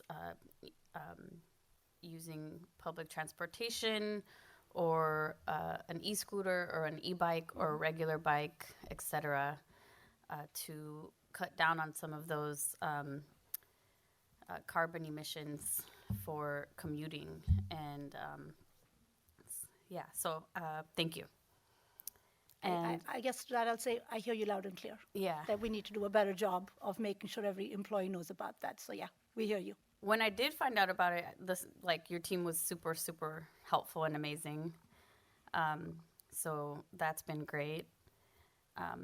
But and then there's also, I feel like some of our nonprofits have been partnering, but I don't know that it's been with the Office of Sustainability around like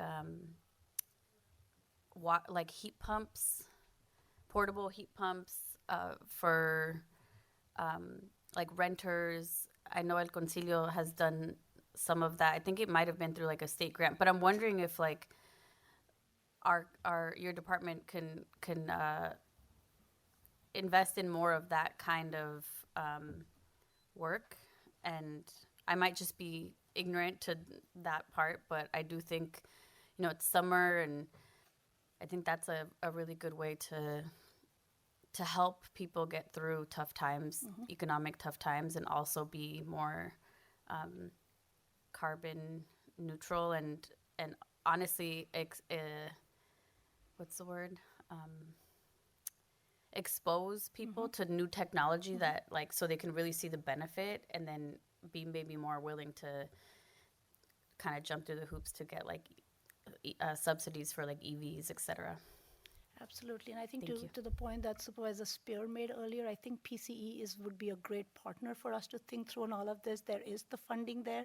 It's really how do we help activate and deploy that funding in the right manner. So yes. Great. Thank you so much, Supervisor Spear. Thank you, Ms. Sharma. So when I was on the board before, we didn't have a sustainability department. And I notice here that there's 2/3 of your sources come from outside the county. Is that correct? When you say sources, Supervisor? 32 million is what's recommended in 25-26. It's down to 31,975. And your total requirements are 40. So only 8 million is direct county costs. Where is the other money coming from? What I mentioned was the AB 939 fees, which is the fees that we collect when trash goes to a landfill. So that's a big chunk of our budget. What percentage would you say? of AB 939 in Of there. this amount? I'm just trying to understand. Yes, I hear what you're saying. I'm going to have to maybe send you more details on that one, Supervisor. I'm going to beg forgiveness on that a That's little all right. bit because it's literally week 4, but I can certainly send okay. you. I can certainly send you more information on that as well. Okay. So I'm trying to anticipate as we start having cuts. Are we going to be able to maintain the county contribution, but how about the money coming from other sources? So you're saying that a good part of it will continue because it's fees from the landfill. And I guess is it hard for you to come up with what the other sources Well, the may other be? sources were, like I said, I'll certainly get back to you on Okay. that. And just, I think off the top of my head, AB 939, I believe is about 2.7 million. But again, I'm going to stop there and not misquote and Okay. give you some incorrect numbers. So you have 31 employees. How many vacancies do you have? At this point, we have 3, but the active recruitment is underway. One, of course, was created because someone got a promotion opportunity within the department, and then the other 2 have, found additional opportunities. But the active recruitment is underway, and we should be filling them pretty soon. All right. And do you have anyone working remotely? So most of our employees do qualify for some level of remote work as well, and employees come in anywhere from 2 to 3 days into the office. But the messaging and the priority is they're out in the community doing education programs, they're doing site visits, they're doing some of these visits for the edible food recovery program. So really, the nature of the work takes priority, and everything else is structured around that. So, I mean, there's a difference between working from home and doing your job being out in the community. So, can you distinguish between those 2 categories? Yeah, absolutely. So like I said, the priority is always what is the nature of the work that that person is doing. If they have a community event that they've organized, if they're doing an educational event, that takes precedence over, oh, today's one of my work from home days, or I can work from home. So that's always the messaging that is given. And then there is a lot of work where it's just research, policy, planning. Some of that lends itself to more of desktop work, or you're sitting at a computer and working. So those kind of functions sometimes when you're doing could lend themselves to working from home. Well, I'm not one of those fans of working from home. I think there's much more to be gained by interacting with your colleagues in the office. And before COVID, that's what we did. Yeah. And most tech companies now are requiring their employees to be in the office 4 days a week. So I think for the taxpayers of this county, we should be willing to follow their lead and recognize that being in the office is part of the job. So I'm just going to convey that to you for what it's worth. Thank you. Absolutely. Thank you. Thank you. First of all, let me just thank you and thank your team, the Youth Climate Ambassadors. It was a pretty exciting day, and to have people come up and really celebrate sort of our community and people who are doing great things around emissions. Can you go to the emissions slide, Suki? Is this for operations, Supervisor? Correct.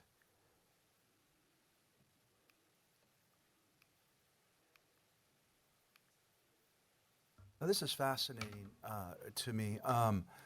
So can you speak, and I know we've had multiple conversations on remote work, and there's diverging opinions and so forth, and that's great.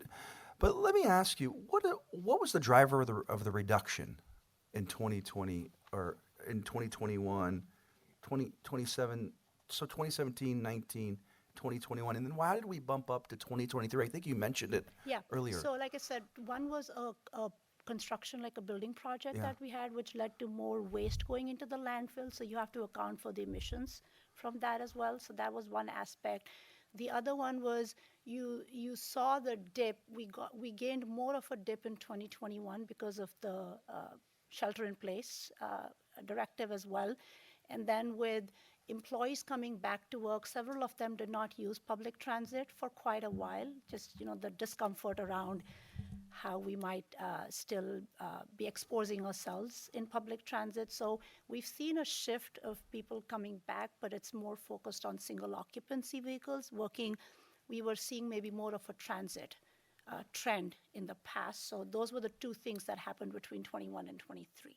Got it. And so what I hear from you and others, there may be jobs that require you to go somewhere, right? You have to be physically present.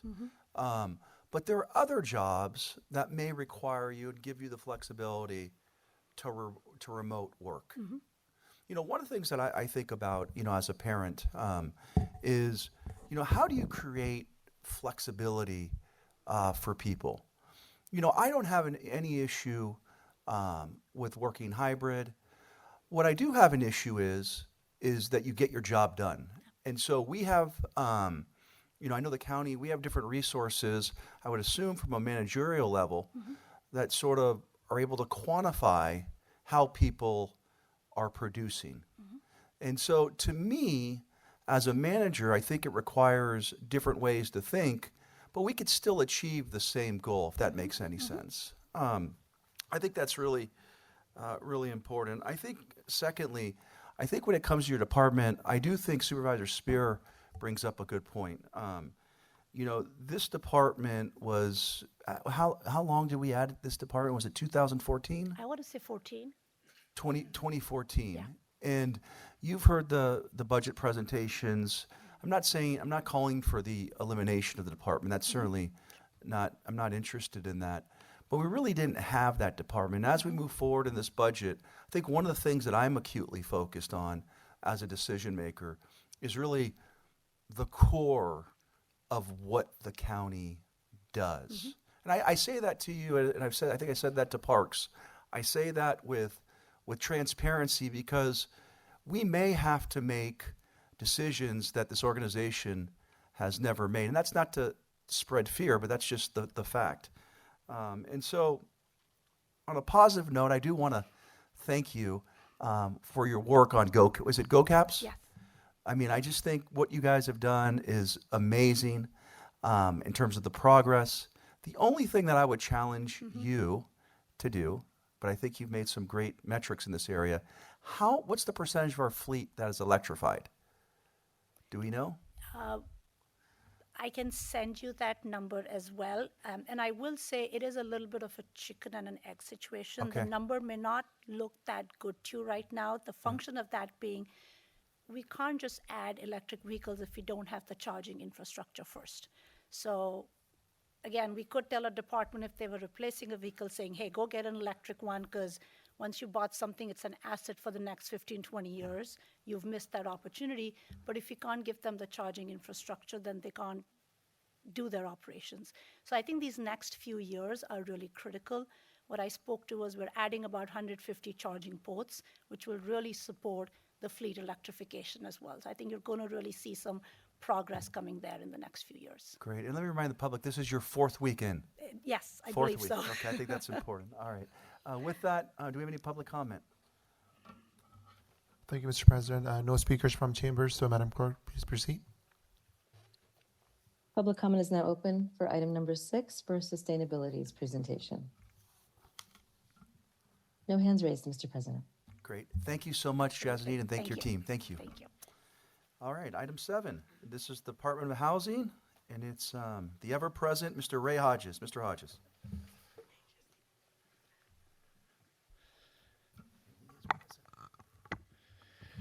Thank you, President Canepa, and good afternoon, honorable board members, Mr. Calgi, Mr. Mankia, Mr. Niblin, Mr. Rodriguez. We have a full house over here today. I'm Ray Hodges. I'm the director at the Department of Housing. Happy to be here today to discuss our budget for the next 2 fiscal years. And we'll look at some of the initiatives the DOH will be pushing forward over that time period with your support and your approval of this budget. So here's the DOH mission statement, which I won't read to you, but we seek to provide housing opportunities for people at all income levels by supporting production and preservation of affordable housing across the county, subsidizing rent for 5,800 households with federal vouchers administered by our county's housing authority, funding minor home repairs to keep seniors and disabled persons in their homes, supporting a range of public services like landlord-tenant mediation, shelter operations, job training, and small business development, and funding construction and fit out of public facilities like our child care centers, senior centers, and shelters.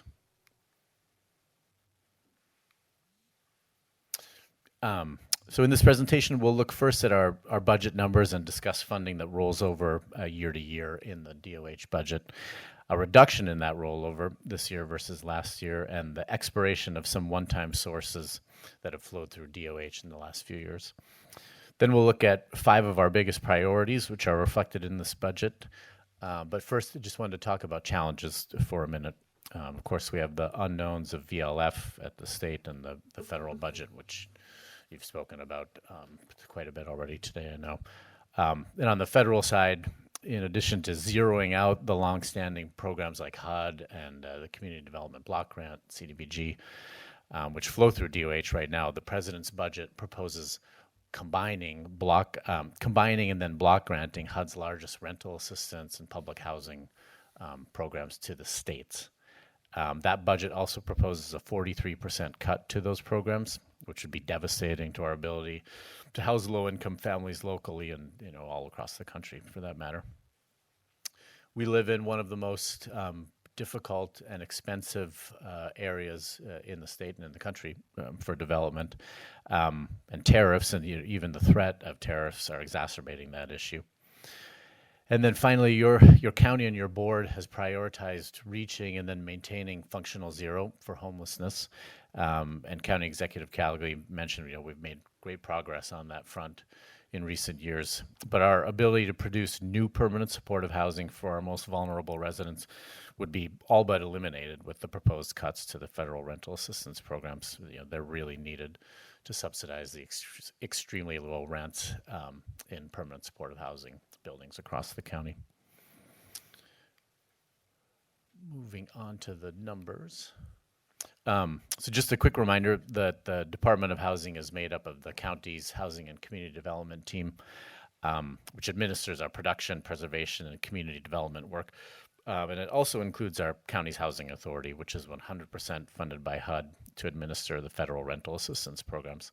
That's Section 8, VASH for homeless veterans, foster youth independence for former foster youth, and a number of other programs. So this slide shows the sum of the budgets for the two entities, which is not particularly helpful for understanding our finances, but it just gives you the scale of the department's budget and our staffing. This slide shows the numbers for the county's housing. Oh, did we go too far? Yeah, county's housing and community development team specifically. The roughly $40 million annual budget that's pretty standard, reflective of what our department has administered for the last few years, and that includes the $20 million that your board has consistently put into the Affordable Housing Fund for quite a few years now. But it also includes some one-time sources and other resources that the department competes for at the state and federal levels. So what appear to be large reductions, a large reduction here year over year, is due to two issues. The biggest factor by far is just rollovers that don't show up in our budget until the September revisions take place. As you know, DOH commits significant resources to developments that just take time to complete and spend those awards. So we roll some funds from one year to the next, but it does all get spent. But we are looking at a smaller rollover this year than we have seen in recent years, and that's a good thing. That means those projects are moving ahead and spending those funds that we committed to them. Testimony to that fact is that we have 862 affordable homes in construction right now all across the county. So most of the reduction that you see here is about rollovers, but we are seeing a real reduction versus last year due to expenditure of one-time state and federal resources, as Mr. Mankia mentioned up front this morning.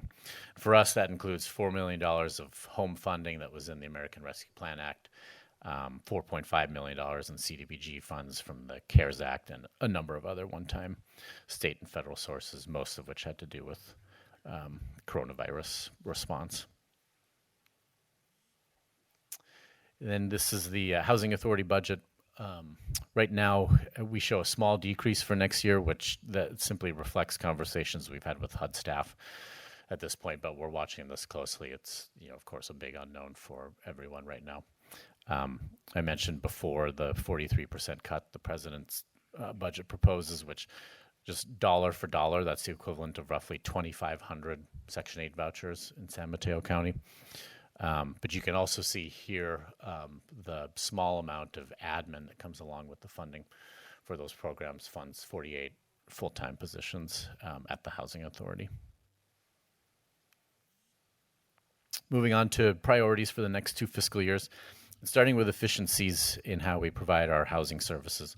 We're excited to be doing a redesign of our website, which is going to make it more accessible and user-friendly for our clients, landlords, the loan recipients we work with on the development side, and also our staff. But we also want to do a better job of telling our success stories. That's really one of the focuses we have in this website redesign. We're excited to move forward. We're embarking on an assessment of our department's IT systems and working with other departments to implement new county systems. And we're in the midst of a full-scale overhaul of our policies and procedures as we come out of the rush to get some of those coronavirus monies out the door. And we'll talk about developing county-owned land for housing in a moment, but thanks to your support in last year's budget, we have a new deputy director in place to oversee that work and to build out our asset management function, which is really important right now as our loan portfolio continues to grow and new developments on county-owned land as well. So your board's approval of our budget funds a number of initiatives aimed at providing safe, dignified housing for our farm workers. In a matter of days, the new owners at Stone Pine Cove, which is a new community of 47 manufactured homes with a new playground in Half Moon Bay, they'll be moving in. And this is home ownership opportunities and wealth building for 47 farm worker, very low income farm worker families on the coast. We just relaunched an updated version of our farm worker housing loan program to provide low interest loans to farm owners and operators with a focus at first on renovating and replacing existing dilapidated farm worker units. And then the Cypress Point development in Moss Beach should begin construction later this year. That development will have 71 family units in Moss Beach, and 18 of those are set aside for farm worker families. We're similarly working on a number of fronts to increase the supply of housing for county employees, to provide high-quality housing near transit for a population that needs it, but also as a retention tool for some of the most important jobs on the peninsula. So for the first time this summer, our Affordable Housing Fund competition is looking for applicants who are interested in partnering with us to put a preference on a number of units in those developments for county employees. And we expect we'll see strong interest in this new initiative, which actually requires no budget adjustment in what we do through the Affordable Housing Fund in order to implement. We're looking at a number of county-owned properties for housing with a focus on county employees. The law library was already mentioned today, and we're excited to have an architect who's beginning capacity and feasibility studies of that property right now. We are partnering with the Ravenswood School District to help finance their 320 Sheridan Drive development. This is in Menlo Park, and it will house school district employees, of course, but also 35 county employee households and 8 employees of the city of Menlo Park. And we continue to administer our employee down payment assistance program, which has helped 45 employees purchase homes in the county since it was launched in 2017.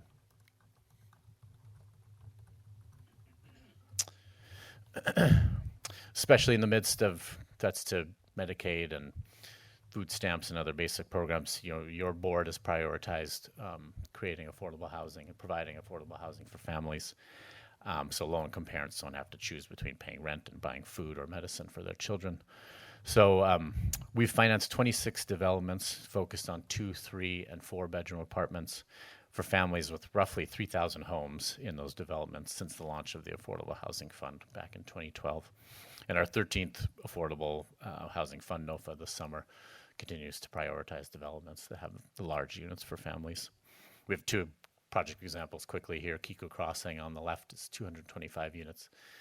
Downtown San Mateo near the Caltrain station. This was actually, in most of the units there are 2 and 3 bedroom apartments, but this was actually the first, only at this point, but the first building to lease up with a preference on a number of units for county employees. It was a partnership with the city. There's also city employees and a number of other public agencies involved in that preference, but it was very successful. And then Firehouse Square is a 66-unit development on El Camino near the Belmont Caltrain station in Belmont. Midway Village redevelopment is maybe my favorite example.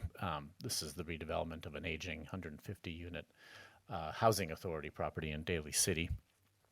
This is being done in partnership with Mid-Penn Housing.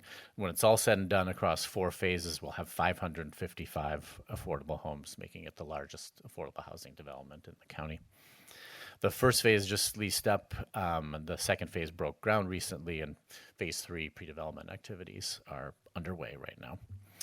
So there's a large number of family units here. The first 2 phases also provide 12 homes for former foster youths and 29 for formerly homeless households with robust services from County Health. And we're excited that phase 2 also includes a new and expanded child care center for Peninsula Family Services. That will have 109 youths, supporting youths and families in the northern part of the county. They've been operating out of a facility that really needs to go, but we're going to expand it by about 25% through this new development as well. And this is a rendering of Middlefield Junction. This is under construction right now on county-owned land in North Fair Oaks. There's 2 structures here. The first should lease up late this summer. The second building is projected for occupancy in January. But the second building is the one that burned basically to the ground last June. I really have to hand it to the Mercy Housing team, their contractor, our community affairs unit, and a list of partners that did a really great job of getting that project back on track quickly. So we'll be leasing that up in early 2026. And this property also includes a new child care center serving North Fair Oaks, and this one is focused on infants, 36 infants at this center. Speaking about families, I also wanted to highlight the Housing Authority's Family Self-Sufficiency Program. This is a time-limited rental subsidy program for families who are paired with case management at our Housing Authority with a goal of reaching financial self-sufficiency.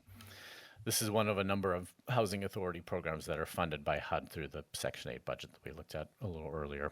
The photos here are from last year's backpack giveaway. This is an annual event where kids can receive a backpack along with books and school supplies. And we've seen nearly 300 successful graduates from the self-sufficiency program over the last 6 years. So it works out to roughly 50 each year over that time period. Looking for a moment at production of senior housing, another priority for your board since so many of our low-income seniors, of course, are on fixed incomes. You can see here more than 800 are complete and leased up with roughly 500 more in our pre-development pipeline. On the left, you see interiors at Arroyo Green. This is a 125-unit senior development in downtown Redwood City. It's just off of Veterans Boulevard. Also, this building also has a child care center in the ground floor too, which has been really neat, nice for the kids. But a number of the seniors there volunteer at the space. It's a really nice partnership between the operator and Mid-Penn as the owner developer of that building. Now on the right, that's Sequoia Bellhaven, 90 beautiful apartments that opened a few years ago for low-income seniors in Menlo Park. Our 62 and over population, of course, is growing, so we are expanding the supply of affordable senior living options. But if we can, it's usually more efficient to keep people in their homes long term. So that's what we try to do, and of course, that's the option that's preferred by most seniors if we can do it. So we fund Rebuilding Together and Habitat for Humanity to support these efforts, and they make minor improvements to existing homes that might be a wheelchair ramp or grab bars in a bathroom or other things. Through our capital financing NOFAs, we also fund renovation and refinancing of larger multifamily complexes to keep them in good shape and keep them affordable for the long term. We fund landlord-tenant mediation and eviction defense through legal aid, Project Sentinel, and Community Legal Services of East Palo Alto. And we recently launched a new $2 million loan program that helps owners of mobile homes in unincorporated county, in mobile home parks, helping them buy new units and replace aging and dilapidated mobile homes. And we've seen pretty strong demand in this program since it launched a couple months ago. I mentioned earlier the challenge posed by potential cuts to the Housing Authority's rental assistance programs, and specifically for creating new permanent supportive housing with lack of rental assistance for our most vulnerable homeless populations. But to support our efforts, creating supportive housing through hotel acquisitions and with assistance from the Home Key program, your board took the step of creating the County Housing Voucher Program, which subsidizes rents at our 2 existing permanent supportive housing hotel conversions. That's Shores Landing at the bottom left, which houses 94 senior households in Redwood Shores, and then Casa Esperanza, 51 units for adult households in central Redwood City. The County Housing Voucher Program was incredibly innovative. This is something that's only been done in a handful of localities across the state. So your board deserves immense credit for funding this program. It was really an amazing thing to do. And when it's all said and done, we'll also be subsidizing rents at the Ramada Inn, former Ramada Inn in South San Francisco with the County Housing Voucher Program. It should begin renovations this fall and be ready for lease up next spring. So DOH tracks many metrics, of course. We wanted to highlight one today that's looking at exactly that program, the County Housing Voucher Program, because they're so important and incredibly valuable to what we do. So the first 50 of those vouchers were put in place at Shores Landing in fiscal 22-23. We added the 51 units at Casa Esperanza when it opened the following year, taking us to 101 of the county housing vouchers in utilization. And then we project launching 35 more at the Ramada in this next fiscal year, and that will all but complete the startup of the program.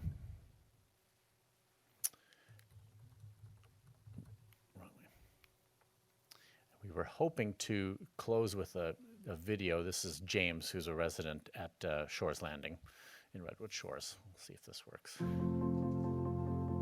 Permanent housing gives you the safety you want. You turn the lock and you're in. The key is just your symbol of getting in your unit.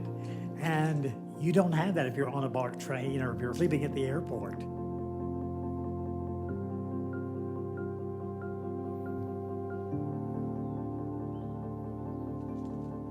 I'm at Shores Landing in Redwood City. From the moment I got here, it's been, what can we do for you? I had a fabulous entertainment job. I worked for that company for 15 years.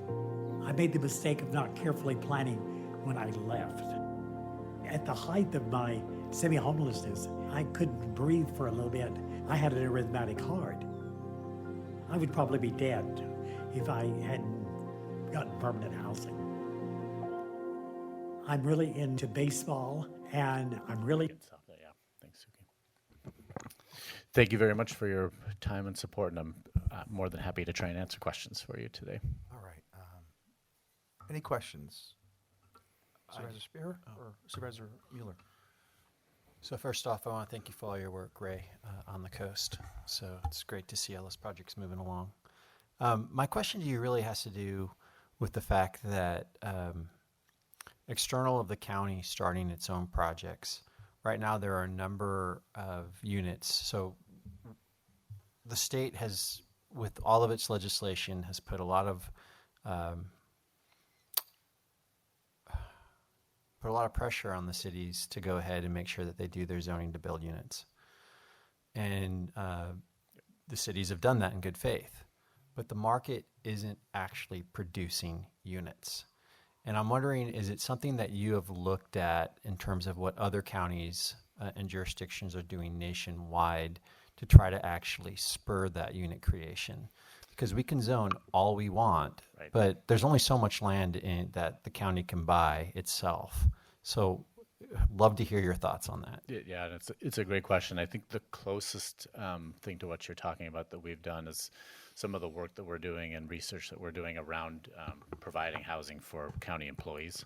There are a number of models. The county employee base, of course, has incomes that go across a wide range of income levels. And so there are a number of places in other parts of the country where they've looked at trying to get projects that maybe don't quite pencil out, but with a little bit of subsidy from a locality could get moving forward, and then getting housing for their employees and in return for putting that subsidy in. So that's one thing that we've looked at to try and, kind of unlock some of those market rate developments.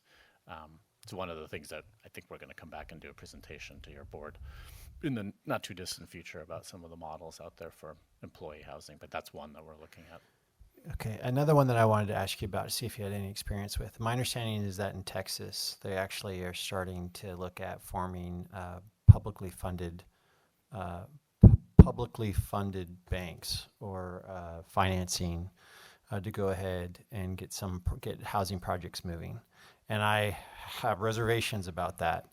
But I also, in the paradigm that our economy is really starting to slow down, and we have people, we have these starts not happening. I'm wondering if you've had the chance to take a look at any of those models to see what's working, because certainly you put people to work and costs start to drop. So how do we do this? Yeah. Excuse me, not in any great degree yet, but yeah, it's a great model to add to that list of what we should be bringing back to you. Okay, I'd be really interested in that. Again, It's sort of looking at what we're doing, but looking externally at the economy. What can we do as a county to try to get the economy organically producing these units with a little bit of tweaking on our part? Thank you. Yep. Yeah, you bet. Okay, Supervisor Gaucher. Ray, thank you so much for your presentation and all your work. I just wanted to go back to the Sheridan project. Is it 35 units or 39 units that we're getting out of that? Has that number changed? I believe it's 35. We'll make sure of that. Okay, but it's just great to see that project come aboard. How are high labor and construction costs impacting the work in the housing market? Yeah, I mean, to Supervisor Mueller's point, it's really stalled things out on the market rate side. I think, affordable housing across the Bay Area region is really the extent of housing production that's going on right now. I shouldn't say it's the only thing happening, but there's not a lot. So yeah, the work that we're doing is, certainly is needed, but is kind of really the only thing that's happening right now. And then for the county, is county housing impacted by Costa-Hawkins? Meaning, we look at affordable units. That unit is affordable until somebody moves out. Once they move out, it goes to market rate. Are there properties that we have that's impacted by that as well? Because I think that's part of the big problem in keeping units affordable. If somebody moves out and that unit goes to market rate, it's no longer affordable. Right. Yeah. The most of the affordable housing developments that we finance aren't subject to Costa-Hawkins, but across the board in those buildings, we're limiting the rent that's charged to the tenants. A new tenant who moves into basically 30% of their income. So regardless of that protection, we put that in our regulatory agreements actually on the properties. No, I appreciate it, and that's how we're going to help, because at some point we just won't be able to build out of this affordable housing crisis that we're in. We're going to have to find another solution. Thank you. Thank you for the presentation. Your department is so important to our county, as they all are, but I think uniquely so, especially because of how you opened, right? Like, we are one of the most expensive places to live. But it's great to know that you and your department have been very responsive to the need in our community. And I love that childcare has been included in many of the development plans that you shared, and hope we continue to see that become the norm, especially because we heard from the Commission on the Status of Women this morning, or some of their members this morning, in terms of their recommendations from their report. Going to one of my questions, do you feel like your department has all of the resources it needs to continue to move forward and get housing built on county land? Yeah, it's a great question. I think, I think we do have the resources to do the kind of initial pre-development investigations of those properties. Working closely with Robert and his team, I think we're in good shape there. The challenge is putting together the financing to develop those properties, and that's not going to be unique to these properties on county-owned land. That's what we see across our affordable housing fund. So just as an example, last year I think we had 17 applications under the 12th round. We were able to finance 6 of them. I think we passed 12 through initial review, and so then about half of them we were able to fund. The others, we hope we don't lose them. They just have to wait. They take longer. So that, I think, is kind of more the trade-off. It's just how quickly we can get those projects built. Awesome. And I'm going to put you on the spot here a little bit because I think, I have my opinions about this, but do you think that an Article 34 authorization in this county would make it easier to build housing on county land? I mean, we did see challenges with this last year. So, I mean, yeah, I think so, yes. I think, we haven't tested out kind of that community support aspect of most of those sites yet. But yeah, they are owned by the county, so potentially. Thank you. And how are you, you talked a little bit about this already, but can you please share again how you're thinking about the declining levels of private housing development in the county? Yeah, it's, to the point, it was, it's not just affordable housing that's in the RENA accounts that the cities and the unincorporated county are on the hook to be able to zone for and produce. So yeah, with projects not penciling out due to labor costs and cost of materials and things, not seeing that move forward also doesn't help on our RENA efforts. So yeah, it's a challenge, definitely. Thank you. And how do you think that will impact DOH goals? I mean, one of our goals is housing for all. Home for All, of course, is one of our big initiatives, and we need housing at all income levels. We see households with higher income of doctors and nurses and all sorts of folks who say it's difficult to find the housing they want here. Not that they can't afford any housing, but difficult to find the housing they want, and that has a lot to do with supply and demand for those units. So yeah, it has an effect, definitely. Thank you. All right, Supervisor Spear. Mr. Hodges, thank you. This is a pretty impressive presentation. But I have to point out the fact that virtually all of these developments are in central and southern county. We've got to change that. It's just not fair to the northern part of the county. So as you prepare for the next projects, I mean, you've got to be committed to looking at North County. It's where there's the greatest need, and I feel that it's been ignored for a very long time. We could lose 2,500 housing vouchers, you said. What's our plan B? It's I mean, it's at that level of loss. I think that's you could look at a number of different options of can you reduce the amount of payment that each voucher receives, that sort of thing, and still keep families who are using the remaining vouchers housed. It's a difficult question, but I think that much is like that level of cut is so large it would be pretty much difficult, pretty much impossible to plan for and actually fix. We'd be looking at what we could do to where we'd be trying to take a fine-tooth comb and figure out where we could make the least painful cuts to the program. But at that level, it's really not something you can do without making painful cuts. So can you give us a profile of who are the people that have these housing vouchers? What percentage are families? What percentage are single people? How many are seniors? Can you give us a sense about The- that? yeah, the, we can get you the detailed breakdown of everything, but it's roughly half our families, and then other adult households and singles.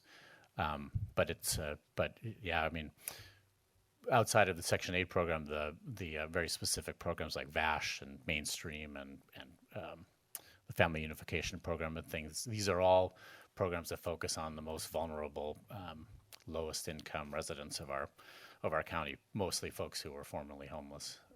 So, you know, losing a voucher for a person or a family in that sort of situation is, you know, it would be devastating. So we don't have a plan B, is what you're saying. I think at that level, it would be to make good on all 2,500 at that level would be pretty hard. So, you know, the COPS program has already worked. I don't know that we need to reinvent the wheel. Why don't we move forward with certificates of participation, much like the community college district has done, and Jefferson, I think, elementary school district or Union High School district. I mean, it works. And at Jefferson now, they always had vacancies. They have no vacancies for teachers right now because they're housed near campus and are paying, you know, a rent they can afford and still teach our kids. So whether it's county employees or law enforcement or teachers, I mean, I think we've just got to turn this into a campaign and do it as opposed to talking about it. So what are your comments to that? Definitely. It's one of the models that I think we're really interested in using at a site like the law library. It would make so much sense to be able to look at a site like that for county employees and use a model like that doesn't involve going after tax credits, doesn't involve going after other state resources. So it's definitely something we're looking at. Similarly, you know, it's a similar model, but like lease revenue bonds, something like that. COPS at a site like that makes a lot of sense. And how about the Peninsula Health District and the property that they have in Burlingame? Have you had any conversations with them? Because they're looking for a solution, and they do want to build housing. Yet not recently, Okay. but we should follow up with them. You need to do that. Yeah. Okay. In terms of your employees, you have like one of the largest here, 168, if you include the housing authority. With the housing authority, it's 86. Was it 88? How much? It's 86 or 88 in total with the housing authority. The housing authority is 48, and the housing and community development team is 36. And how about? So I'm looking at different numbers. I'm looking at 84 under Department of Housing, HCD, and HA, and then under HCD 36. So is 36 assumed in 84? Correct. Okay. Yeah. Okay. How many vacancies you have?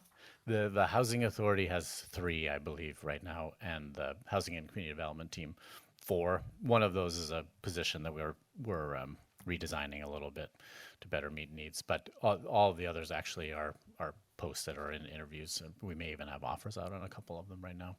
Okay. And what's the workforce? Are they in office? What percentage are on? Yeah, about 20% of our team is in the office 20%. 4 or 5 days a week. The remainder are the majority of our staff work 2 days a week from home. Okay. I think that has to change. Just saying. Thank you. I yield back. All right, thank you very much.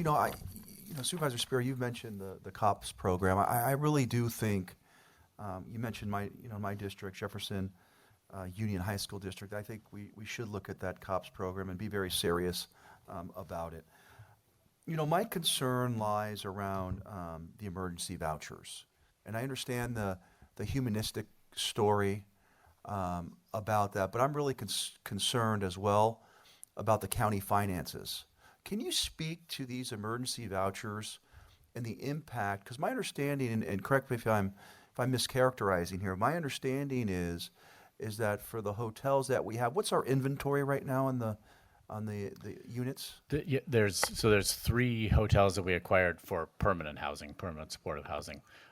Two of them are leased up right now, the two in Redwood City, Redwood Shores and Central Redwood City. That's 101 units.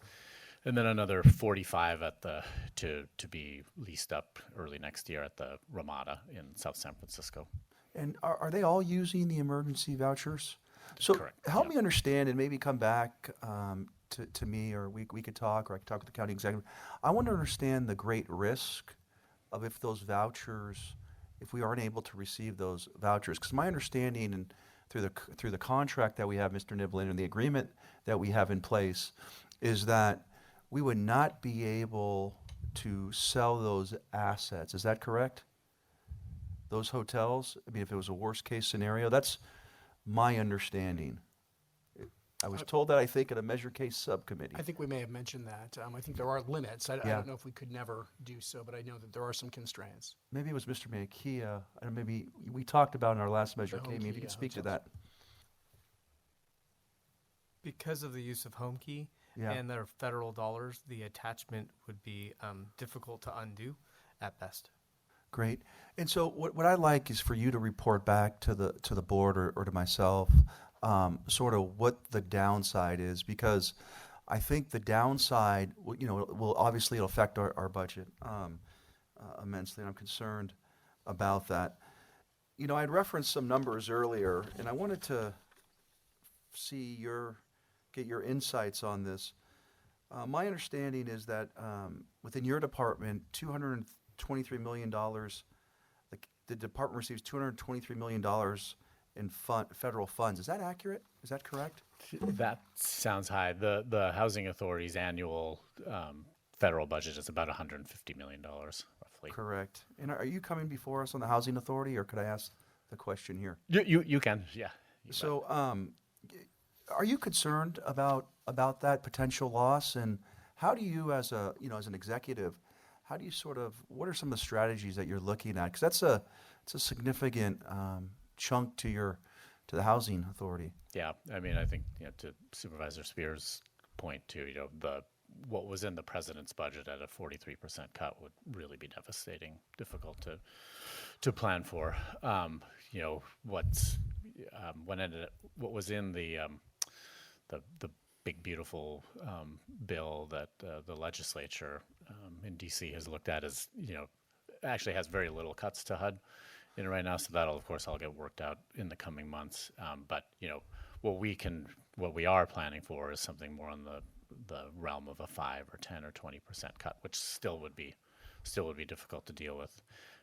But we could look at things like I mentioned.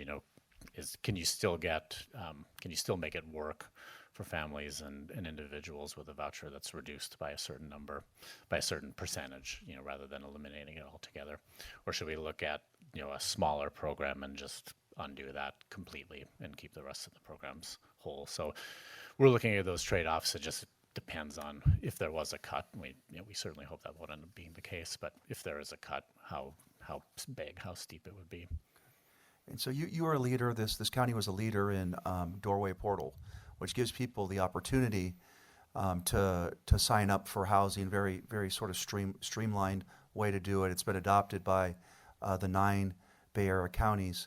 So I think you've done an incredible job in terms of your leadership and having that adopted through other counties.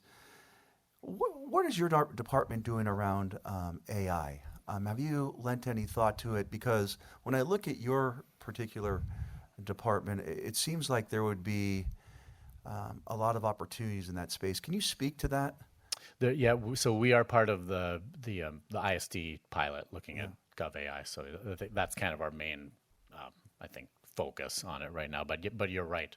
There are a number of things that we've looked at within the department that seem like, some of this could be streamlined and made easier for staff through adoption. Great. Now this is the third department head I heard say about this, so it's exciting. Can you be more specific? Where do you see opportunities in AI in your department outside of what you've said? Yeah, I mean, I think so much of what we do has a financial aspect to it, and some of that stuff, seems like it could be,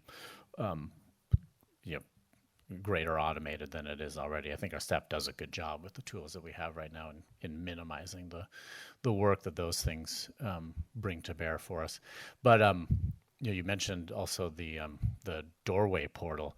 There is so much work that goes into screening the applicants and going through all the preferences in an affordable housing development, which is work that the people have to do, and it's really, really time consuming and difficult work. And that seems like an area that really could be improved through some of that. Yeah, and that's where I was going, because my understanding is with Doorway, sort of the paperwork and having staff, and it can really be, on a regional level and on a county level, can be real cumbersome. So I'm glad that you're looking at AI in both of those spaces. And so with that, do we have any public comment?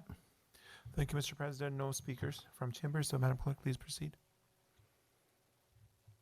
Public comment is now open for the housing presentation, and we have one hand raised for Anne. Anne, please unmute and begin. Thank you. I have a thought being expressed in a question about Cypress Point and Moss Beach.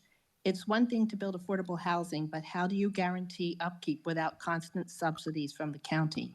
You can mandate rent rates, but if the building upkeep repair costs outpace the amount collected in rent, for the money has to come from somewhere to pay for upkeep of the buildings and services being proposed for this development. Furthermore, Cypress Point does not meet AB 1449 requirements. There is no major transportation hub. There's not a single traffic light in town. There's missing stop signs on streets. Streets are not wide enough. There's no grocery store, no health care, and schools are outside of the required mileage. It's really not an appropriate place for affordable housing, and it doesn't meet what David Alvarez wanted, and he said that affordable housing is in higher density, built on location-efficient sites close to services and amenities for its residents to meet the need. That was what AB 1449 was supposed to be about, and this site does not meet that. Thank you.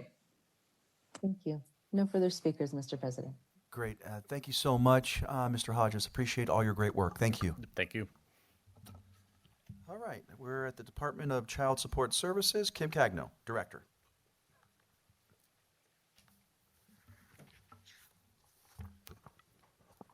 Good afternoon, President Canepa, Honorable Board of Supervisors, Mr. Callaghy, Mr. Mankia, Mr. Niblin, Ms. Rodriguez. I'm Kim Cagno, the Department Head of Child Support Services, and I'm pleased to present the two-year budget to you today. Our mission is to serve the public by partnering with parents to achieve the financial commitment towards their children in a fair, equitable, and non-judgmental manner. Our child support professionals pride themselves on serving our community and helping children and families by establishing child support, modifying these orders when financial circumstances change, and working with both parents to get child support payments into the household for, most important, food, clothing, and shelter.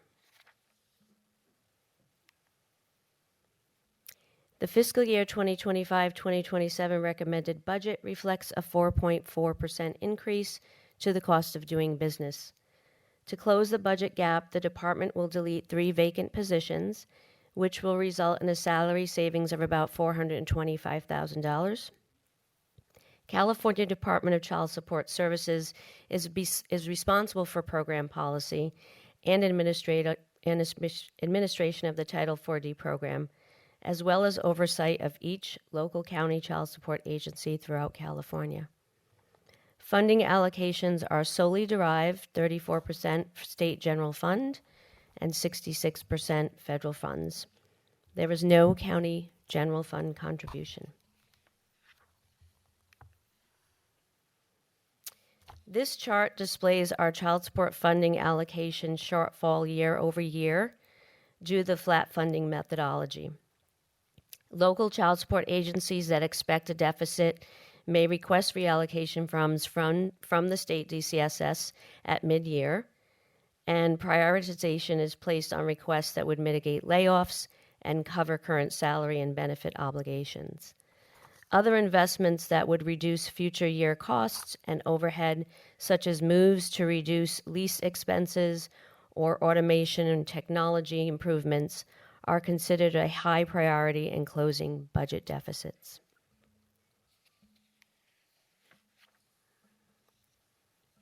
Child support priorities are focused in three main categories. First, federal and state mandates. A number of federal and state mandates have been implemented to modernize and improve efficiencies to provide increased incomes to families in need. Effective January 2026, establishment of a child support order will require increased case management and interaction with both parties to determine earning capacity based on 14 significant factors, and require additional court proceedings to ensure equitable outcomes and reduce orders that are established by default, currently based on 40 hours minimum wage. Secondarily, skill building strategic initiatives for the department are centered around continued gap analysis to streamline and restructure work assignments. One successful initiative underway is child support professionals attending court hearings with attorney debrief after court. This project is to increase collaboration and enhance court preparation between the child support caseworker and the child support attorneys who appear in court. Lastly, research shows that fatherhood engagement is a key factor in the growth and development of young children. They are more likely to complete high school and gain stable employment, less likely to be a teen parent, and less likely to commit crimes. And their emotional and mental health is improved. The department is engaging with the California Fatherhood Council in the newly created CalDad Network platform, specifically designed to connect dads to programs and services that can assist them. We look forward to working with county partners to pilot this network platform.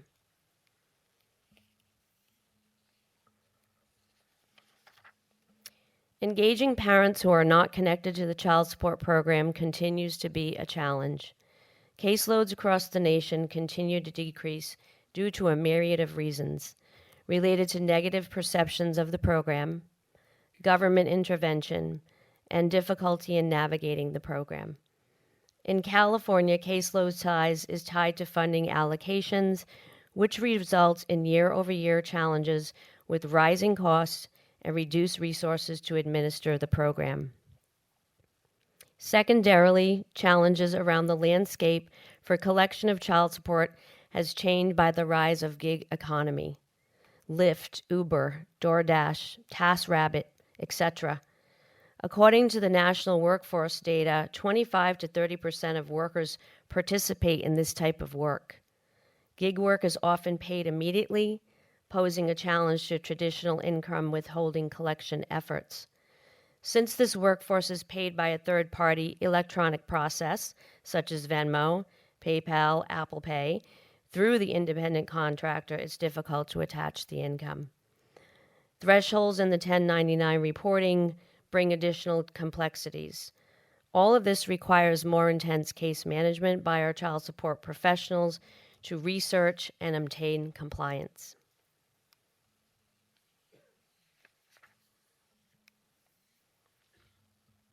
State and federal impacts to the child support program are in a wait-and-see status.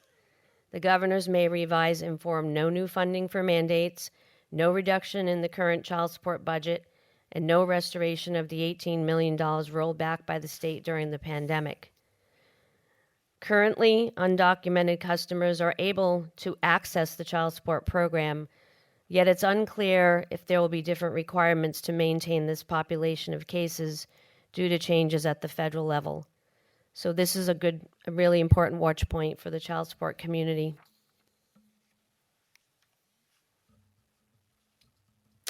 Shared services agreements has allowed the department additional funding streams in return for taking on work of other counties. San Mateo County currently takes all customer phone calls from Marin County. We complete financial work for Lassen County. And most recently, we will be conducting a gap analysis and training for Alameda child support staff for court order processing and financial management of the child support case. Our continued collaboration and partnership with the Family Law Facilitator's Office has allowed child support customers to make an appointment with the Family Law Facilitator to obtain legal guidance and complete appropriate legal filings with the child support agency. These appointments are conducted via Zoom, saving time and stress that occurs from the standard process of showing up at the FLF in person and standing in line to be seen. Lastly, the department has engaged a senior supervisor to oversee and structure child support trainings to accomplish our strategic goals and enhancing the customer's experience and financial outcomes to single-parent households. Despite the challenges we face, our child support professionals are dedicated to helping children receive the financial support they need. This past fiscal year, we have collected $32 million, which has been distributed to families for important food, shelter, and clothing.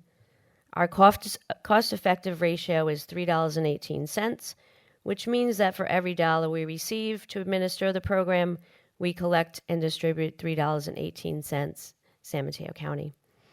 And we currently rank 6th in the 5 federal performance measures statewide. This is an accomplishment we are extremely proud to share.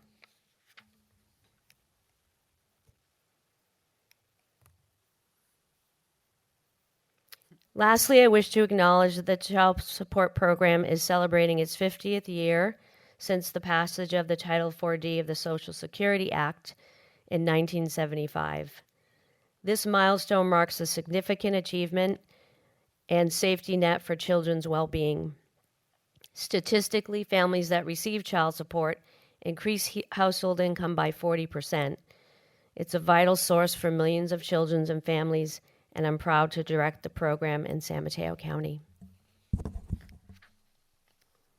In closing, I'd like to acknowledge the hard work of my executive team and all of the child support staff. Thank you to the Board of Supervisors and Mr. Callagy for your continued support, and I'll take any questions that you have. All right. Any questions? Yes, Supervisor Corso. First off, thank you. Unfunded mandates are always difficult to navigate, and your department is so essential to making sure that kids have what they need. I'm really grateful for your work.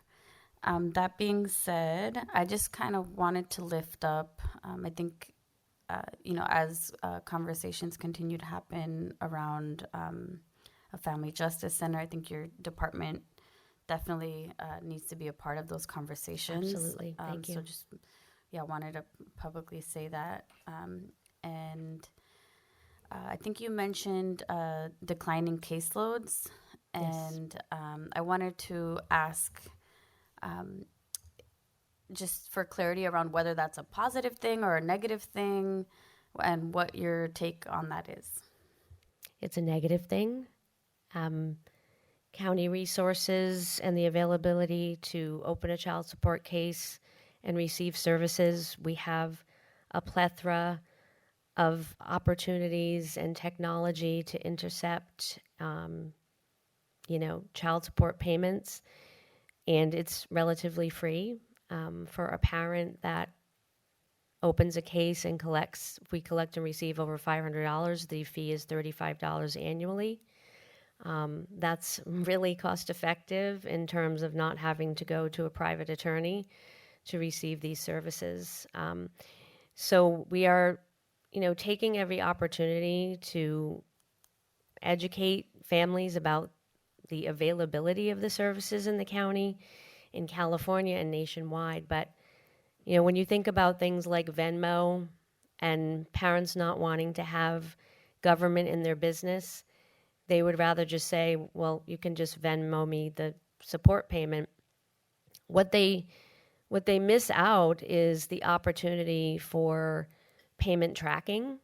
Once we open the case, we are taking every opportunity to ensure that there's compliance. We're talking to both parents. We're, probably the only program in the county that talks to both parents.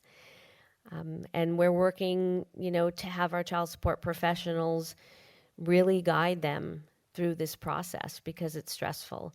Most importantly, we want to avoid court, so they really work to help the parents understand and determine what is the payment amount that we can afford based on actual income and within the guidelines of the statutes.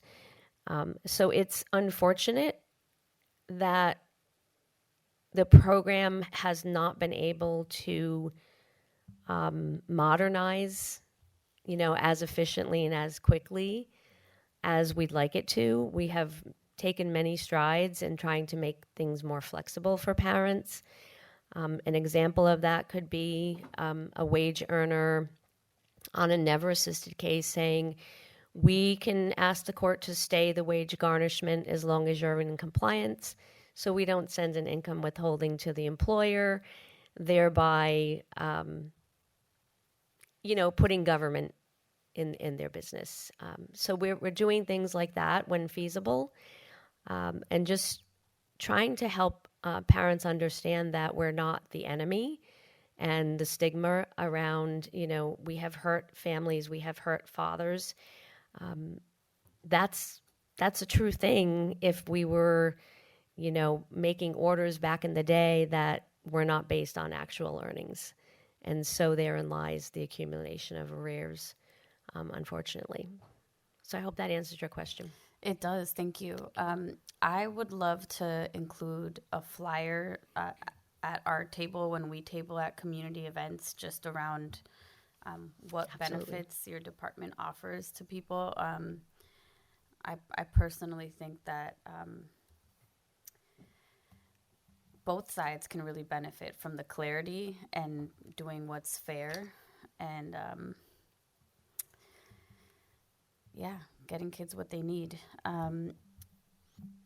So you mentioned the collaboration with family law facilitators. Can you talk a little bit more about that and how you feel that's benefited clients?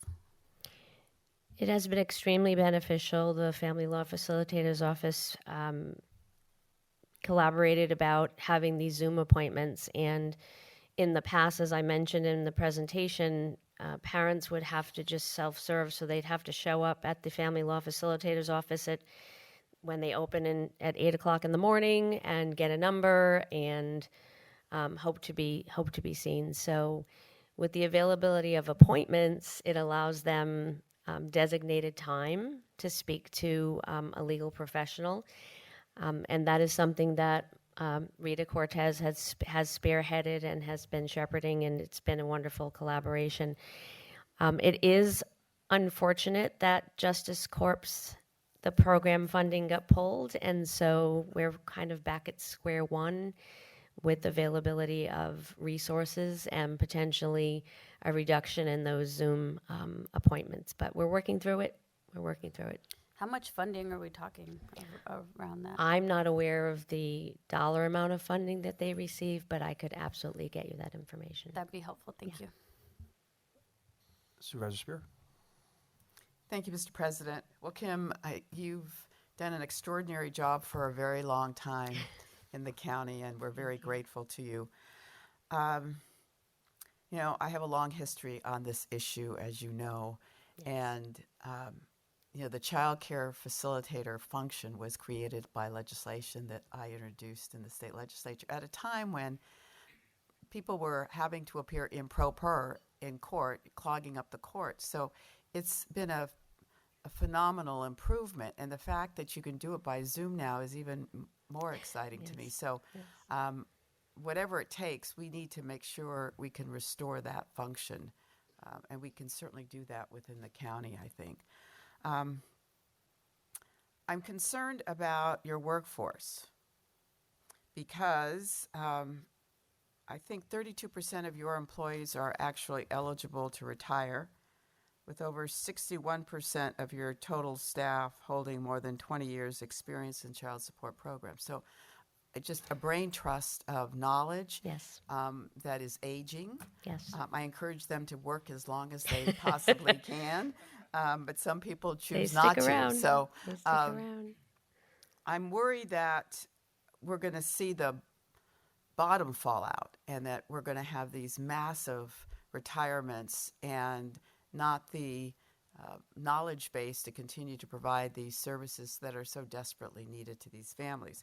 So, have you thought about, creating some career path for administrative assistants to be able to work out of class or become trained so that we can build a workforce that can continue to do this work? I haven't actually given thought to creating new positions because of the funding and the vulnerability of the funding. I have really looked upon ensuring that we have child support caseworkers, child support professionals who can really serve the customers. Having said that, we have very talented supervisors. In fact, one of our supervisors right now is supporting our training and development of new staff and refresher trainings. And so I feel confident that we do have a tremendous amount of expertise in the supervisor pool that we have. But I do use caution when it comes around creating administrative or executive positions at this time because of the vulnerability of the funding.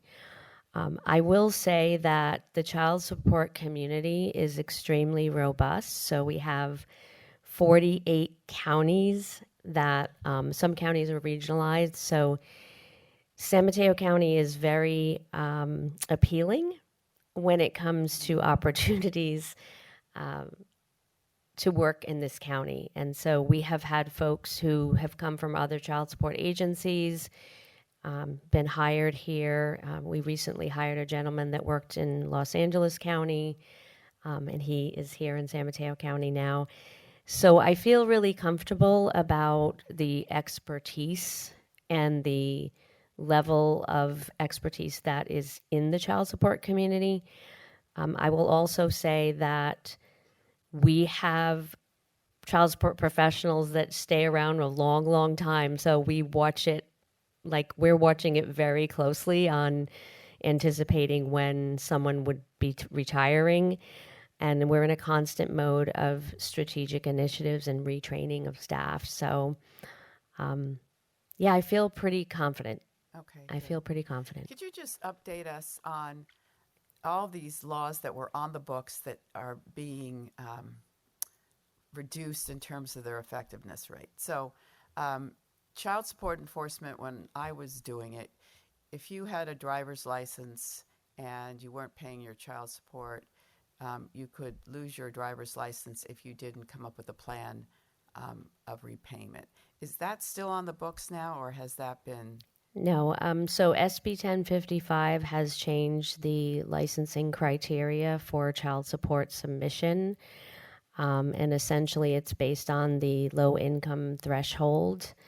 And the system is looking at what is the level of income of the parent paying support, and that submission is either sent over to DMV or held because of the income that's being reported in the child support system. And so it's, although a tool, an enforcement tool that we have used throughout the decades of asking parents to pay their support when the license, in order to release the license, it has harming effects as well.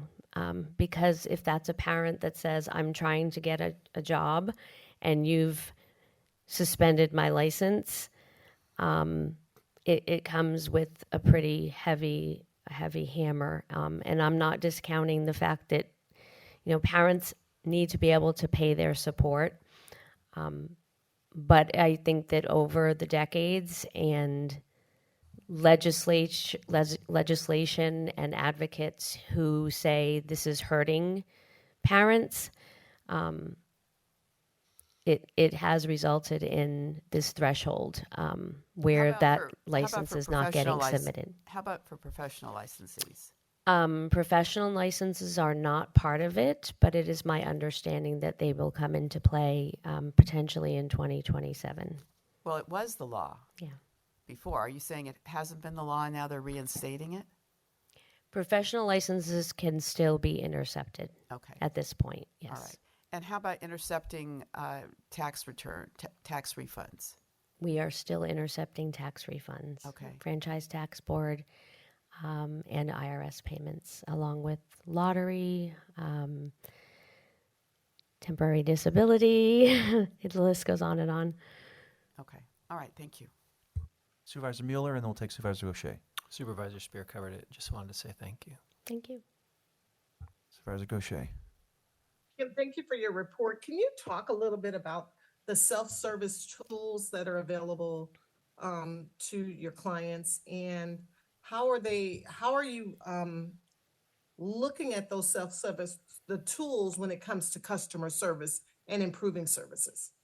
Yes, thank you for that's a really good question. Actually, the program has, grown tremendously in terms of customer service. So a customer can apply to open a case with basically 7 data elements, and that information would come to the caseworker, and then they would, contact the customer with generalized questions and get the case open. There are a myriad of payment options available for parents who pay support. They can go directly to the state disbursement website. They can pay by credit card. They can also go to PayPal. They have opportunity for, trying to think of the other, Rita, help me out. Oh, Pay Near Me is available. So there's a lot of payment options out there. The other thing that just came up recently was electronic review and adjustment filing. So that, again, is another self-serve opportunity for a customer to say, I've had a change in circumstance, I am underemployed or unemployed, and I want to request a review of my case for modification with the court. And again, that comes through a portal, and the caseworker reaches out and begins to have that discussion about eligibility, whether or not their case is eligible for a modification. So the child support program, I have to say, and the state oversight, we are always looking to improve access for customers. We also have a 24/7 portal that it's called Connect, Customer Connect, and they can go online at any time and see where their payments are at, what their balance is, if there's any information, email contact to the caseworker, so they can access their caseworker through that portal, and that is a 24/7 option. Right, thank you. To name a few. Thank you so much. I'm always interested in how we're receiving feedback from those who are receiving services to see how we can improve, or if there are areas to improve the service in general. But thank you again for your presentation. Thank you. Great, thank you. Thank you so much, Kim. Thank Just a couple you. of questions. First of all, you've done a wonderful job. Your caseload, and this has been a trend, it's been going on for a while. It's declined about, 2 to 5% a Yes. year. Yes. But I think, you as sort of being a leader of this organization, I mean, the child support division, one of the things that you've been able to do, and maybe you could speak to it in terms of your management style, but the ability to create partnerships with other counties. As we may be going into contraction, it probably looks like that. Can you speak about how you've been able to do that and how that partnership has really been able to continue to deliver services at, my understanding is, at a higher level? Yes, thank you for that question. I love to talk about this. So, bit of a opportunity to talk about the way that we plan and do strategic planning in our department. Really is, first and foremost, you have to have a well-trained staff. You have to have a well-trained staff, and you have to build your reputation for being responsible and accountable, and to be customer service oriented. And with that, the relationships that I have built across the child support community, the Directors Association, word gets out that we're in the top of our game. I mean, we're number 6 in the state. So they come to us in, looking for help, needing help because their funding is being cut. And they can't necessarily hire someone. So a shared service model where they're paying a certain amount of money for us to do that work, i.e. the call center. We've been taking calls from Marin for a long, long time, decades.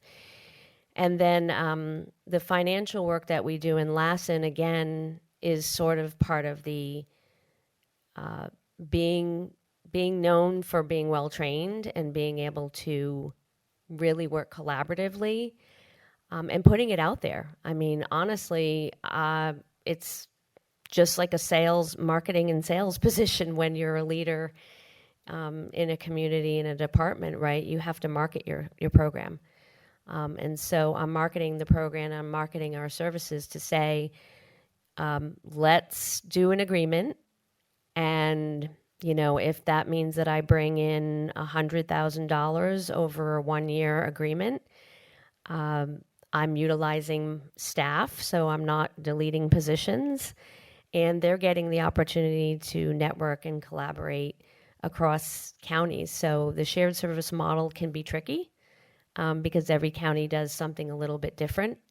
But we train them, and that's part of the agreement to say we're willing to do it, and we negotiate, the allocation amount, and then it just helps our funding to be stable. Great. And would you say it's profitable in a way in terms of offsetting some challenges with your own budget? Absolutely. Absolutely. It has definitely helped us over the years to close the budget gap. And also, when you have a shrinking caseload, you need to look at other avenues, right, to keep your staff afloat and to keep the positions, the very important positions, to serve the county of San Mateo. So it is definitely profitable in that sense. And kudos to you, Mr. Callaghan. I'm sure our staff and through the county executive's office, we look at opportunities similar to this within the organization. I know as we face this economic uncertainty or challenges, I think Kim and her department is clearly an example of what to do, and not even in challenging situations, but just in terms of how to sort of look at outside revenue to subsidize what you have in place. And so thank you. And the other thing I want to thank you for is really, I think within your budget, you've eliminated 2 vacancies. Is that correct? Three this year. 3 this year. And why did you decide to do that? Well, again, the caseload is shrinking. Okay. That's the challenge, and that's a fact. And the way the funding methodology lays out is that as your caseload is tied to your full-time equivalents, and so if you don't, you're not getting more money because your caseload is not increasing, you're actually getting less money because your caseload is decreasing. And so we've had, again, to be strategic about ensuring that we are providing the best customer service, that we are getting orders in a timely manner, within compliance, because we have strong compliance timeframes, and then that we're also issuing that income withholding to get collections out to parents. And I think now we're at something like 20 days post-order that they're getting a collection, which is, really impressive. And that is just, you have to really be laser efficient on what the community and the customers need. And so we are, those three positions were positions that at this time, they're critical, yes, but we can also strategize, and that's part of our strategic plan is like more training. We were more specialized, so we had like a court team, and we had one team that just worked, only cases that have bonuses and bonus calculations.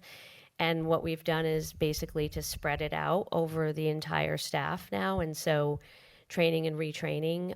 So we're kind of decoupling that specialization, which is helping us with the staffing. Finally, let me ask you. I mean, obviously, artificial intelligence is going to be with us, and the work that you do seems to warrant this technology.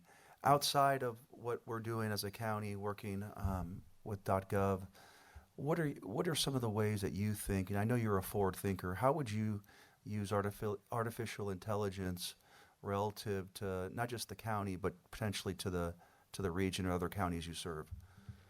I'm really excited for artificial intelligence. I think that we have to embrace it, and we also have to be careful that we utilize the data and protect the data. For us in the child support community, the state had issued guidance back August last year that we're not to engage in artificial intelligence within the statewide system, so we're not to use that data to expand. But I think that it's really important to balance human intervention with a tool that is so dramatic as artificial intelligence, and you have to do it wisely. But I can see that access to services in the county, in the region, could be mobilized and could also be take less time for consumption of what folks need. And I think that ties in very eloquently to the Family Justice Center. And I think that those discussions are really important.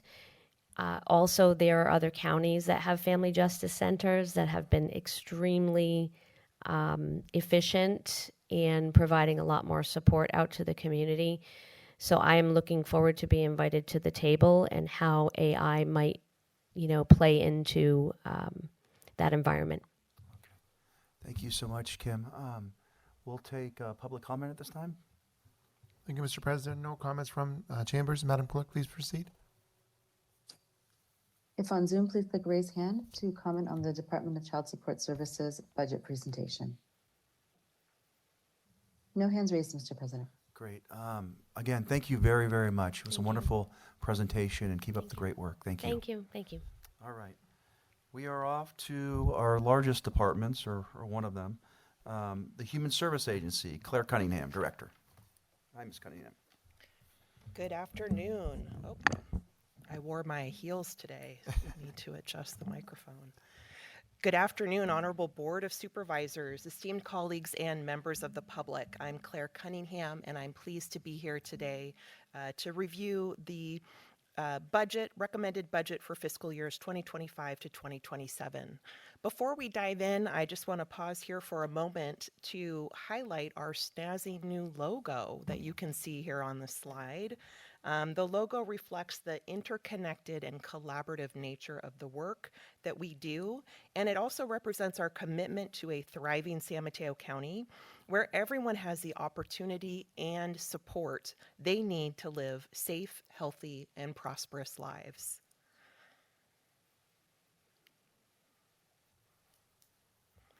So before we dive into the numbers, I will take a moment to share our mission at HSA, which is to promote the well-being of children, adults, and families by providing effective services with compassion.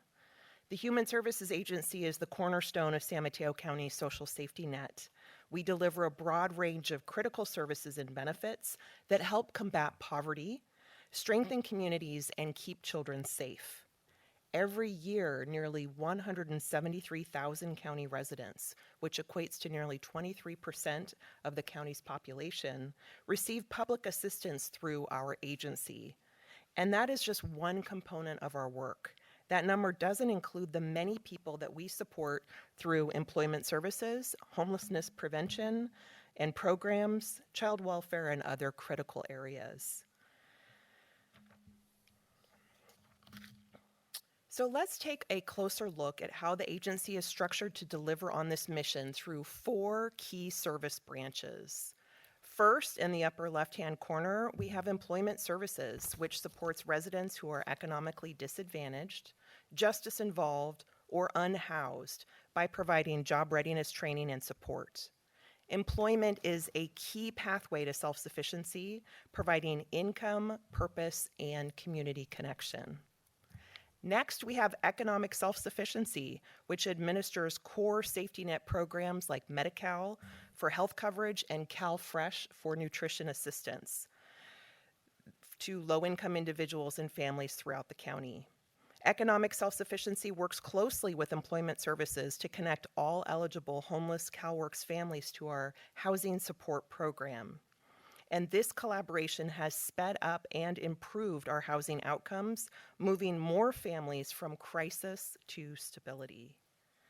Next, we have the agency's newest branch, the Center on Homelessness, which administers contracts with community partners providing shelter, outreach, rapid rehousing, and prevention programs. Each night, our 10 homeless shelters serve nearly 950 people. And we have 5 outreach teams that engage unsheltered people throughout the county to connect them to shelter and services. A key focus of our homelessness work over the last year has been reducing the long stayers, those who are in shelter for over a year. In July of last year, there were 206 such individuals, which limited available shelter space. Thanks to our collaboration with the County Executive's Office and our providers, we've nearly halved that number to 108 as of last month.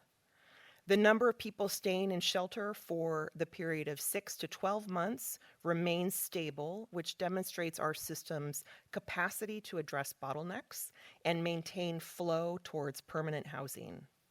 We continuously analyze data to improve outcomes and shorten the length of homelessness, always mindful of our collective goal to ensure that homelessness is rare, brief, and non-recurring.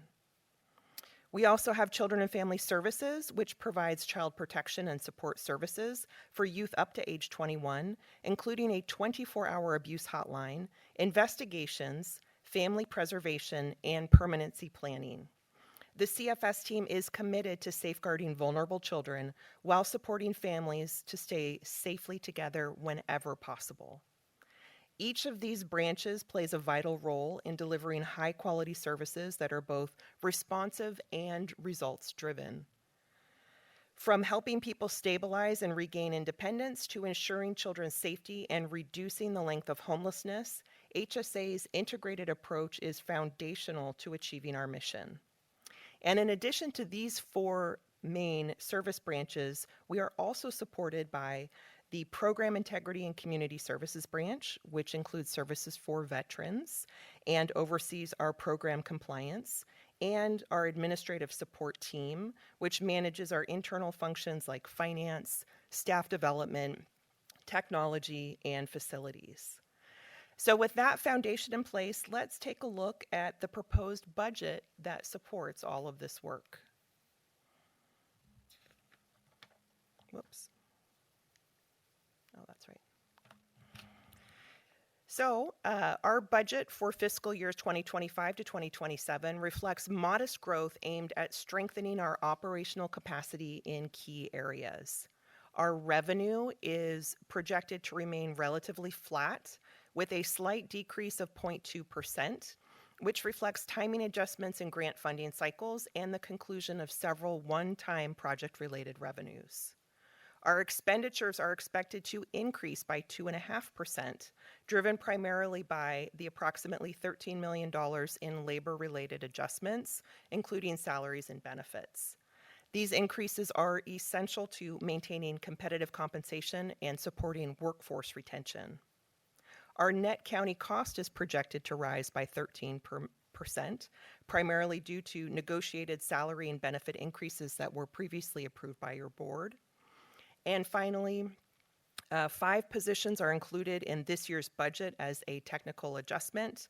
These roles were previously approved through the salary resolution amendment process in a prior fiscal year, and they are now being formally incorporated into the base budget.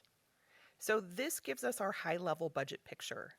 But next, we will talk through specific pressures shaping these figures, starting with external challenges at the state and federal levels. As everyone is well aware, the landscape of public assistance is shifting rapidly and not in our favor. We are facing significant pressures from proposed federal legislation and a challenging state budget outlook, both of which have direct implications for HSA's operations. At the federal level, proposed Medicaid and SNAP changes would shift significant costs to states and counties and increase administrative burdens. Medicaid work requirements could impact parents and caregivers, while reduced provider tax caps would limit state funding that helps support Medi-Cal. The SNAP proposals are just as concerning. Starting in January of 2026, so next year, new federal work requirements would apply to most CalFresh recipients between the ages of 18 and 54. In San Mateo County, that means more than 10,000 residents would be affected. We anticipate that between 5,000 to 6,000 of them will require referrals to employment services, which will create major pressure on staffing and case tracking, especially because a failure to comply with new requirements could mean food assistance loss after 3 months.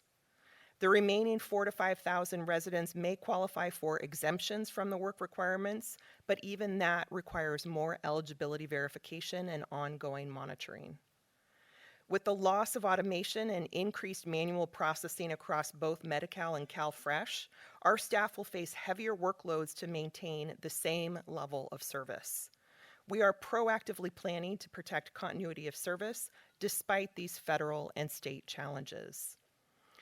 Our local funding sources, such as Measure K, are crucial for filling funding gaps, especially to sustain our non-congregate shelters as federal pandemic-related funding winds down. And also our realignment revenues are currently trending below projections, which further limits our ability to scale critical human services. So let's move to the next slide and take a look at caseload trends and the operational pressures that they create. In the last 5 years, HSA's Economic Self-Sufficiency Branch has seen sharp increases in demand, especially for Medi-Cal and CalFresh, driven by the pandemic, public health emergency waivers, and the rising cost of living. For Medi-Cal, the upcoming reinstatement of asset testing on January 1st will affect more than 17,000 seniors and individuals with disabilities in San Mateo County. This change also adds administrative complexity and will likely lead to coverage losses. Similarly, flexibilities granted during the pandemic that allowed many Medi-Cal beneficiaries to automatically renew their coverage have ended. If the proposed federal changes are implemented, Medi-Cal beneficiaries would be required to complete and submit paperwork every 6 months to maintain their benefits. This will more than double the amount of paperwork that must be reviewed and processed by eligibility staff, and it increases the risk that Medi-Cal beneficiaries will lose coverage. CalFresh is under similar pressure. Caseloads have grown 99% since 2020, and we will need to enforce specific work requirements and time limits for most individuals between the ages of 18 and 54, starting in January of 2026. All of this underscores a broader reality, which is that policy changes will drive up workload and reduce automation, intensifying the pressure on our systems, staff, clients, and infrastructure. As we look ahead, these operational impacts tie directly to larger financial risks and the need for careful long-term planning. Given the scope of the programs that we oversee, 42% of HSA's total budget is funded through federal and state sources, making us highly sensitive to changes in external policy and appropriations. as federal waivers are expire or are terminated early, state revenues fluctuate, HSA's financial stability is directly impacted. And at the same time, we face a counter-cyclical reality. The demand for safety net services grows just as funding becomes more constrained. And another important thing to keep in mind is that the way that the Human Services Agency draws down funding from federal and state sources is through claiming, which requires staff to accomplish. To stay resilient, we will continue emphasizing strategic flexibility, transparent communication, and partnership with the board and our stakeholders. One place where our partnerships are already producing results is at the Navigation Center, where we are delivering a more integrated, client-centered model. Last July, our Employment Services team expanded their operations to provide healthy, delicious meals for all Navigation Center residents. Breakfast, lunch, and dinner are all made from scratch by our trainees, many of whom reside at the Navigation Center, which I think makes for the shortest commute on the peninsula. Our trainees earn food handler certifications while preparing hot meals to feed their neighbors.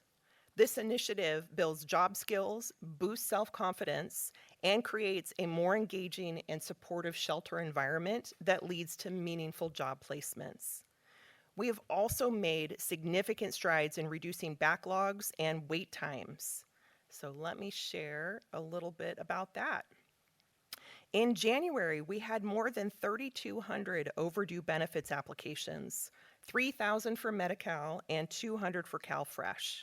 But through operational changes like specialized teams, enhanced monitoring, and updated workflows, we've brought those numbers down to just 22 Medi-Cal applications and 8 CalFresh applications, which we consider functional zero, as of early June. At our service center, our call wait times dropped from over an hour to under 19 minutes, thanks to targeted staffing shifts and the introduction of a new callback feature. These improvements highlight HSA's commitment to ensuring residents receive timely support even as our caseloads grow, as they have over the last 5 years. Our success in eliminating backlogs means that our clients have faster access to healthcare and food assistance. We know how crucial it is for our clients to access their benefits as quickly as possible.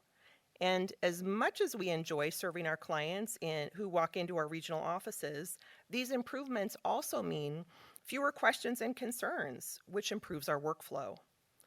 Eliminating backlogs and reducing wait times on the phone and in our offices may not seem exciting or cutting edge, but it has a tremendous impact on our clients, and it helps us to prepare for the significant policy shifts that are on the horizon.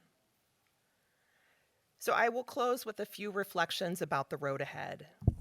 The Human Services Agency remains steadfast in its commitment to serving San Mateo County with integrity, innovation, and compassion. While the external landscape is growing more complex, we're supported by a strong foundation, our dedicated workforce, trusted community partnerships, and a deep commitment to equity. I want to express my gratitude to the entire HSA team for their relentless efforts to ensure that San Mateo County residents receive the support they need when they need it most. And I also want to recognize HSA's Chief Financial Officer, Artie Apostle, and my Assistant Agency Director and former Chief Financial Officer, Jacinta Arteaga, for crafting a balanced and thoughtful budget that reflects our priorities and upholds our fiscal responsibility. Thank you for your time today. I welcome your questions and look forward to our continued partnership as we work together to build a stronger San Mateo County. All right, thank you so much, Claire. Are there any questions? Okay. Lisa? Claire, thank you for your presentation. I don't really have questions. I've talked to you and I've seen your work. You guys are doing amazing jobs. Your responsiveness to the needs of our community, hands-on, when you have a request, come to you and it's being done. So again, hats off to all the work that you're doing and to your staff. It is really critical and important. Thank you so much. Thank you, Supervisor Gaucher. Okay, we have Supervisor Corzo and then Supervisor Spear. Thank you. I just wanted to share that I know both folks that receive services and folks that provide services within HSA.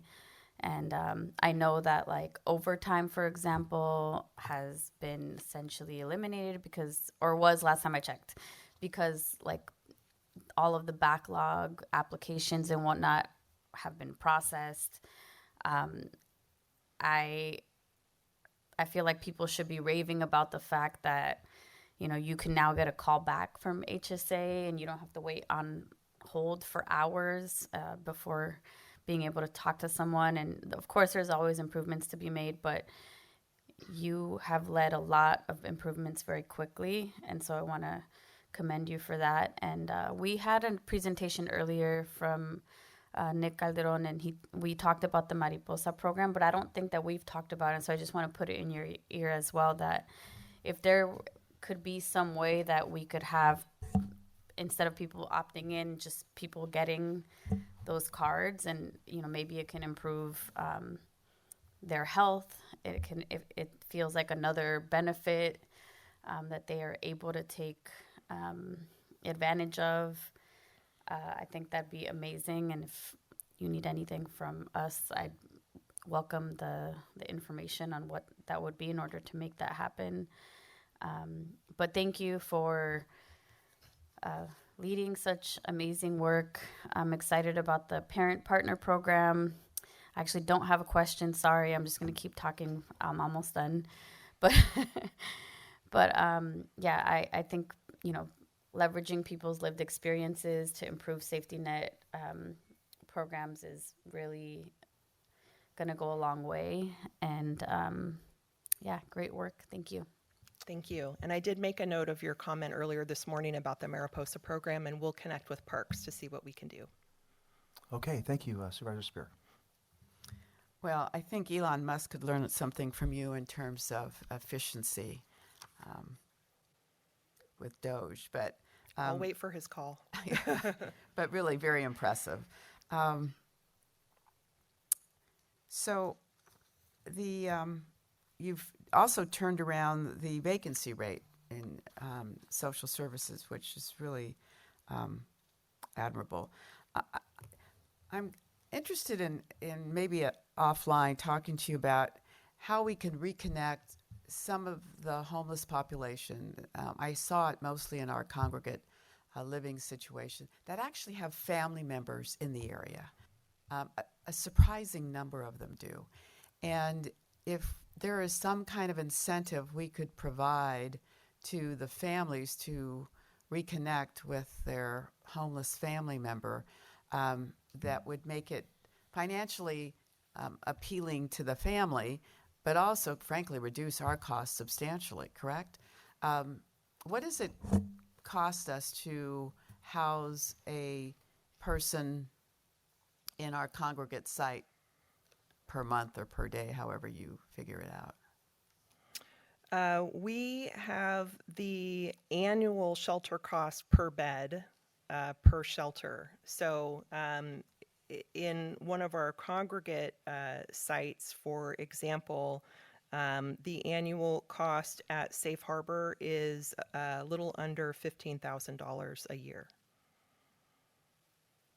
So, for instance, if we said to a family, if we can get you to reconcile, we will provide you with $800 a month. That would be saving us money and might be incentive enough for these families to reconcile. So have we tried doing that, or is that something that's been tried anywhere? Not that I'm aware of. We have been focusing on working with the case managers to enhance their skills in, it's almost like social work, in sort of repairing the family rifts and pursuing reunification with family members in that way. But I'm very intrigued by this idea of adding a carrot to that process. We would need county dollars to be able to do that, unfortunately. Of course. Well, let's talk offline about it. Thank you. Great. You know, Claire, I just have one question, and if you can just maybe just email me. I just want to understand the department's AI plan and how you intend to use it. But we can address it at a further time. But if you could just email me or email the board and the county executive, that would be great. Sure, I can give you a quick response now. We don't have any AI in development now, largely due to the fact that the information that we work with is highly sensitive. We will, for that reason, and also the risks of errors are great in that if we were to use artificial intelligence to take notes of a call to our child abuse hotline and there was an error, that could impact child safety.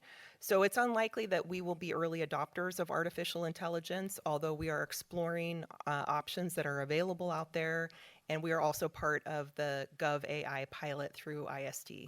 The one thing I would encourage you to do is to look at other counties and cities that have sort of adopted this practice. I think New York City, they've done some work in this area, but I would look into what they're doing to see if it's applicable. We're all different counties. So with that, do we have public comment? Thank you, Mr. President. No comments from chambers. So, Madam Clerk, please proceed. Public comment in Zoom open for item 9, Human Services Agency presentation. No hands raised, Mr. President. Thank you so much, Ms. Cunningham. Ms. Chawla.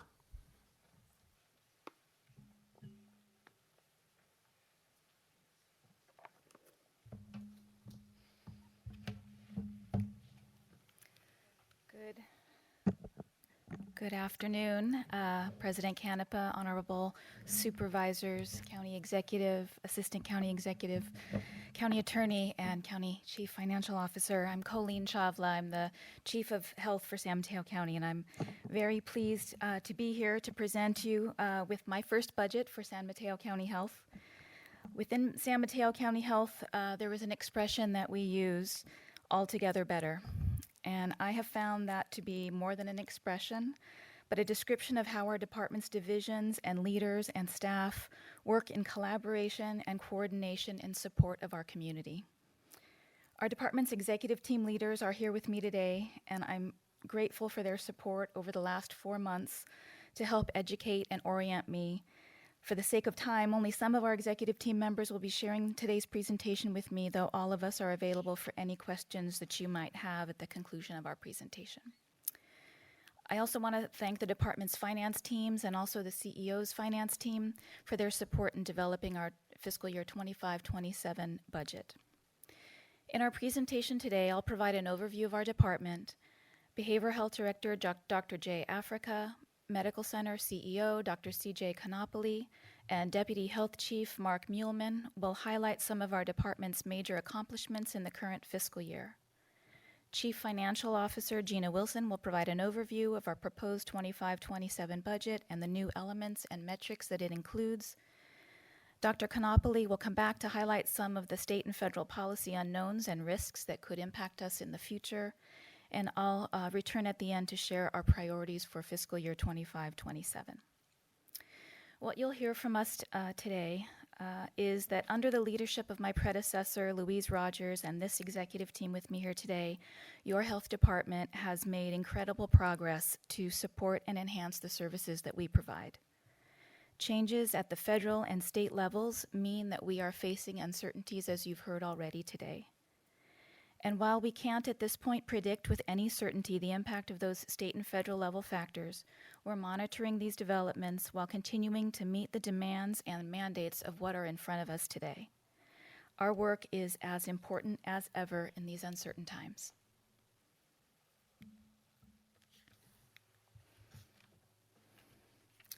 At San Mateo County Health, our mission is to help everyone live longer, better lives.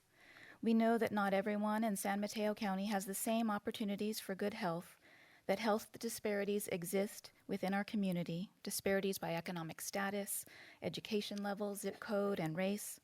And our work is to address these health disparities so that everyone in San Mateo has their opportunity to live the healthiest life they can. Our work in support of this mission falls into 2 broad categories: to protect the public's health, with functions that reach all of our residents, such as emergency medical services, environmental health services, and policy making that makes the healthy choice the easy choice, and also to serve as a robust safety net, with services and supports focused on supporting communities facing barriers to health and healthcare access, mainly people who are publicly insured or covered and need the array of medical, behavioral health, and social supports that we offer. Now I'll turn it over to Dr. J. Africa to share some of our department's accomplishments in the current budget cycle.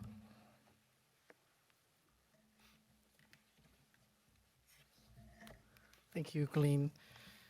After over a decade of planning, the Cordilleras Health and Wellness Campus began transitioning clients last winter to 4 brand new 16-bed mental health rehabilitation centers operated by partners Stellacare, Caminar, Crestwood, and Stars. The Canyon Vista Center, also in the campus, which is supported by Abode and Telecare, also began accepting clients. Canyon Vista Center, as a reminder, adds 57 brand new beds, both transitional and permanent, to those who have behavioral health issues and who are in need of housing and support services. At the end of August last year, we fully launched the 24/7 Mobile Crisis Response Team. And so far, the Mobile Crisis Team has been deployed over 367 times since its inception. We remain at an average response time of less than 30 minutes. Actually, it's about 26 minutes. Also last July, the county implemented the Community Assistance Recovery and Empowerment, or CARE Act. Our implementation actually was 6 months early than the mandated implementation date. Our CARE Court team has received 96 referrals from partners in the community. 17 care agreements have been signed from over 51 petitions filed through the courts. And we really are very grateful for many of our partners in the implementation of CARE Court. In order to support those in custody who have significant psychiatric and impaired psychological functioning that could not be addressed under the general population or another mental health unit, a stabilization care unit was created at the McGuire Jail in March of this year. Historically, these individuals were housed in an administrative housing with little to no support to them. This new unit offers a range of evidence-based practices like cognitive behavioral therapy, individual counseling sessions, recreation therapy, medication support, and offers, more importantly, a structured routine that helps people in custody with their mental health needs. And these are just some examples of feedback from the clients that had been part of the Crisis Stabilization Care Unit. The ability to offer medication-assisted treatment, or MAT, in addition to counseling and other therapies, especially to individuals in need, are crucial to support their wellness and recovery. In behavioral health and recovery services, our IMAT program provides real-time, field-based support to get individuals linked to appropriate medication for their substance use. We have extended our resource in BHRS, and in partnership with Correctional Health, our case managers are now able to provide early intervention and SUD treatment as part of a client's re-entry upon release from custody. Now, clients are able to receive and continue MAT in the community while being linked to services as they exit out of custody.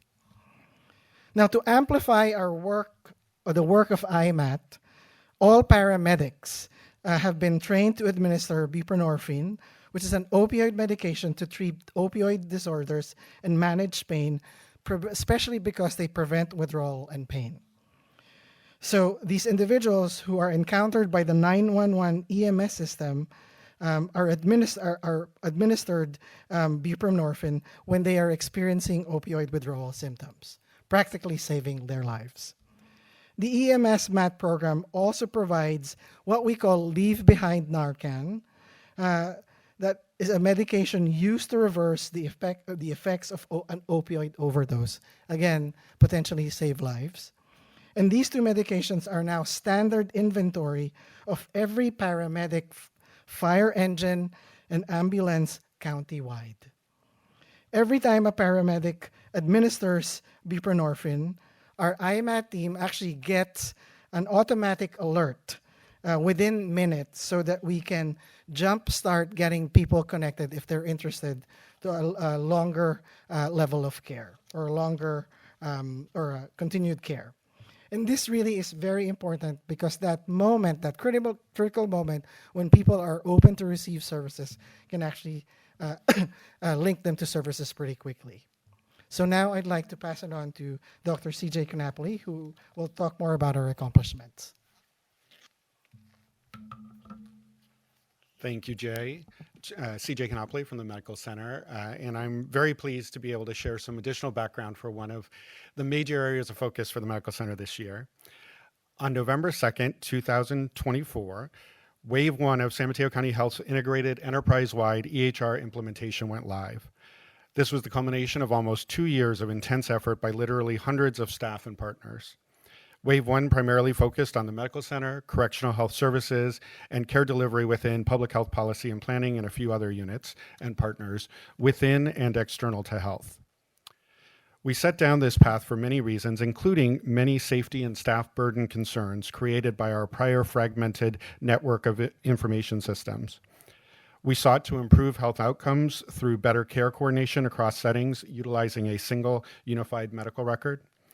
We also sought to empower our patients through easier access to their records and care teams. In addition, we aimed to reduce the burden on staff by providing them with more powerful tools and reducing the need to jump from system to system. We went live at 4:42 in the morning on Saturday, November 2nd. These are just a few images from that morning, day, and subsequent week. I'll especially call your attention to the staff members wearing red shirts. These were our super users, key contributors to our successful implementation and a marker of the tremendous amount of staff engagement we saw throughout the effort. Any implementation of this magnitude is bound to encounter challenges, and we certainly had ours, but by almost any measure, this was a highly successful implementation. This has been validated time and time again by our Epic partners, and we were even recognized with good install credits by Epic. We went live with almost all our planned functionality. A notable exception was our outpatient pharmacy, but that successfully went live in April. We returned to our baseline level of service to our patients within approximately 12 weeks of our go live. We made it through go live on time and on budget. As of June, we had over 18,000 patients enrolled in MyChart, the patient portal, which represents about 35% of the patients we have seen since November 2nd. They have sent over 7,000 messages to their care team, requesting over 3,500 prescription renewals, and also used the self-service features in MyChart to schedule over 700 appointments without staff intervention. Finally, in our post-go-live staff satisfaction survey, SMMC scored at or above the 65th percentile on all questions, with most scores in the 70th to 80th percentile. And so with that, I will hand it to Deputy Chief Mark Muehlman to continue. Good afternoon. Working in partnership with community organizations and individuals could you speak into the is an mic? important. I'm sorry. Working in partnership with community organizations and individuals is an important aspect of our work to help everyone in San Mateo County live longer and better lives. Public health policy and planning collaborated with community stakeholders to develop a community health improvement plan and continues to work with the community-based organizations and other stakeholders to advance work on the 3 priority areas identified in the plan: access to healthcare services, social determinants of health, and mental health. We are also excited to be in partnership with the County Office of Education in the development of the United for Youth Vision 2030 Blueprint. This blueprint is the first ever roadmap developed countywide to address the growing behavioral health needs of young people, including transitional age youth, and leverages partnerships across the county. Some highlights of improved efficiencies are noted here. as previously mentioned, development of launching of two portals, the patient portal for the medical center patients and an environmental health services portal for business owners and community members puts more information at our patients and clients' fingertips and makes navigation of services easier and more convenient. Behavioral Health and Recovery Services implemented a standardized screening tool to efficiently determine where an individual is best served by quickly understanding their concerns and getting them to the right provider.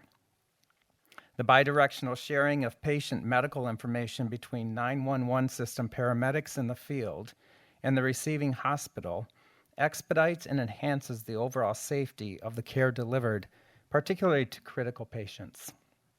Aging and Disability Services went through a process to improve intake for adult protective services and public guardian clients, resulting in a centralized process that reduced wait times and better serves clients. And the California Children's Services streamlined communication between their team and provider partners to ensure appropriate and prompt payment for neonatal intensive care unit services to avoid delays in service and reduce back-end processing time. Now I'll pass it off to our Chief Financial Officer, Gina Wilson. Thank you, Mark. Good afternoon. So now we'll get to the numbers. So county health budget increased 4% from fiscal year 24-25 at $1.4 billion and is relatively flat moving into the second year of the budget in fiscal year 26-27. The major changes in that second year are the removal of one-time items. Our net county cost remains consistent at 16 to 17% of our budget, and our position count increases by 16 or 1%. The budget before you does not include any of the changes at the federal and state level, which we will discuss later in this presentation. The key changes, or the things that are included in this budget, is the implementation of multiple significant new state behavioral health policies, more specifically SB 43, which expanded involuntary commitment law to include individuals with substance use disorders. Proposition 1, which is the Behavioral Health Services Act, significantly reformed the Mental Health Services Act and reprioritized the allocation of MHSA funds. Prop 36, which established treatment-mandated felonies. This budget also includes increasing access to care provided in our correctional health facilities with the implementation of CalAIM, the Justice-Involved Reentry Initiative to connect incarcerated people to healthcare pre- and post-release, as well as additional mental health supports in our facilities. The budget further includes upgrading and expanding county-owned behavioral health facilities.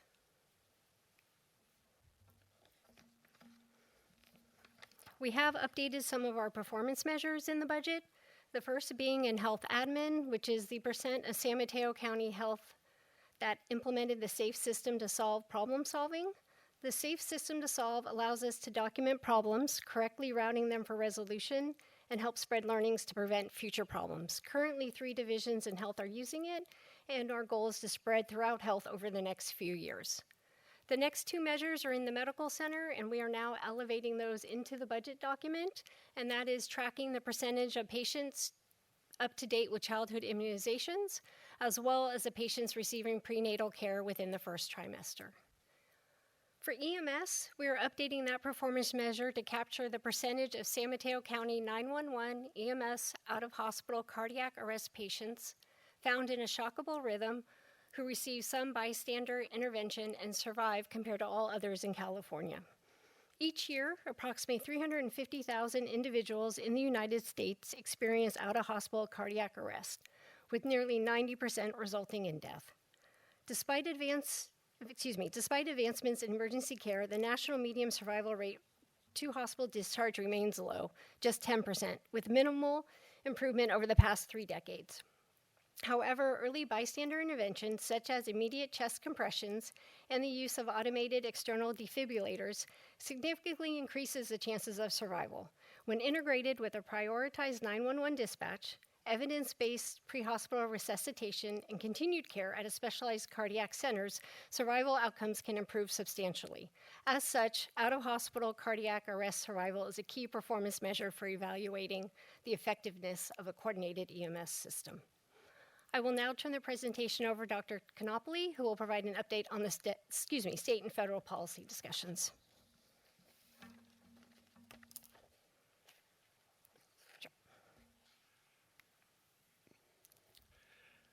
As you've heard throughout the course of today, the state and federal budgets remain in a state of flux and active negotiation.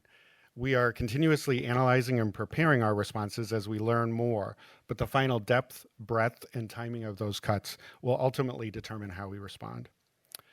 Almost everything being proposed will cause some level of challenge, but today I'll focus on an overview of potential risks based on what we've heard so far.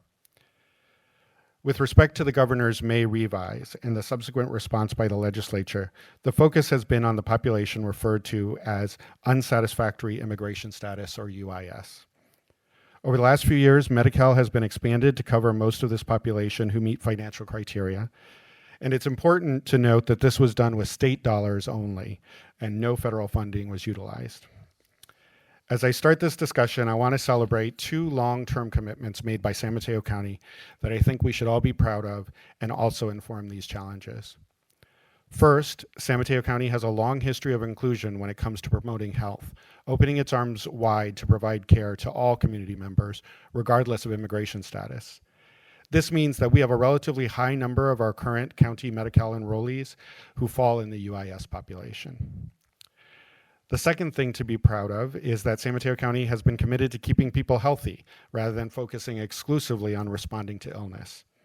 This means that the county has long-standing, long-term commitments to outpatient care and primary care and prevention.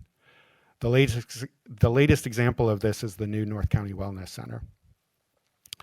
With respect to the proposed state budget, we can divide the proposals into eligibility and enrollment issues and direct revenue issues. With respect to eligibility and enrollment, we are very concerned that the freeze on new UIS enrollments, establishment of a monthly premium, and a reduction in the asset limit for Medi-Cal may all create barriers such that individuals currently covered by Medi-Cal may fall off the rolls. The legislature's response mitigates some aspects of the governor's proposal by allowing a limited window for re-enrollment and reducing the proposed premium. On the direct revenue side, as part of the county's commitment to upstream prevention, SMC runs 11 federally qualified health centers. These centers receive enhanced Medi-Cal payments that allow them to meet the costs related to meeting the needs of our patients, which are often complicated by social and economic challenges. Like other federally qualified health centers, such as Ravenswood Family Health Center and Northeast Medical Services, SMMC is heavily dependent on these payments in order to maintain the services necessary to fully meet the needs of its clients. The governor's May revise not only eliminated dental benefits for the UIS population, but also eliminated the FQHC enhanced payment referred to as the Prospective Payment System, or PPS rate. Under this plan, payments would fall to the base Medi-Cal rate, which would be inadequate to maintain the current level of service. The legislature's response proposed to delay implementation of these changes until July 2027 to allow for planning, preparation, and perhaps consideration of alternatives. It's important to note that the full impact of any state-level changes may not be clear until we have more clarity on the federal picture, and reductions in Medicaid funding to the state may further erode the state's financial picture. And so now move on to the federal risks. At the federal level, there continues to be substantial uncertainty, as there is likely to be more back and forth between the Senate and the House. We're concerned about many elements of the proposals. These include a variety of changes that are likely to push previously eligible individuals off of Medicaid. This includes work requirements, where we know large numbers of our patients already work, but now will be required to document that work.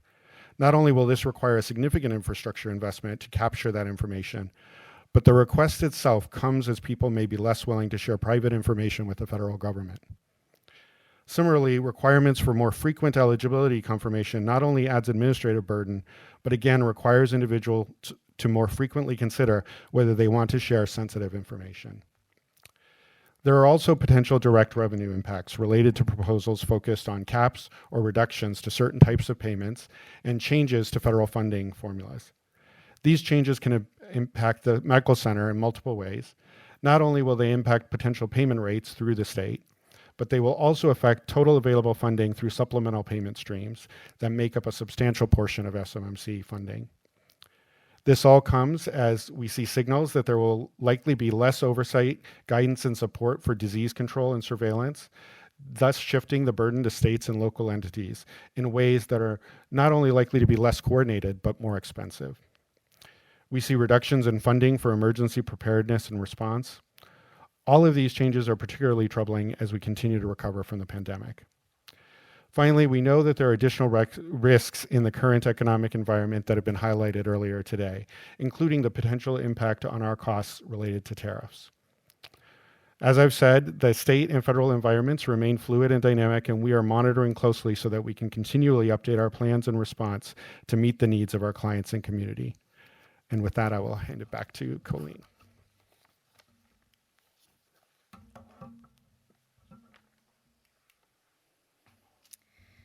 So our priorities for the upcoming budget cycle, as you've heard already, are both to monitor and prepare for the unknown, but also to continue to meet the demands and mandates that are in front of us now. You heard from CJ about the potential impacts on Medi-Cal enrollment and eligibility, and also on revenue. Potential changes at the state and federal levels are interdependent, and many of the federal impacts will depend on the state's response. We'll continue to monitor these developments through our various statewide professional associations and in coordination with our CEO's legislative office. You heard from Gina that this budget includes implementation of many new state behavioral health initiatives.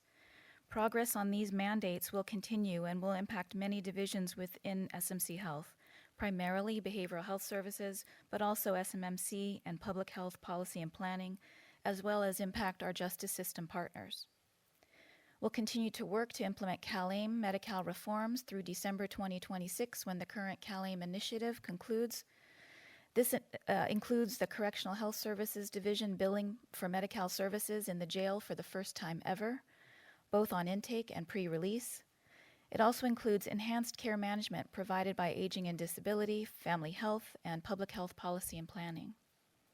At the same time, the State Department of Healthcare Services will be developing the successor to CalAIM to pick up in January 2027, and we'll be monitoring that closely and weighing in on its design with our statewide associations.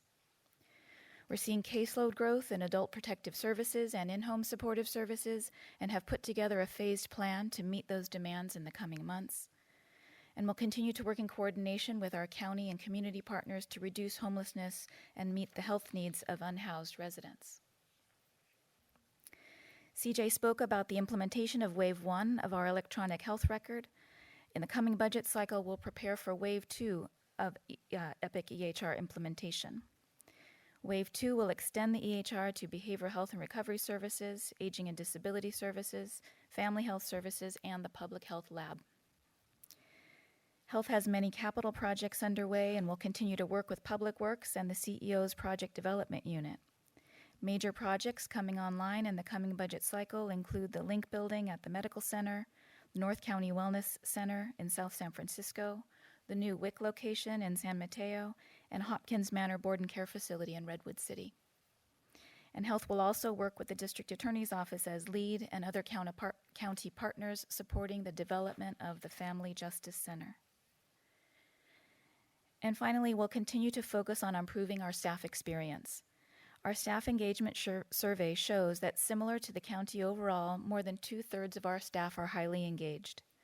We're united by a strong commitment and purpose to the work that we do, and there is high job satisfaction.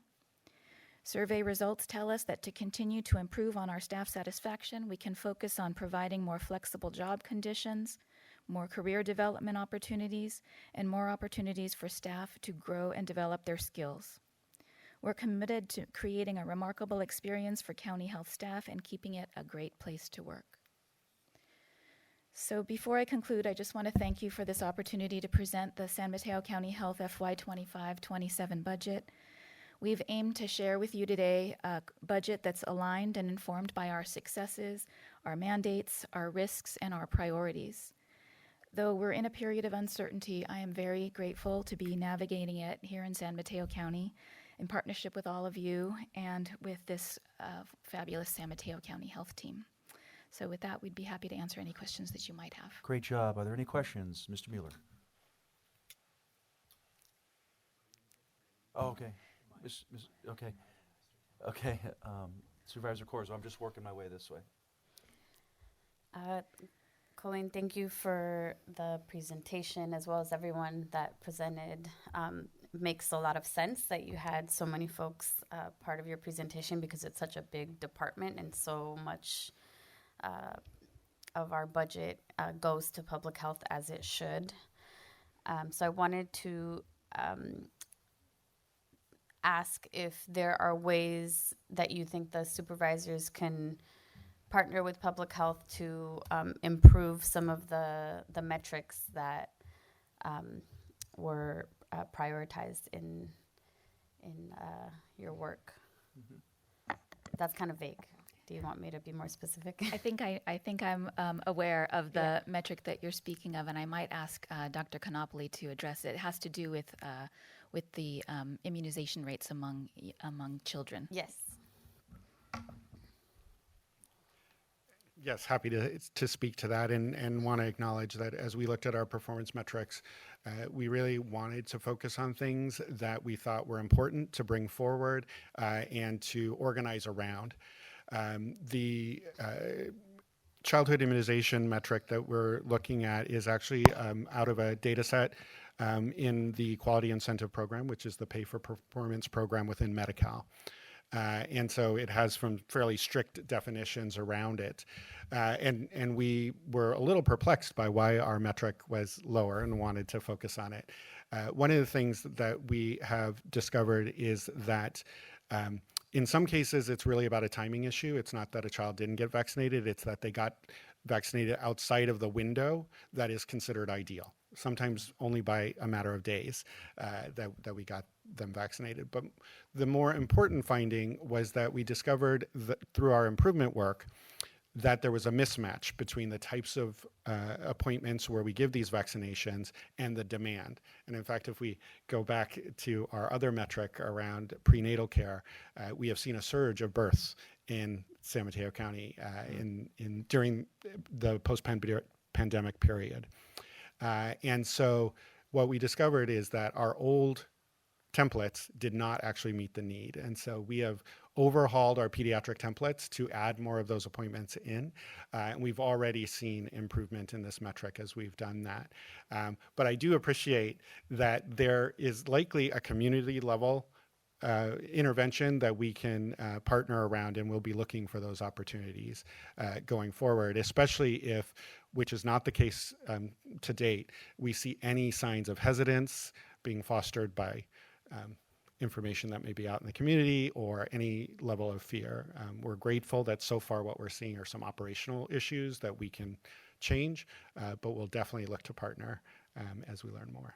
Yeah, I'm just thinking about, like, can we do community vaccination clinics, and can that help address some of the timelines being missed? I know there used to be vaccination clinics at the King Center in District 2 in San Mateo, and those don't happen anymore to my knowledge, but that neighborhood is most definitely one of the equity areas that has concerning rates of vaccination for children. So I'm just thinking about whether we can leverage some of those kinds of clinics that maybe we've moved away from. Absolutely, and I think we have been able to stand up various efforts, including when as school gets ready to open, we've opened immunization clinics, et cetera. So we will be using every tool in our toolbox to address this. Awesome, thank you. Let's see. I think I had like one more.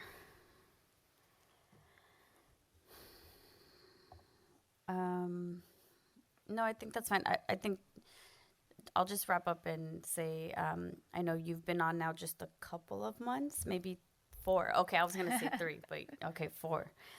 So thank you for diving in and partnering with folks here at the county to get up to speed. And I'm excited for what's to come out of public health. And I'm really proud to be the chair of the Medical Center Board and to see the rollout of EPIC be so successful. And, you know, all change is hard, but I know it's giving staff so much support that they didn't have just in terms of technology and not having to, you know, request new info. It's all there in one place, and we'll continue to improve as time goes on. So thank you so much. Thank you. Appreciate the presentation. Colleen, I just really want to thank you for all your work and effort, your team's presentation. Just it's excellent. Challenging times, but I'm glad we have Dave McGrew still around here. I don't know if Dave's in the crowd, not to embarrass him, but Dave's done a wonderful job. We'll go to Lisa Gaucher, and then from Lisa, we'll go to Jackie Spear. Come back to me. Okay, Supervisor Spear. I thought she needed some medicine there for a minute. Boy, this is such a dire presentation. I just don't know where to begin. But I guess an overriding question I have is that we have always been generous in terms of supporting our immigrant community in terms of healthcare, even before it became subsumed in Medi-Cal. So the extent to which that happens again, we're prepared to provide those services, and I'm presuming in conjunction with the health plan of San Mateo, correct? I mean, how are they interfacing with you in terms of the immigrant population and making sure they get the health care they need? So as Dr. Canopoli mentioned earlier, San Mateo County has long had a program that covered individuals who didn't qualify for other health insurance. It was called the ACE program. And the ACE program still exists. It's much smaller today. Enrollment is smaller today than it was before by quite a lot as the state expanded Medi-Cal for undocumented individuals. But the program still exists. The infrastructure of the program is still within Health Plan of San Mateo. They still operate it for the people who are there now.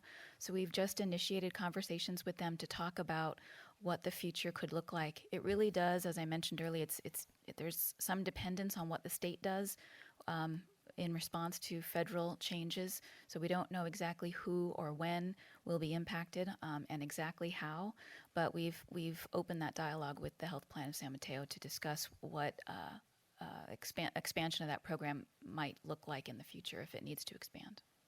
And in so doing, we would not be charging the $30 a month for ACE, would we? We have not gotten into that level of detail, and that $30 a month is for Medi-Cal, and so that is it's a different product really than what ACE would provide. ACE provides healthcare access as opposed to insurance. Okay. When we were working on Cordilleras, and Louise Rogers was in your stead, the expectation was that because we were able to get federal engagement, that there would be a huge benefit to the county in terms of county costs, and it would be really drop considerably. And it looks like in the budget itself, it's only about $1.8 million due to increased billing, which seemed kind of small to me.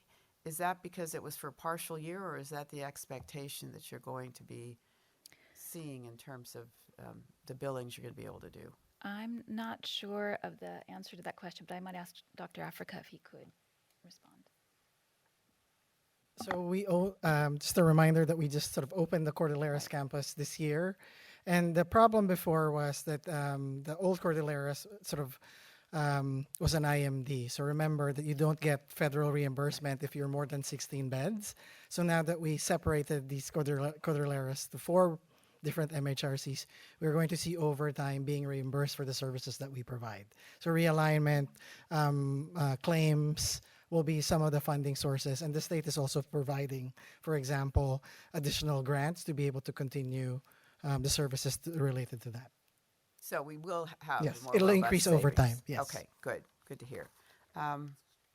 And I think that do we know how much money the federal government provides to the hospital through Medicaid? I do have that information, but I know that President Canepa mentioned the analysis that was done by the CEO's office earlier of $673 million. About 320 of that is related to the health department altogether. 320 million. But I will say that because it is related, and most of that is related to the medical center and behavioral health for Medicaid. But I will say that that figure isn't, what's being discussed is a reduction in Medicaid coverage or a reduction in Medicaid expenditure, not an elimination. So we're not looking at a potential elimination of all Medi-Cal revenue from the federal level. So that's part of why it's difficult to estimate what the impact will be, because the way that they implement reductions will impact how much it impacts us and for whom and where in our system. Okay. All right. I think that does it for me. Thank you. Thank you. Okay, thank you. I'm going to chair the rest of this meeting. Supervisor Gaucher, would you like to ask any questions or provide any comments?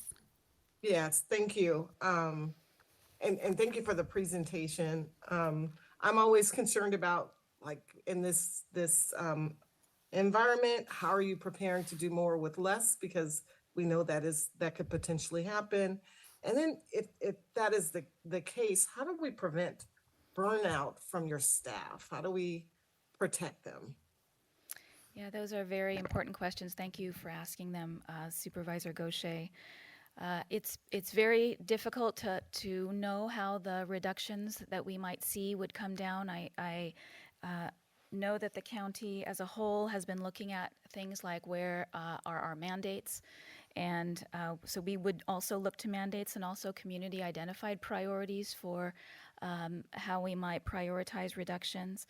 There's also been an exercise that we'll be completing on what 5 and 10% reductions look like. We've put together some principles that are based on those two factors I mentioned, but other principles such as equity and making sure that we are continuing to address the people most in need in our community.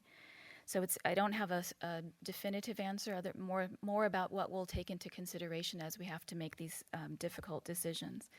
And in terms of supporting staff, I definitely agree. We are fortunate to have relatively low vacancy rate. I think that people recognize that our department is a great place to work. As a new employee of our department, I can attest to that. But there's a lot to do. We need to do to make sure that people continue to feel valued. They continue to find personal satisfaction and purpose in the work that they do, and that we continue to grow them in the ways that they want to grow. And so the information from the staff engagement survey is really very helpful for us to help guide us to make sure that we continue to meet the needs that our staff have already identified and told us are there. Thank you. And then can you you probably already mentioned this, but I may have been coughing. The Medi-Cal asset limit is going from 0 to 130K. What does that actually mean? It means that in order to qualify for Medi-Cal, you can't have more than $130,000 in personal, like in your bank account, in your retirement account, and so forth. I think it exempts, and Claire would know this better than me, but I think it exempts your personal home. But it's other assets, it's other monetizable assets. Thank you. Then I'm excited about the continued conversation around the Family Justice Center. We recently did the tour in San Diego, so excited for that. We toured Cordilleras, and it was great to see all of the improvements there as well. And really excited about Epic and the successful rollout of Epic. We'll continue to watch how this happens because it really brings us into this innovation and helps with the records and everything. So again, great job. Thank you for your work. Thank you so much. Thank you, Supervisor Mueller. So I wanted to ask, in light of the presentation, so looking at the back history, seat in emergency room closes, we put forward a pilot to go ahead and have the urgent care center open with Dignity Health. That pilot has now ended, and while they are still accepting, while they still are there, which is great, they're very limitedly accepting walk-in appointments. And I've talked with you about expanding what the Coastside Clinic does, because as it turned out, looking at the results of that pilot, most of our farm workers and underserved clients continued to try to use the Coastside Clinic and didn't use that urgent care pilot as much as we had hoped in terms of uptick. And so I'm wondering, because we've talked with you about expanding what the Coastside Clinic does, is that still in the cards? And I'm still trying to figure out, I know that we have the shuttle, not the shuttle, but the on-demand service that goes out to the fields. But we're still lacking now so many of our folks who are farm workers or who are underserved wait until that moment they need it. And on the Bay side, that means they use emergency rooms. If we don't have that on the coast, what do they have access to? So I know it's a long question, but are we still looking at expanding the Coastside Clinic and what takes place there? I'm going to defer to Dr. Konopoli about the Coastside Clinic planning, but just to say around the Dignity Health pilot, part of the pilot, the intention of the pilot was to gather data about the need for emergency or drop-in care, which is the same as urgent care, same as express care. Sort of, it's the same with a different name. So they were able to open urgent care for a period of time and collect data on who was coming. About a quarter of the folks who came were Medi-Cal beneficiaries, but the majority were privately insured or Medicare beneficiaries who have more options for their care. And what Dignity found is that there was a case to be made for them to continue to leave urgent care, make urgent care available on their own, even at the discontinuation of the pilot. And I know I'm telling you things that you know. But, I do. I'm just confused because in the press, they're saying to people they're not offering urgent care anymore. It's by appointment only with limited walk-in basis. So they are doing same-day appointments. They might just be calling it something else. Okay. And the times that they are making it available are the times that the study that we helped them fund indicated that the demand was highest and it could meet their own organizational needs to make the service sustainable. So I think it's maybe a wording issue around same-day appointments versus urgent care. Okay. And it is based on the data that they have. And then I know that Dr. Konopoli can talk to the strategic planning work that they're undertaking at the medical center, specifically related to Coastside. I appreciate that. Yes, definitely appreciate the question, and we'll confirm that in the urgent care arena, there really has been a move to same-day appointments away from pure walk-in, just so that they can manage the flow better. With respect to Coastside Clinic, we're really excited that we feel like we have a robust set of resources at Coastside, and it may be about how we reorganize them to better meet the needs of that community, specifically acknowledging that farm workers have specific needs that traditional brick and mortar clinics may not always be prepared to meet. So we are taking some deep dives through our strategic planning process to really connect with all of the community members and understand exactly what is going to meet their needs.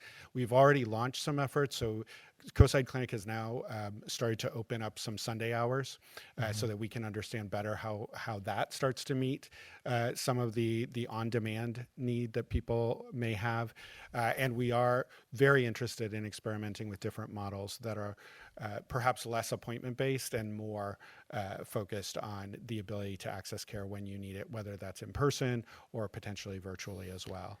Yeah, I will say the criticisms that I heard of the Dignity pilot was that it actually wasn't available at the time that someone who's working all day would be able to access it. And so you really sort of missed that segment of the population. And so it's great to hear that we're experimenting at the Coastside Clinic with those weekend hours. I would ask for you all to consider, because I have to say, the articles that I've seen in the Half Moon Bay Review and other places, Coastside News, really haven't done a very good job of explaining what is taking place now at the Dignity Clinic, and what that strategic plan is for people to understand. So I think it'd be a good thing to explain that to the community. There is definitely confusion around it, and I've tried to, but I could use the help having it officially come from the department. So thank you. Thank you. We can definitely connect with Dignity on that. Thank you.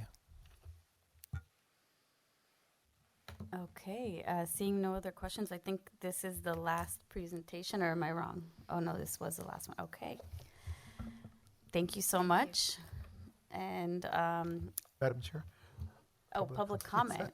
That's right. Thank you. Thanks. We do have 3 speakers from Chambers, Madam Chair, and then we'll take comments from Zoom. We'll start with V. Navarro, followed by Evan Milburn.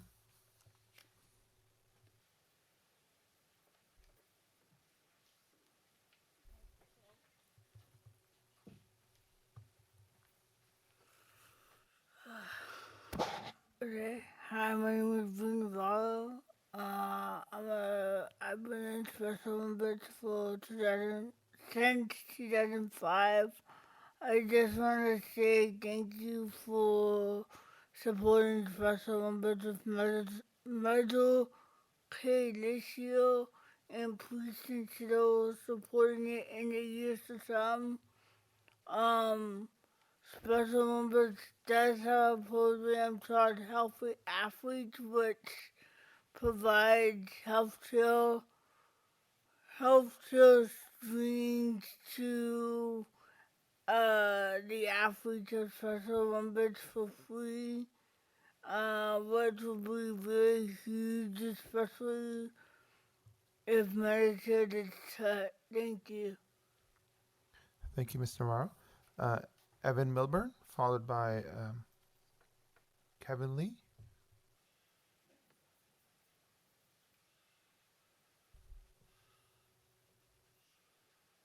Supervisors, county manager, esteemed community members, I just want to say thank you. So I'm with Special Olympics. I've been with Special Olympics since I'm Evan Milburn. I'm obviously been an athlete since 2007, and it's given me a lot more than just we're a lot more than just a sports organization. We help out with healthy athletes. We do fitness at every competition. We have health screenings and stuff. So like at Summer Games this weekend, which is coming up this weekend at Santa Clara University, we will have health screenings available for our athletes. We'll be helping them with getting their feet right, getting their teeth right, getting their eyesight, whatever they need. We'll help them. It's been a lot to me. It's given me a lot, and I just ask you to continue to support Special Olympics. Thank you. Thank you. Our last speaker from Chambers is Kevin Lee.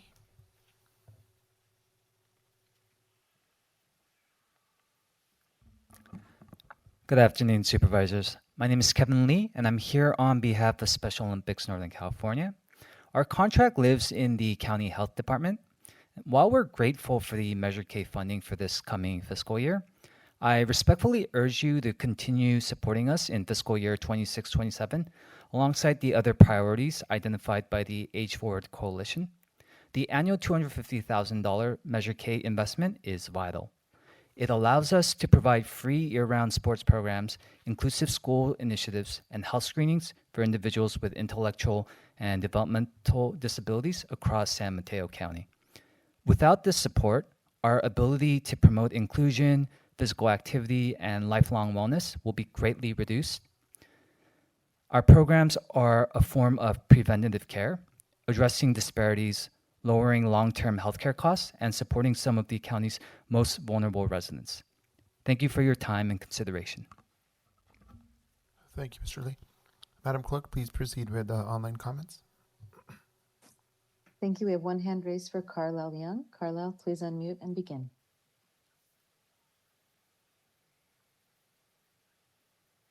Carlisle? If you can unmute your microphone, thank you. Can you hear me now? Yes, thank you. Oh, good. Thank you. Thank you for all the presentations today. I would just like to ask Supervisor Mueller to please clarify before Wednesday when the MCC meets about the Mid-Coast Health providing situations, because I've seen on Nextdoor that the Dignity Health thing has ended. And now it sounds like maybe it's still going on. And maybe Marisol could come to the Mid-Coast Community Council meeting and clarify it for once and for all, whether it is still going on or not. Because I do know a lot of Kaiser patients were going in there to when they couldn't get themselves over the hill to a Kaiser clinic. So I know I used it once when I was really ill and couldn't drive myself over to Redwood City. So it would be great if you could find out for sure if it's still ongoing and if they're still taking Kaiser patients as well as other drop-ins. So thank you.